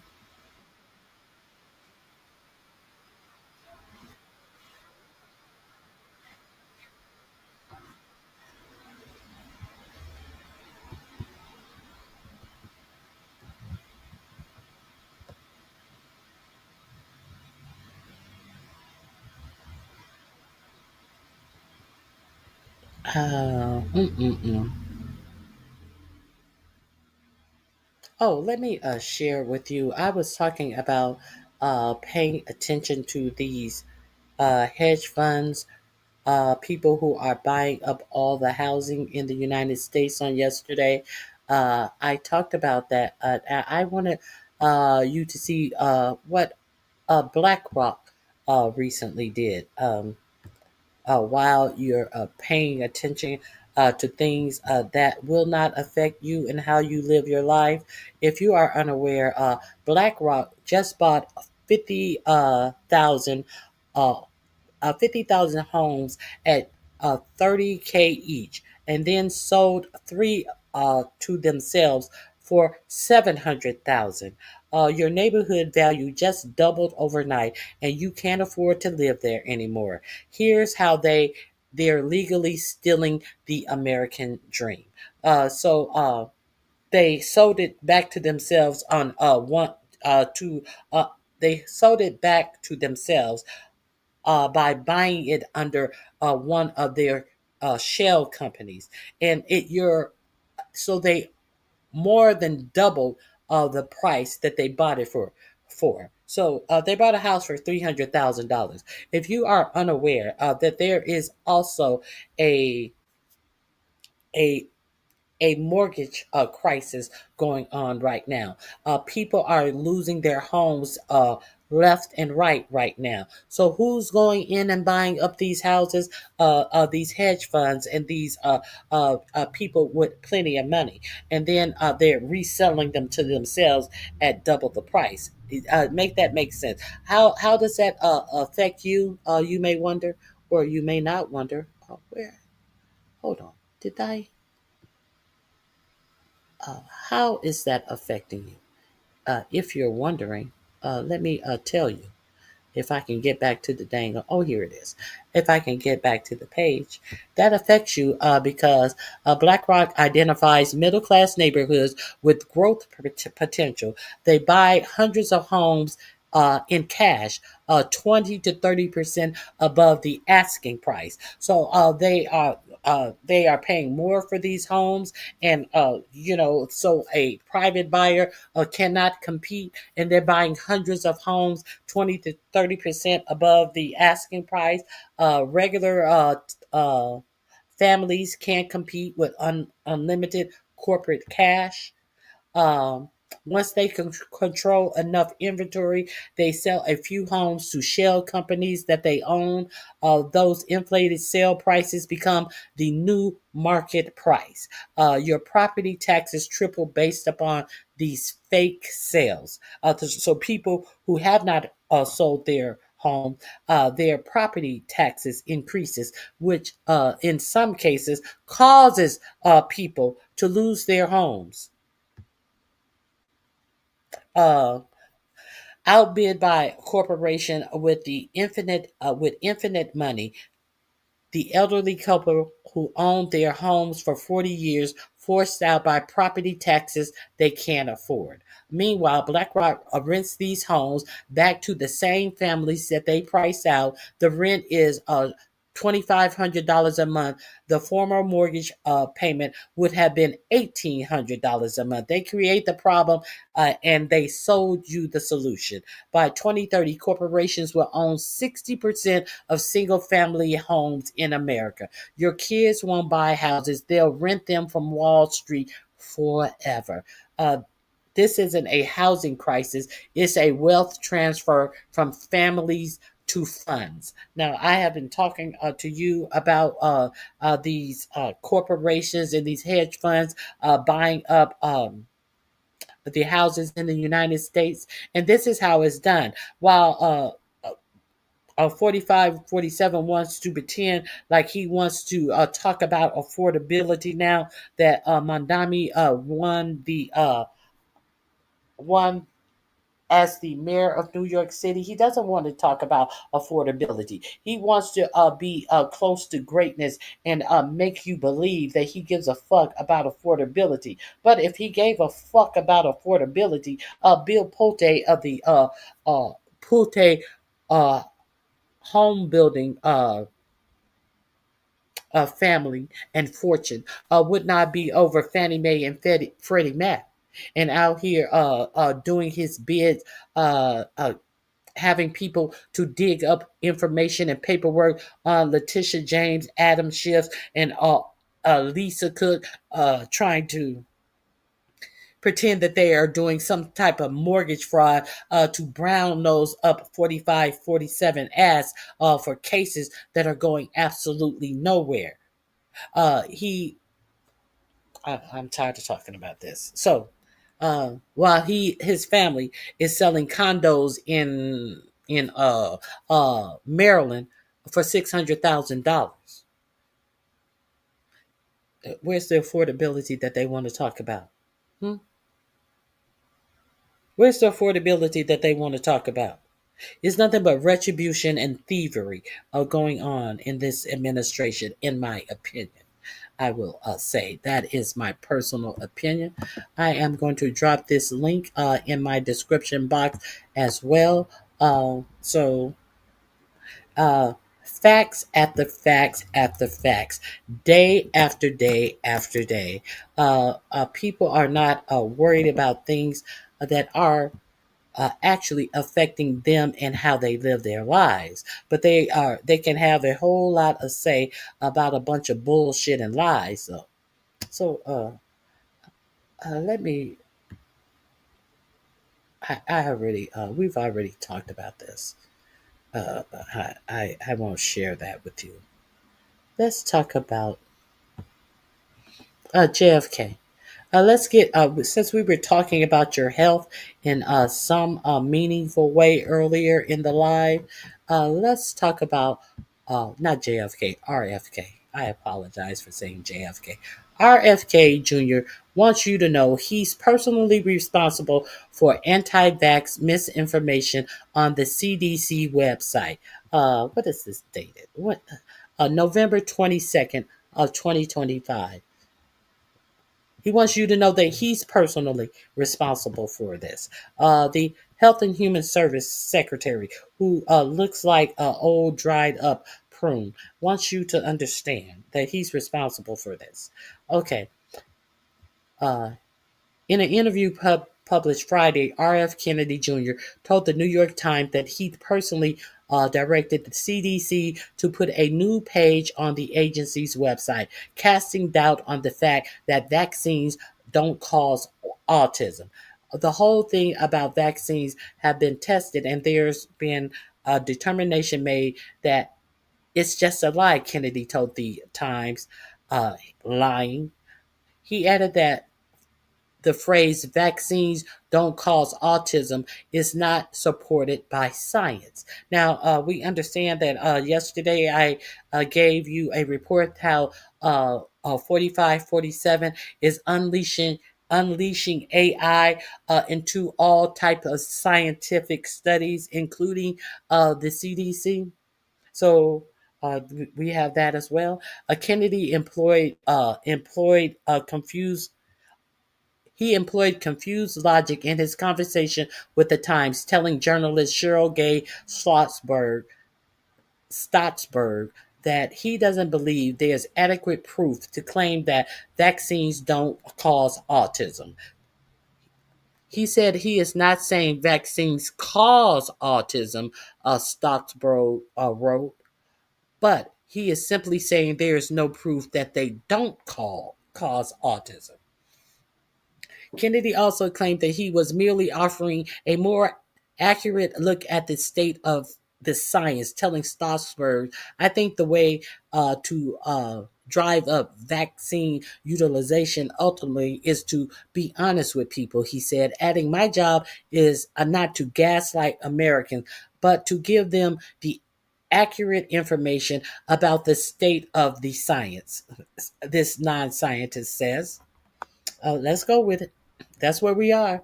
It is unclear what possible standard of evidence would satisfy Kennedy, who's been a dedicated anti-vaccine activist since 2005. Dozens of studies, both in the U.S. and internationally, have made it clear that there is no link between the aluminum adjuvants in vaccine and autism, including a landmark Danish study that followed 1.2 million children for 24 years. The study was published in this summer in the Annals of Internal Medicine, and also found no link between vaccines and a variety of other health conditions, including asthma, allergies, and autoimmune diseases. Kennedy has basically called for the study to be retracted, which he does not have the power to demand, and which the journal declined to do. According to Nature, the journal's editor-in-chief, Christine Lane, wrote in a note on the study's webpage that the retraction is warranted only when serious errors invalidate findings or there is a documented scientific misconduct, neither of which occurred here. So I'm going to excuse me, drop this link in my description box. I'm going somewhere with this. Stay with me. This is going to be link 13 in my description box. You can peruse this article at your leisure. Where are you going with this? Let's go.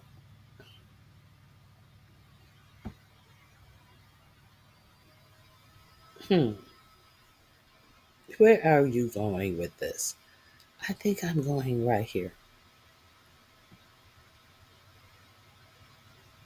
Am I going right there? Oh, no, I'm going right here. Here we go. Why are you telling us this, Ronnie Q? This is why I'm telling you this. Let's go to this Axios article. Let me clear my throat.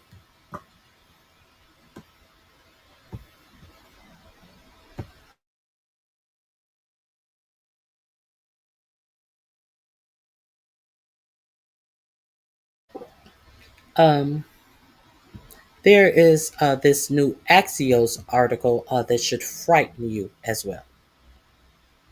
20 hours ago. That was on November 22nd.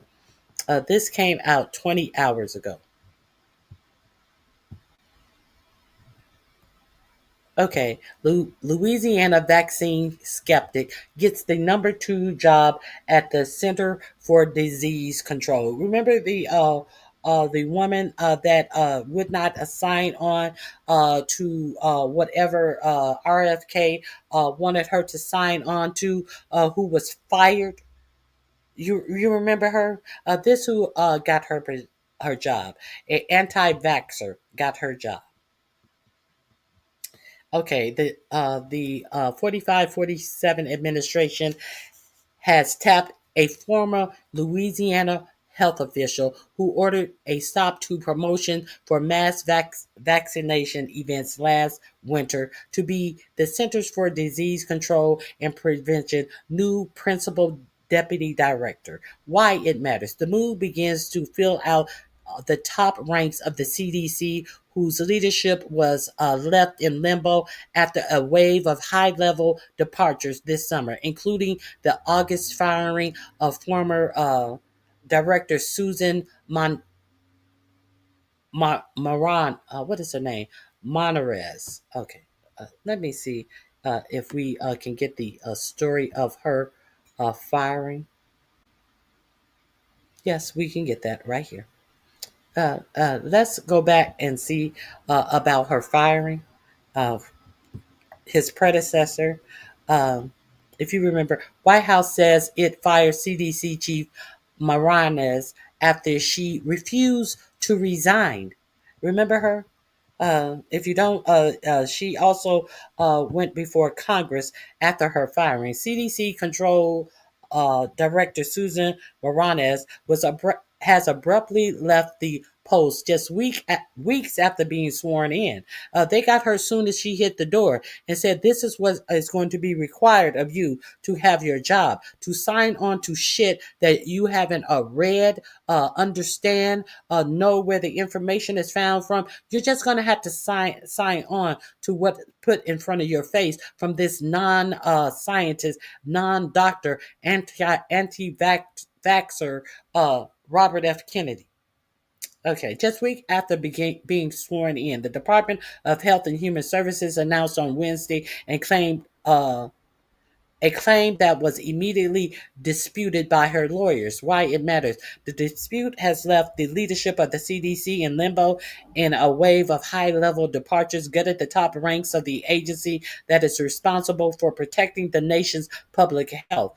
The latest, after HHS announced on X that Montez was, whatever her name, Monreales, was no longer director of the CDC, attorney Mark Zed said Abby Lowell. Mark Zed said, and Abby Lowell posted on X Wednesday night that Monreales has neither resigned nor received notification from the White House that she has been fired, and as a person of integrity and devoted to science, she will not resign. The White House spokesperson, Kush Desai, said in an email Wednesday night statement, as her attorney's statement makes abundantly clear, Susan Monreales is not aligned with the president's agenda of making America healthy again. He added, and since Susan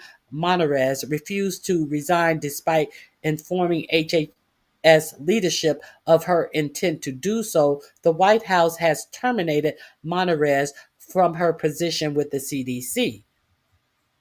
Let me see. What they're saying, the intentional eroding of trust in low-risk vaccine favoring natural infection and unproven remedies will bring us to a pre-vaccine era where only the strong will survive and many, if not all, will suffer. Dalinsky wrote in a blistering resignation letter he posted on X. So also understand that I think it was 4 or 5 scientists at the CDC also resigned after they fired her for just not signing on to RFK wanted her to sign on to. And this is right before they did the Tylenol, acetaminophen causes autism shit. This is right before they pulled that shit on the American people. Let me see. Her departure comes the same day that the Health and Human Services announced it will limit who is eligible for COVID vaccines. During her brief tenure, the agency was targeted in an attack on its Atlanta headquarters by a gunman influenced by anti-vax rhetoric and moved ahead with hundreds of jobs cut. She walked a fine line during her hearings in her support for vaccine while not contradicting Kennedy. Also, she's been replaced with this person. Okay, let's get back. Why it matters. And we begin to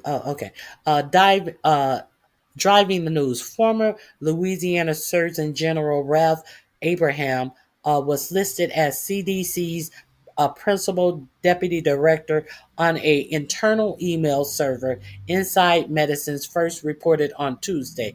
Health and Human Services later confirmed his appointment, so they did it in hush-hush. They were very quiet about it. Health and Human Services later confirmed his appointment, which is not subject to Senate confirmation. Now, his predecessor had to have a Senate confirmation. It's curious as to why he doesn't have to have a Senate confirmation, because she definitely had to be confirmed by the Senate. Okay. He would be the most senior medical professional at the Public Health Agency, serving under Acting Director Jim O'Neill, a former Silicon Valley investor and entrepreneur. Why is he under a fucking Silicon Valley investor and entrepreneur? Is he a doctor? What is his medical? This Jim O'Neill. What does that have to do with Health and Human Services? But He's under him. He is the most senior medical professional at the public health agency, serving under acting director Jim O'Neill, a former Silicon Valley investor and entrepreneur. That should worry you as well. Abraham was a three-term congressman from 2015 to 2021 who spent 10 years as a veterinarian before going to medical school and then practicing family medicine, according to his official biography. More merit-based assignments, more meritocracy. Does this sound like someone who is qualified for this position? Of course it is. This is 45-47's administration. Of course he's qualified. Just barely.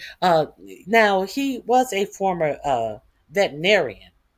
So what does this former veterinarian think? You know, RFK Jr. During COVID was supporting ivermectin, the horse dewormer,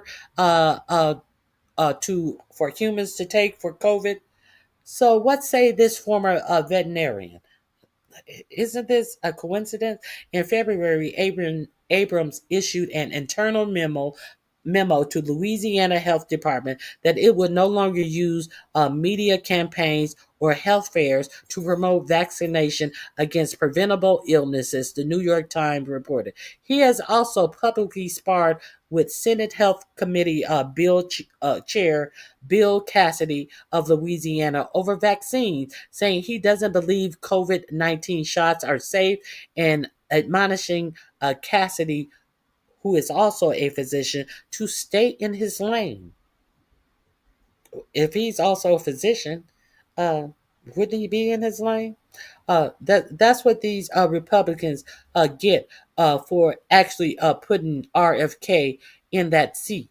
They were just good yes men for 45-47. And now look who is over determining vaccination and things that should health alerts and all of this stuff. Remember, they had the DHS, the CDC, and the HHS pages shut down, that they could not do any new postings for months after this administration got into office. I don't even know if they are up now, to be honest. So this is your new government. This is what the GOP is doing for your health care, but they want to talk about Obamacare, and this is who they put into the Health and Human Services seat. But they want to tell you something about Obamacare, and this is the only thing that they have done anything near health care for the American people. And look at what it is. During the pandemic, he backed efforts to make the unproven COVID treatment, ivermectin, available without prescription, and recommended it to his own patients as treatment for the virus, per the Shreveport Times. So he, the former vet, was saying that you shouldn't need a prescription to get horse dewormer to treat COVID-19, and he also recommended it to his own patients. So here is the article. I just wanted you to know, since we started off talking about health, this article is also in my description box. It will be number 14 if you need to refer to it for your own horror. It is there.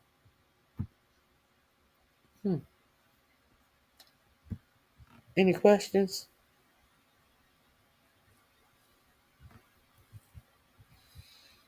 Look at this fool. More disinformation. Be specific. David, be specific about the information. Be specific about the absolute reporting that I just read you. Where's the disinformation? Where's the disinformation? Be specific, David. Nothing? You have nothing? Oh, I thought so. I thought so. But you just insist on looking dumb out here. Now, what is this? Oh, here we go. I also wanted to share this with you. The court case that could blow the roof off of political spending. And guess who's doing it? Guess who's actually doing this? Uh, uh, Now, the link that I am about to read to you will be in my description box, link 15. Guess who is about to blow the lid off of political spending? You may or may not be surprised, but let's talk about it. Oh my goodness, it's late.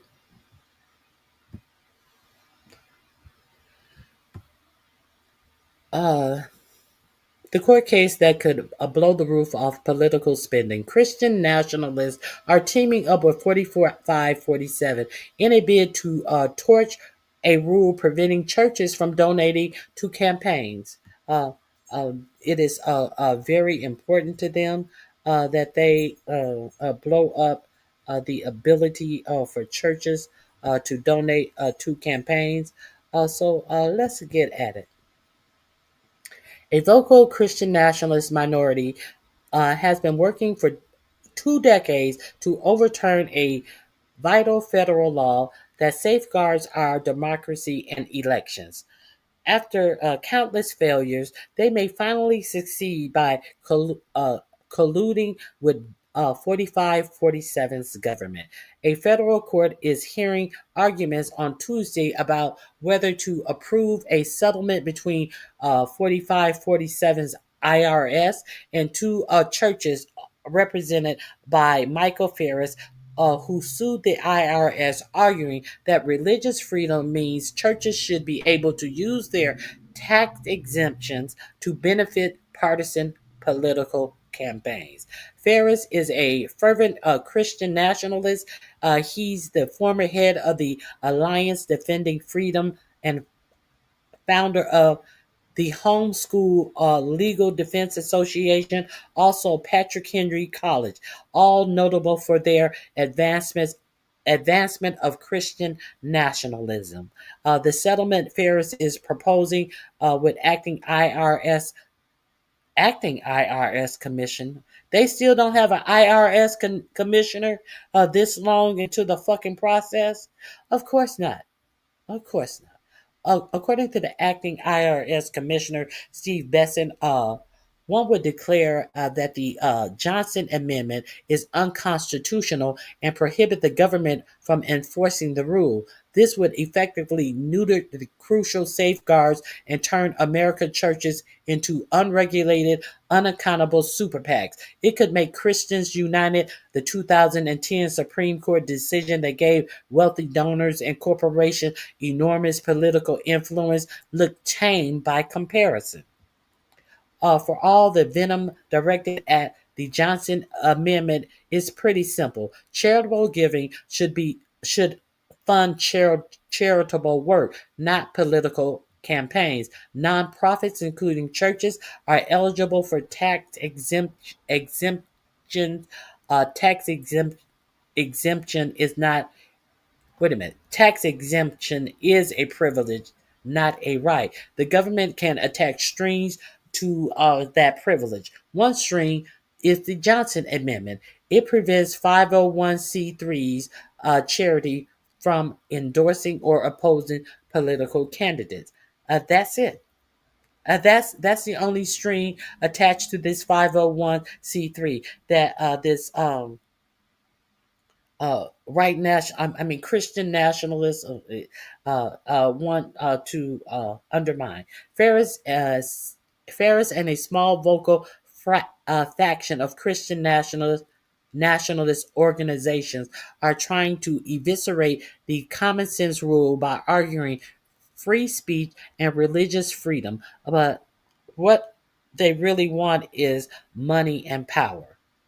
So That link is in the description box. I just wanted to alert you to what these Christian nationalists are up to. And I would be remiss if I did not share this with you as well. News that you could use.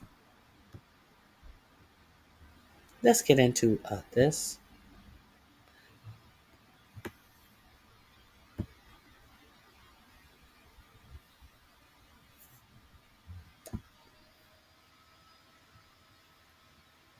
Hold on, let me.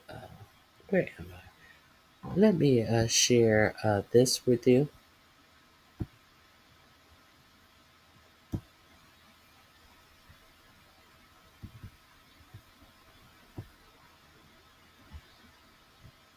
Some news right now. The Trump administration is establishing an office to protect the Second Amendment within the civil rights section of the Department of Justice, and at the same time has gotten rid of the Office of Gun Violence Prevention that was established during the Biden administration.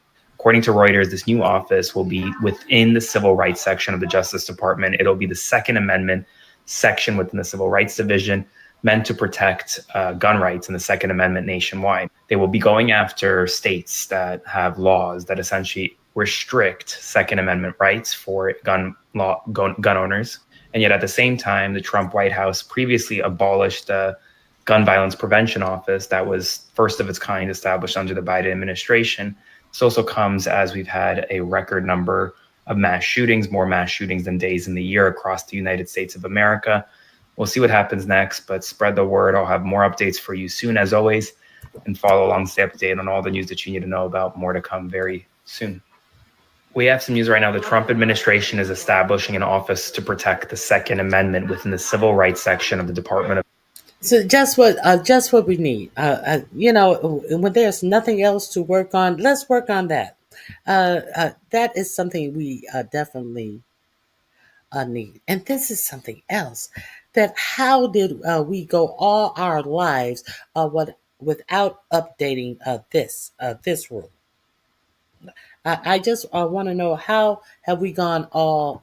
I'm going to share this with you. This link will also be in my description box. If you're not subscribed to Aaron Paranis, go over there and check him out on IG. The links are in my description box. He updates damn near every hour on the hour, if not more than once an hour. He is also a part of the Midas Touch Network. Go over there and support that young man. Now, let me show you this. Serious news right now. According to the Wall Street Journal, Senate Republicans are preparing to roll back key safety measures in vehicles, including automatic emergency braking, alarms to remind drivers that a newborn is in the backseat of the car, and more. They're arguing, according to the Journal, that they're simply ineffective and will unnecessarily drive up the cost of vehicles. And the person leading the way, Senator Ted Cruz, who chairs the committee responsible for probing whether or not the cost of these vehicles are too much. They're going to argue, according to the Journal, that the advancements made between 1960 and 1980, specifically the seatbelt, is enough, but that safety technology such as sensors can simply be ineffective and too costly to repair. The vehicle advocates say that these mandates don't go far enough. And honestly, 40,000 people a year currently die on American roads. And so instead of rolling back safety measures, we should actually be promoting them. And here we are. Spread the word. Follow along, stay updated on all the news you need to know about. And a car. And with all of the children that we find that are left in vehicles, hey, I don't have children. Those of you who have children, I just wanted to get the information out to you if you were unaware of that. So let me, there is a little something else I would like to share with you.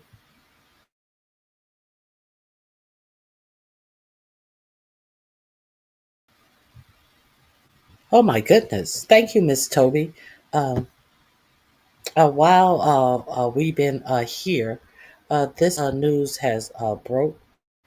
The White House is reportedly on lockdown after 2 national soldiers were Two National Guard soldiers were shot nearby.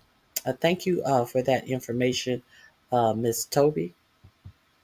Let me see if they are. I'm pretty sure it's all over some news station on YouTube.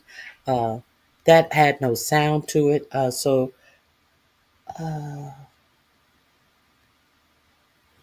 hmm. Yes. Thank you, Miss Toby. Let me see who.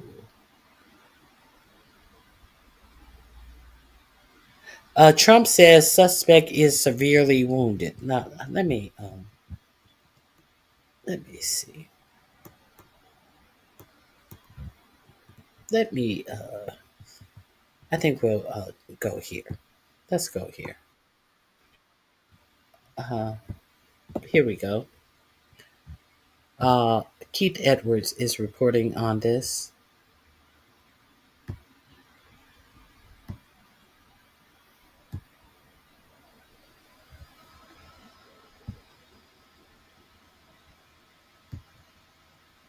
The link will be in the description box.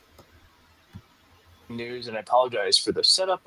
Can we have some big breaking news? And I apologize for the setup. I apologize for the camera. I apologize for the sound. But I'm currently on the road. My setup is not set up yet, and I wanted to bring this to you as soon as I heard of this. It's pretty big. But two National Guard members were shot in Washington, D.C., and their condition still is not known. We do know that there is a person who has been apprehended who is a suspect in this shooting. And here's what we know so far. I have some videos from this, and I have some reporting as we have it right now. And as we're learning too, is the White House is on lockdown. Now, a suspect is in custody in the National Guard members in Washington, D.C. on Wednesday, police said. Two Guard soldiers were shot near the White House, and their conditions aren't immediately known, according to the law enforcement officials not authorized to discuss this matter publicly. Emergency vehicles were seen responding to the area, and at least one helicopter landed on the National Mall. The Joint Task Force confirmed they were responding to an incident in the vicinity of the White House and the movements after reports of the shooting. However, the spokesperson wouldn't immediately confirm or deny if any National Guard members had been shot. Well, we do now know that they have, and I have images that I'm not going to show you, but they are very clearly. Okay. Now, here is a live report. It appears that these National Guard people are no longer living. Let me share this with you. And so the National Guard was needed in Washington, D.C. Why again? Why again? Let me see if there's any reporting.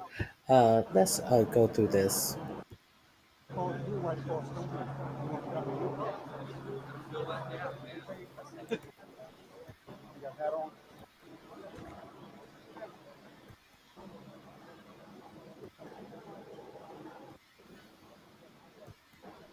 All of these guards were needed in DC. Why again?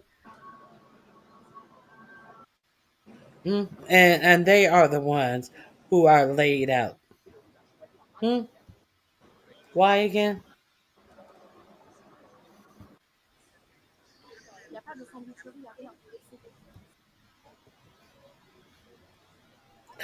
Washington, D.C. is the safest cities. People can go out to restaurants. It's so safe in D.C. It is so safe for us snowflakes now. Oh, look how safe Washington, D.C. is.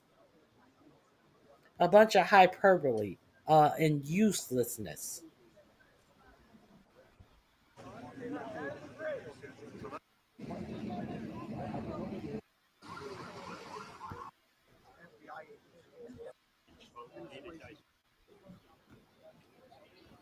No reporting.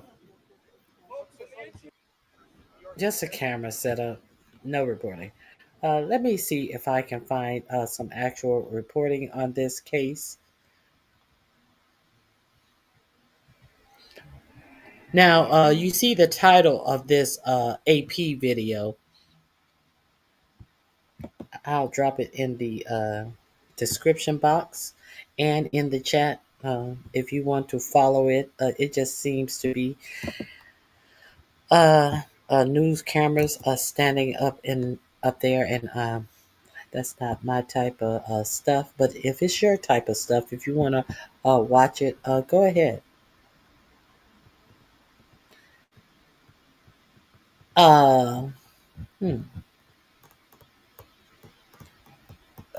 I'm not gonna go with Fox. Oh God.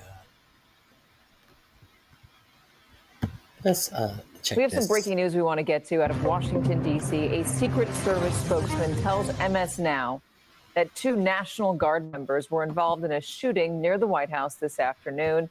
At least one of them was struck, and the White House is currently on lockdown. Joining us, MS Now Justice and Intelligence reporter Ken Delaney, and along with MS Now National Security and Intelligence analyst and former FBI supervisor Rob D'Amico. So, Ken, what exactly do we know? Basically just what you said, Katie. This shooting, I'm told, occurred near the White House in a place called Farragut Square in downtown D.C. We're seeing video on social media of police rushing to the scene. I checked in with the Secret Service because they protect the White House and was told that 2 uniformed National Guard members were involved in a shooting. At least one of them was struck. Their condition is not known. The nature of the incident was not known by this person. It's being handled by the D.C. police, not the Secret Service, because they've decided there's no nexus to the White House, no threat to the White House. So the circumstances of this incident are unclear. Remember, of course, that uniformed National Guard are regularly patrolling the streets of Washington, having been deployed there by President Trump. That's subject to a legal fight. Actually, 5 days ago, the judge ordered the Trump administration to halt that deployment. That's still being litigated. But again, so all we know is that 2 uniformed National Guard members involved in a shooting, one was struck. The condition of that person is unknown at this time. Yeah, so the AP is reporting that 2 members were struck, the 2 that were involved. Again, that was a little bit from our reporting. We'll see if that gets updated. Ken, you were saying that your sources said there's no nexus. The FBI is saying no nexus. What does that mean? The Secret Service, meaning there's no there's no angle for them to investigate this. They've already concluded there was no threat to the White House or the president. It's a shooting that occurred in D.C. So where's Pete Hegseth, since he has time to investigate people that made public service? Mark Kelly, where's Pete Hegseth when guardsmen were shot down in the street? And you see, this is what you get. They weren't even supposed to be in the streets. They have been told from a judge that what 4547 is doing is illegal. But he is still running it up to his do nothing Supreme Court, and thus keeping them in DC streets for absolutely no reason. The only reason that they were the ruse that they were put in the DC street was about crime. Crime that has gone down the day after Big Balls was beat up by a 14-year-old girl and a 15-year-old boy. Big Balls of Doge, Big Balls of has gone through all of your social security information, every United States citizen, and put it on some server that the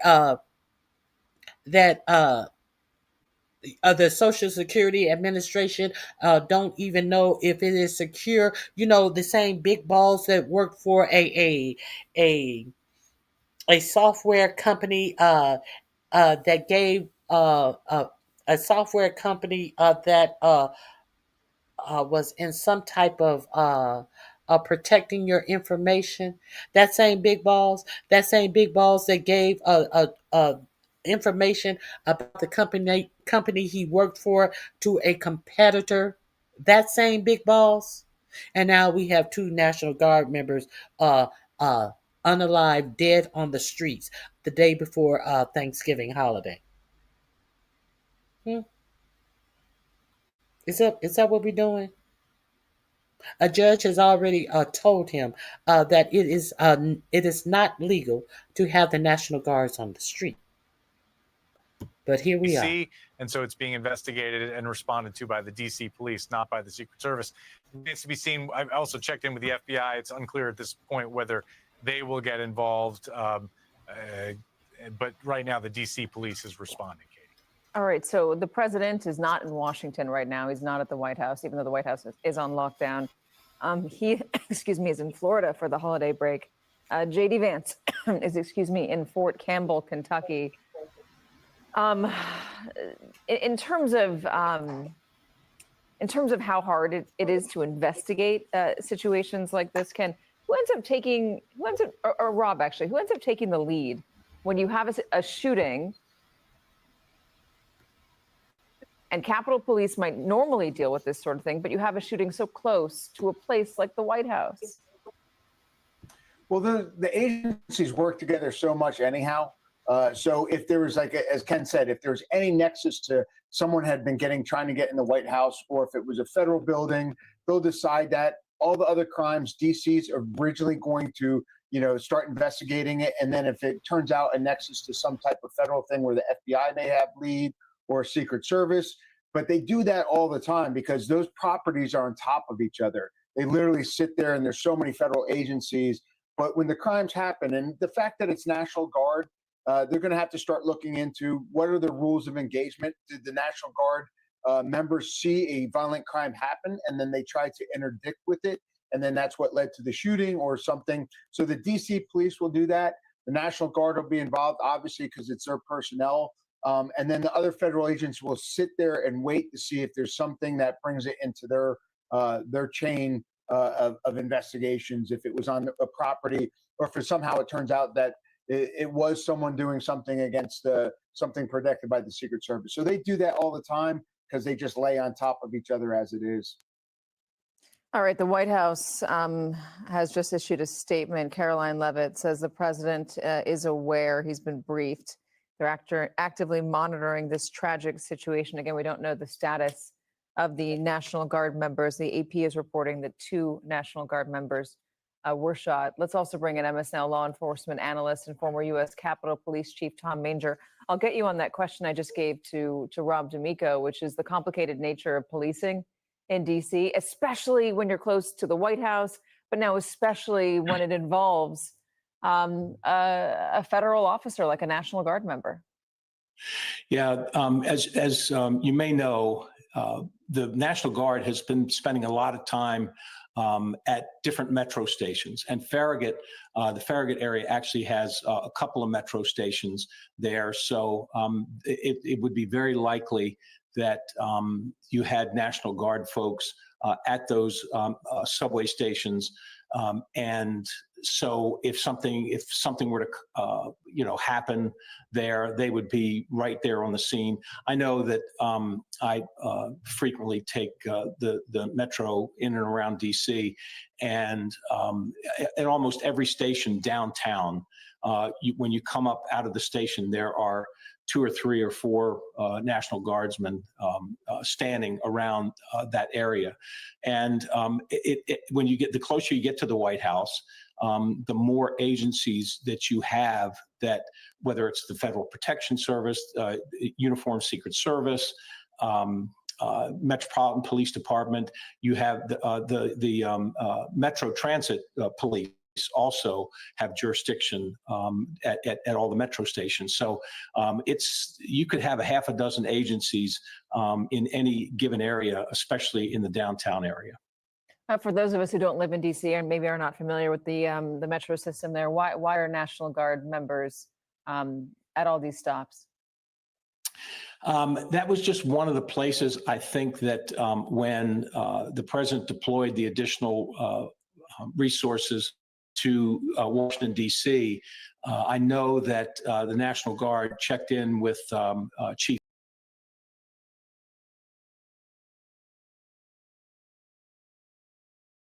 Okay, that's all that I have for that. Now, let's see Christine Ice Barbie get thrown under the bus.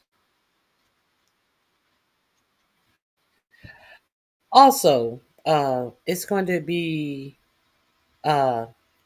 the DOJ, Pam Bimbo, is telling you that after the judge ordered those planes not to be to turn around on their route to El Salvador, as they were taking those planes to El Salvador, where Kristi Noem did several of her commercial shoots of them and put them up on her web page, and went out to the prison. Rolex watch in her prison guard outfit. Now, Pam Bimbo threw Christine Noem under the bus and said that after she was alerted by a judge that they were not allowed to take these prisoners to CICOT in El Salvador, Christine Noem said, "The hell I ain't," and continued the flight and told the flights to continue. So they're letting you know that Christine Noem was, in fact, aware of the judge's order. And it was shortly thereafter that Bove told the DOJ that you're going to have to get used to not taking judges' orders. Let's get into this. Hello, everybody. David Schuster here. Homeland Security Secretary Kristi Noem is now in deep trouble. In front of a judge seeking criminal contempt charges for ignoring court orders, the Trump Justice Department, under Attorney General Pam Bondi, just said it was Kristi Noem's fault. That's right. The Trump administration is blaming Noem and sacrificing her. Here's the background. Department of Justice has revealed that Homeland Security Secretary Kristi Noem made the final decision not to comply with the federal judge's order earlier this year to stop those deportation flights of alleged Venezuelan gang members. As ABC News put it, Kristi Noem directed Venezuelans to be sent to El Salvador after federal judge ordered deportation planes turned around, says the DOJ. Quote, in the filing late Tuesday, the Department of Justice said that DOJ and DHS officials conveyed their legal advice to Noem after U.S. District Judge James Boasberg gave first an oral directive and then a written order that sought to block the deportations under the Alien Enemies Act.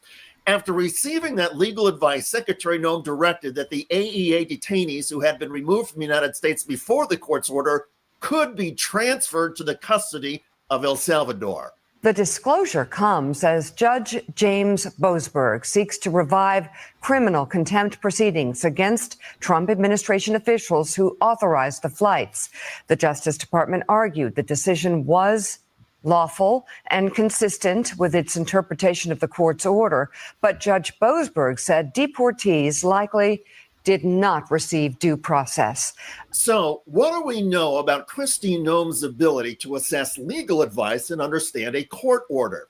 She is, after all, a former governor and leads the agency responsible for protecting the security of our nation. The Department of Homeland Security oversees several law enforcement agencies, so one would assume that Noem had a firm grasp on basic American legal principles, including following court orders. Well, 2 months after Noem defied the judge's order to halt the plane, Noem claimed, inaccurately, to Congress that the right of habeas corpus gives the president the right to remove people from this country. So, Secretary Noem, what is habeas corpus? Well, habeas corpus is a constitutional right that the president has to be able to remove people from this country and suspend their right let me stop you, ma'am. Suspend their habeas right corpus, excuse me, that's incorrect. President habeas Lincoln corpus, used it. Excuse me. Habeas corpus is the legal principle that requires that the government provide a public reason for detaining and imprisoning people. And on top of the government giving a reason for the detention, habeas corpus requires that the detainee be given an opportunity in court to challenge their detention. If not for that protection, the government could simply arrest people, including American citizens, and hold them indefinitely for no reason. Habeas corpus is the foundational right that separates free societies like America from police states like North Korea. All of that seemed lost on Kristi Noem, and this was 2 months after she defied Judge Boasberg's order to halt the deportation flights. However, not having a basic understanding of American constitutional principles is usually not a great defense for anybody who defies a court order. And for Noem, who has countless lawyers and legal advisors around her at the Department of Homeland Security, pleading ignorance as her defense probably will not work. In Donald Trump's first presidential term, there were other administration staff who also ignored and defied court orders. And what happened to them? They ended up being disbarred or having, in the case of, I believe, Jenna Ellis, having their law degrees practice suspended for several years. I mean, this doesn't end well. In the meantime, as the News reports in a Substack column titled Contempt for Kristi Noem Now Official, Jonathan Larson writes, so what happens now? Boasberg could decide he needs more information or put the matter to bed, or he could put the matter to a cot in prison. Boasberg has already found probable cause that these previously unnamed mystery officials committed contempt of court by ignoring his order. He could now decide there was no contempt. It was all just a simple everyday misunderstanding that could happen to anyone during the course of their day, shipping 100 people to a foreign hellhole without due process. Or Boasberg could hold Noem and her co-conspirators in contempt of court, which could involve criminal penalties. The Trump administration could then appeal such criminal penalties to the U.S. Supreme Court and try to undercut Judge Boasberg. The problem is that they're dealing with a judge, Judge Boasberg, who's not some like 1960s Ninth Circuit hippie. He is one of the most respected conservative jurists in Washington, D.C. There are people on the Supreme Court who know him extraordinarily well. Long before Donald Trump ever thought about running for the Republican nomination. If I'm not mistaken, he is, I think he was Brett Kavanaugh's roommate in college, if I'm not mistaken, this judge. Let's continue. In 2015, this judge that you're looking at right here was a rock solid member of the jurist community in Washington, D.C., and beloved and respected by real conservatives. So to try to paint him as some left-wing radical certainly is not going to work in Washington among conservatives, and it's not going to work on the Supreme Court. In other words, DHS Secretary Kristi Noem is and even if Noem is not thrown behind bars for criminal contempt, the mere finding that she committed criminal contempt could trigger action in the U.S. Congress. Lawmakers could file articles of impeachment against Noem, pointing out that criminal contempt is indeed a high crime or misdemeanor. House Republicans who oppose that would then have to go on the record in an election year saying that defying a judge's order is okie dokie. Or some Republicans, already fearing polls showing public disgust with the Trump administration, may try to create some distance by doing what the DOJ did, and that is throw Kristi Noem under the proverbial bus. It all means that Kristi Noem is in big trouble. She defied a judge's order, and now, legally and politically, it's blowing up in Noem's face.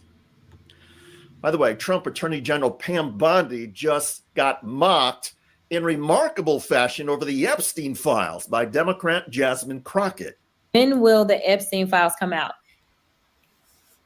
Answering questions over social media from her constituents, that is Democratic House member Jasmine Crockett. Okay, so y'all know I don't trust Pam, right? Y'all know I don't trust her, right? Pam is Attorney General Pam Bondi. And not only does Crockett not trust Bondi, Crockett is about to openly mock her. And Pam she was stuttering the other day. What changed since then that you launched this investigation? Information that has come for information. There's information new information, additional information. And again, we will continue to follow the law. Right. So I fully anticipate she's going to say we've got ongoing investigations, even though she had previously announced that there was nothing to investigate. But now she's like, well, we've got new information from the estate. And it's like, well, girl, if y'all were doing your jobs and you were doing the investigatory work, then y'all would have had this too, right? Check out that video at the link below. It generated a lot of comments on YouTube. One of the most popular was from Joe, who wrote, Bondi should be jailed ASAP. I hear you. I look forward to reading your comments about DHS Secretary Kristi Noem facing a potential criminal punishment after the Trump Justice Department admitted Noem disregarded a judge's order. I'm David Schuster. Thanks for joining us. There is. He's kind of crazy, and I don't. That. So, any questions? Everybody silent now. Everybody silent now. Article 2 of the Constitution, Section 4 of impeachment of the president, the vice president, and all civil officers of the United States shall be removed from office on impeachment for and conviction of treason, bribery, or other high crimes and misdemeanors. Please stop asking about Article 25. We need Article 2, Section 4 to rid of the country of this corrupt administration, in my opinion. So, is there anything else I want to share with you? How about you run for dog catcher? Because Jasmine Crockett ran for and was voted to Congress after her long, storied career as a actual attorney. So that would be beneath her. I know that it hurts you to see a educated Black woman who is not throwing her law license to the wind, much as Pam Bimbo. But eat it up, Buttercup, because it is what it is. Let me see if there is something else that I wanted to share with you. Okay, I do think that I want to share a couple of more things with you before I have to leave. I hope you guys have a great, of those of you who celebrate Thanksgiving, I hope that it is great for you.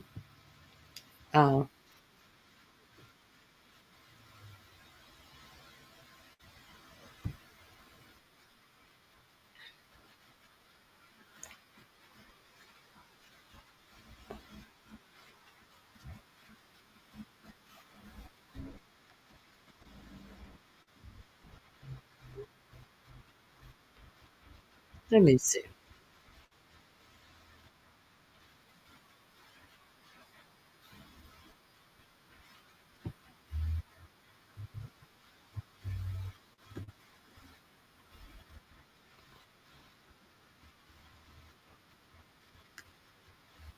Accounts.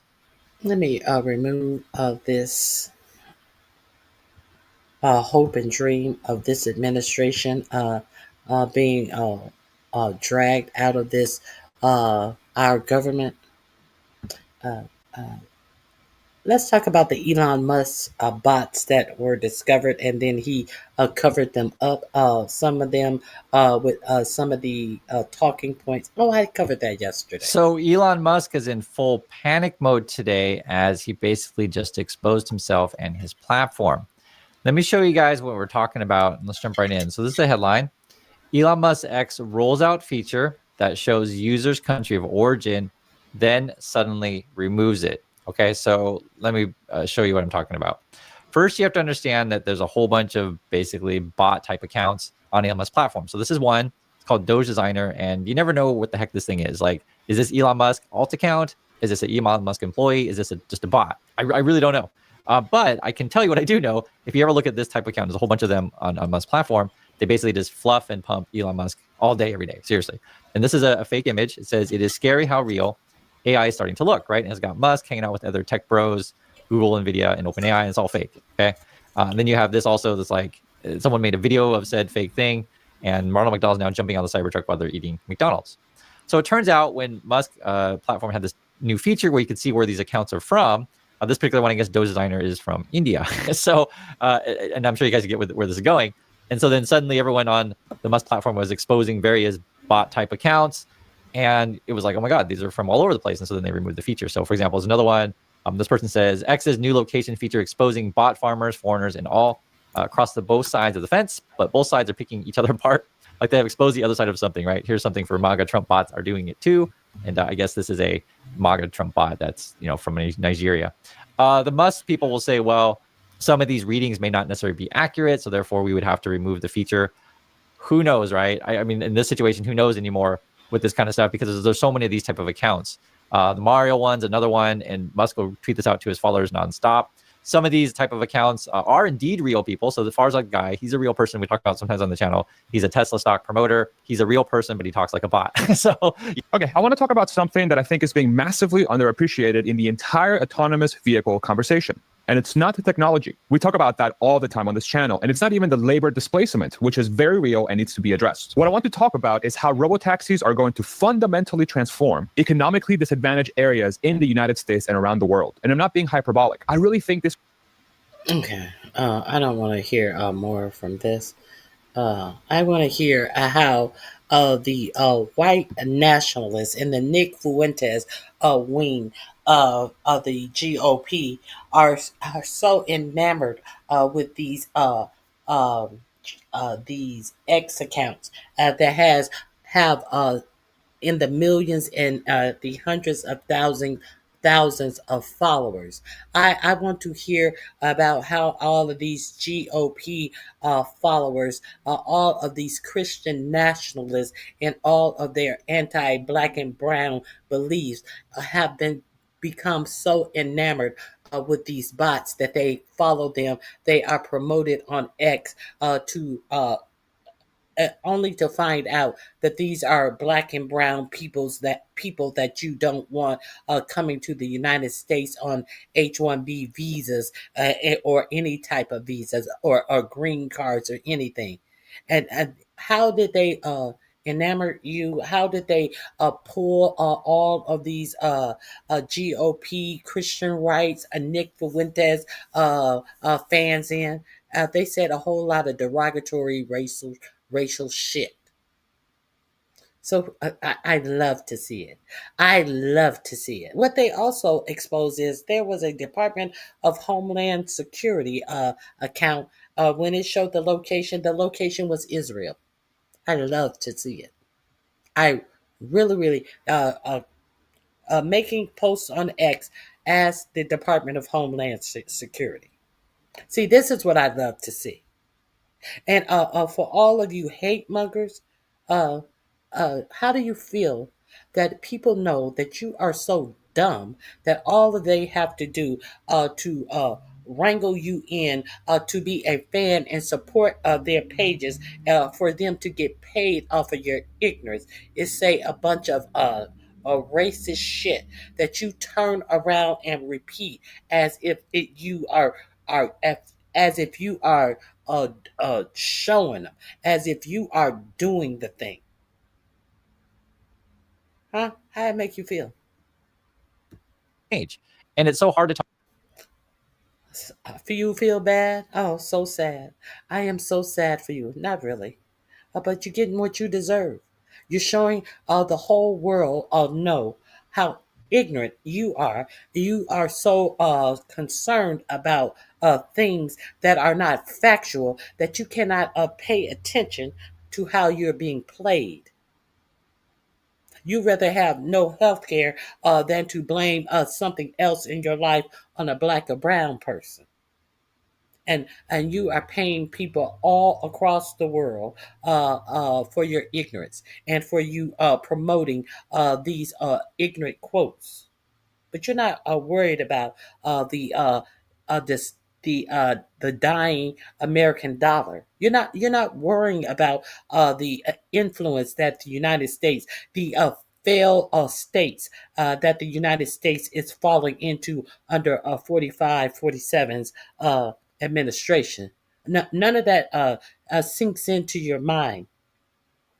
You don't pay attention to 47 telling you that your tomorrow's dinner is 25% cheaper than it was last year, based upon Walmart taking items off of their list, based upon Walmart choosing a turkey that is 4 to 5 pounds less than the turkey that was on their list last year, based upon Walmart putting all of their great value non-brand bullshit on the list. So you don't question any of that, because you are too out here worried about people that have no effect on you and how you live your life. That you are letting this administration absolutely destroy your life. But hey, you guys actually believe that you built this country. You guys are actually talking about you built this country, a country that you could not survive in, a country that when 47 cut off SNAP benefits, y'all thought that it was hurting black and brown people the most, when it's your own people who use SNAP benefits more than anyone else. You know, kind of like the whole meaning for tomorrow, Thanksgiving, is when you came to America and you couldn't survive, and the Indians were the ones who fed you. But you want to sit up here and rah a motherfucker who says that taking away SNAP benefits that had absolutely nothing to do with the government shutdown would hurt Democrats more. You cheering your own demise, and we're watching you be the dummies that do it. So let's continue.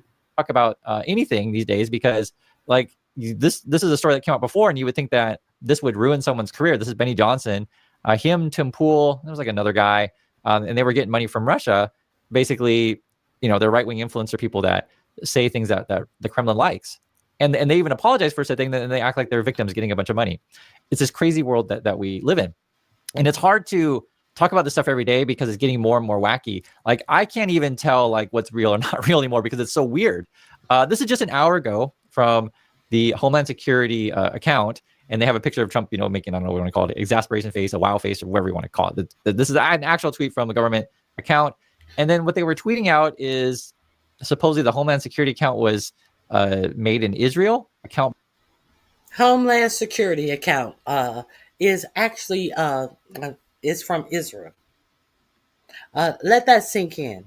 Let that sink in that the biggest welfare queen who is going to be paid $1 billion is highlighting this shit to your dumb ass on his ex apparatus. And this is some account from Israel. But he came through your government in the United States and wiped out hundreds of thousands of jobs. And this all he got for you as he walks away with a pay package of $1 billion. What'd you get for it? What did you get out of it? You got a president that says that he is going to continue to bring in people from India, because you guys are so caught up in bullshit that's not true, that doesn't affect you and how you live your life, as he sits on TV and tell you he's bringing in workers from India because the American worker is not adept in what is needed to be hired by these corporations, these same corporations that want to underpay the people that they're bringing over in India. But so your president will sit up here and say that there's no qualified workers, when in fact is kind of like farmers, kind of like these people who who work in these fields and pick your vegetables, they tell you that they are doing jobs that American citizens don't want. No, they're doing jobs that these people who employ them or won't pay them a decent price for. Like when they tell you that everybody's sitting up waiting in their mama's basement, waiting on food stamps and Medicaid, but they don't tell you that most of the people who are on the food stamps and on Medicaid are working jobs. They don't tell you that these people are actually working jobs that don't offer them health coverage, jobs that don't pay them enough to live, to pay rent, and buy food. They're not telling you that. But you're sitting up blaming other people as he is continuing to prop up these tech billionaires and tell you to your face that you're not experienced enough. So they can get these H-1B visas people from over in India and set them up in a 3-bedroom apartment in some city that you can't afford to even think about living in, and have them sitting up in these apartments that they're furnishing 6 and 8 per apartment. Living like they're in some college dorm, so they don't have to pay them what they would have to pay an American worker. As they dismantle the Department of Education and put K through 12 under the Department of Labor. As they downgrade the professionalism of nursing, so you cannot get a FAFSA loan to get a master's degree in nursing, to become a physician assistant. You cannot get a loan. So are you not experienced enough to take these jobs, or are they fucking you out of these jobs? Which one is it? As they are bringing in these alleged professional nurses from places like the Philippines, that it has been reported have other people take their nursing exams, and they get their full nursing license and get on a hospital floor and don't know shit about nursing.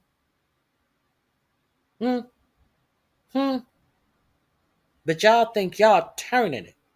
Y'all think that y'all are above and beyond and looking for supremacy over other people.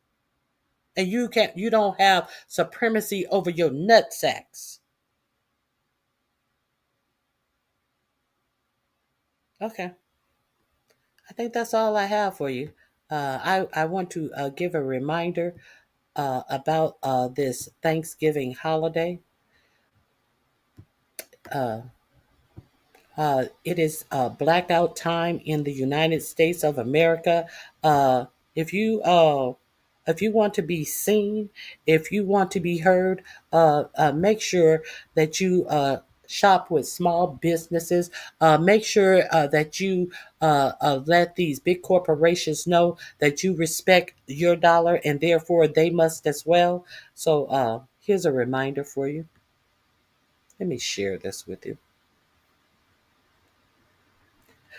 The flash mob comes ahead of a nationwide boycott of Home Depot, Target, and Amazon starting November 27th through December 5th. There's also a separate boycott that started on November 25th to December 2nd. Let's just go all the way through the 5th.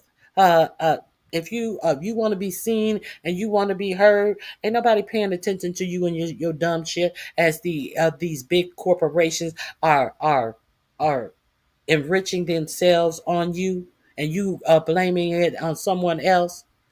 Do something that's going to mean something for you in your life. Motherfucking rich, tax the rich, tax the motherfucking rich, tax the rich, tax the motherfucking rich, tax the rich, tax the motherfucking rich, tax the rich, tax the motherfucking rich, tax the rich, tax the motherfucking rich, tax the rich, tax the motherfucking rich, tax the rich.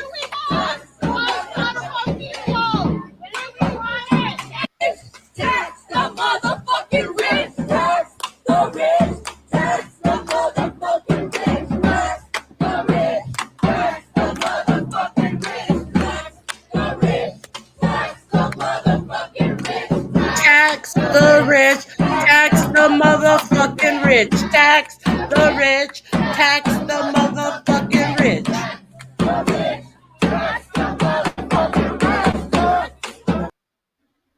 You are absolutely right. While Amazon is making all of this money, and you people are participating in your own demise. While Home Depot is reporting workers to ICE as the products and the wood on their shelves are is high as a motherfucker because you got a dummy in 45, 47 putting tariffs on things like home building supplies that come from majority Canada. And you complaining about black and brown people. You got Home Depot calling ICE on the people the day workers that's standing in front of Home Depot. But you can't figure out to tax the motherfucking rich. All right, guys. I hope you guys have a fabulous day. And I will not be here tomorrow. I do not believe. Uh,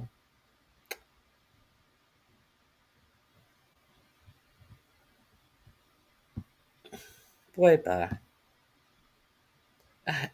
Somebody always have to try to get in and telling you what you do because they're mad that I'm telling them what they always do. All right, guys, have a fabulous day.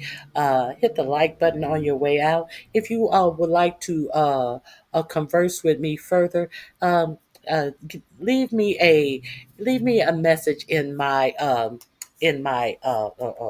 comment sections. I will curse you out there if you say the wrong thing. But right now, I'm wishing you a great uh, remainder of your day. And if you celebrate Thanksgiving, good for you.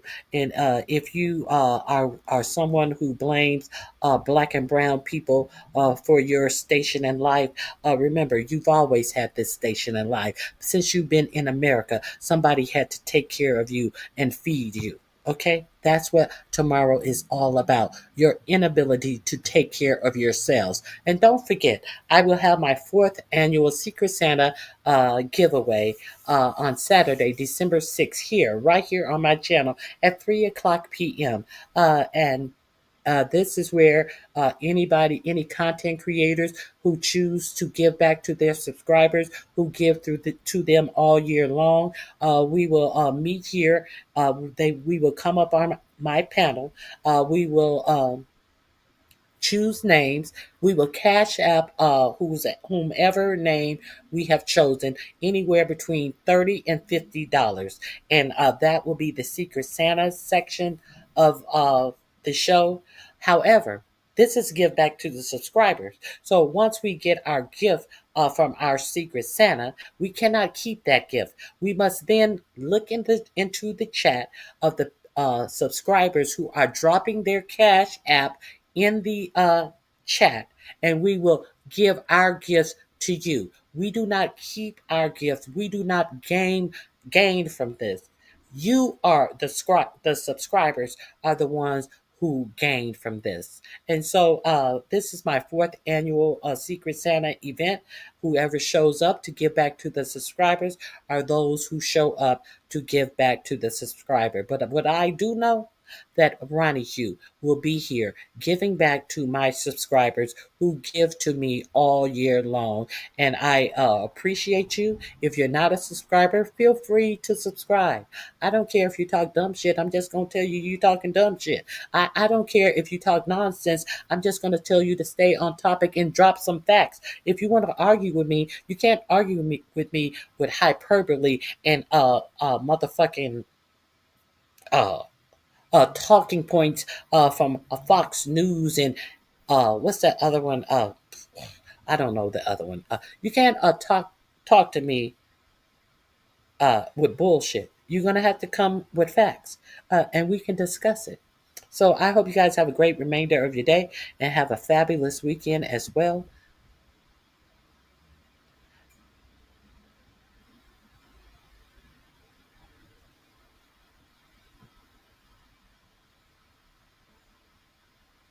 I don't even know what GMOs is. And thinking about Uh, Let me, you reminded me, since you said something about Black health, uh, let's talk about Black health. I do want to talk about Black health. Where is this? Oh, I think I played it for you guys yesterday.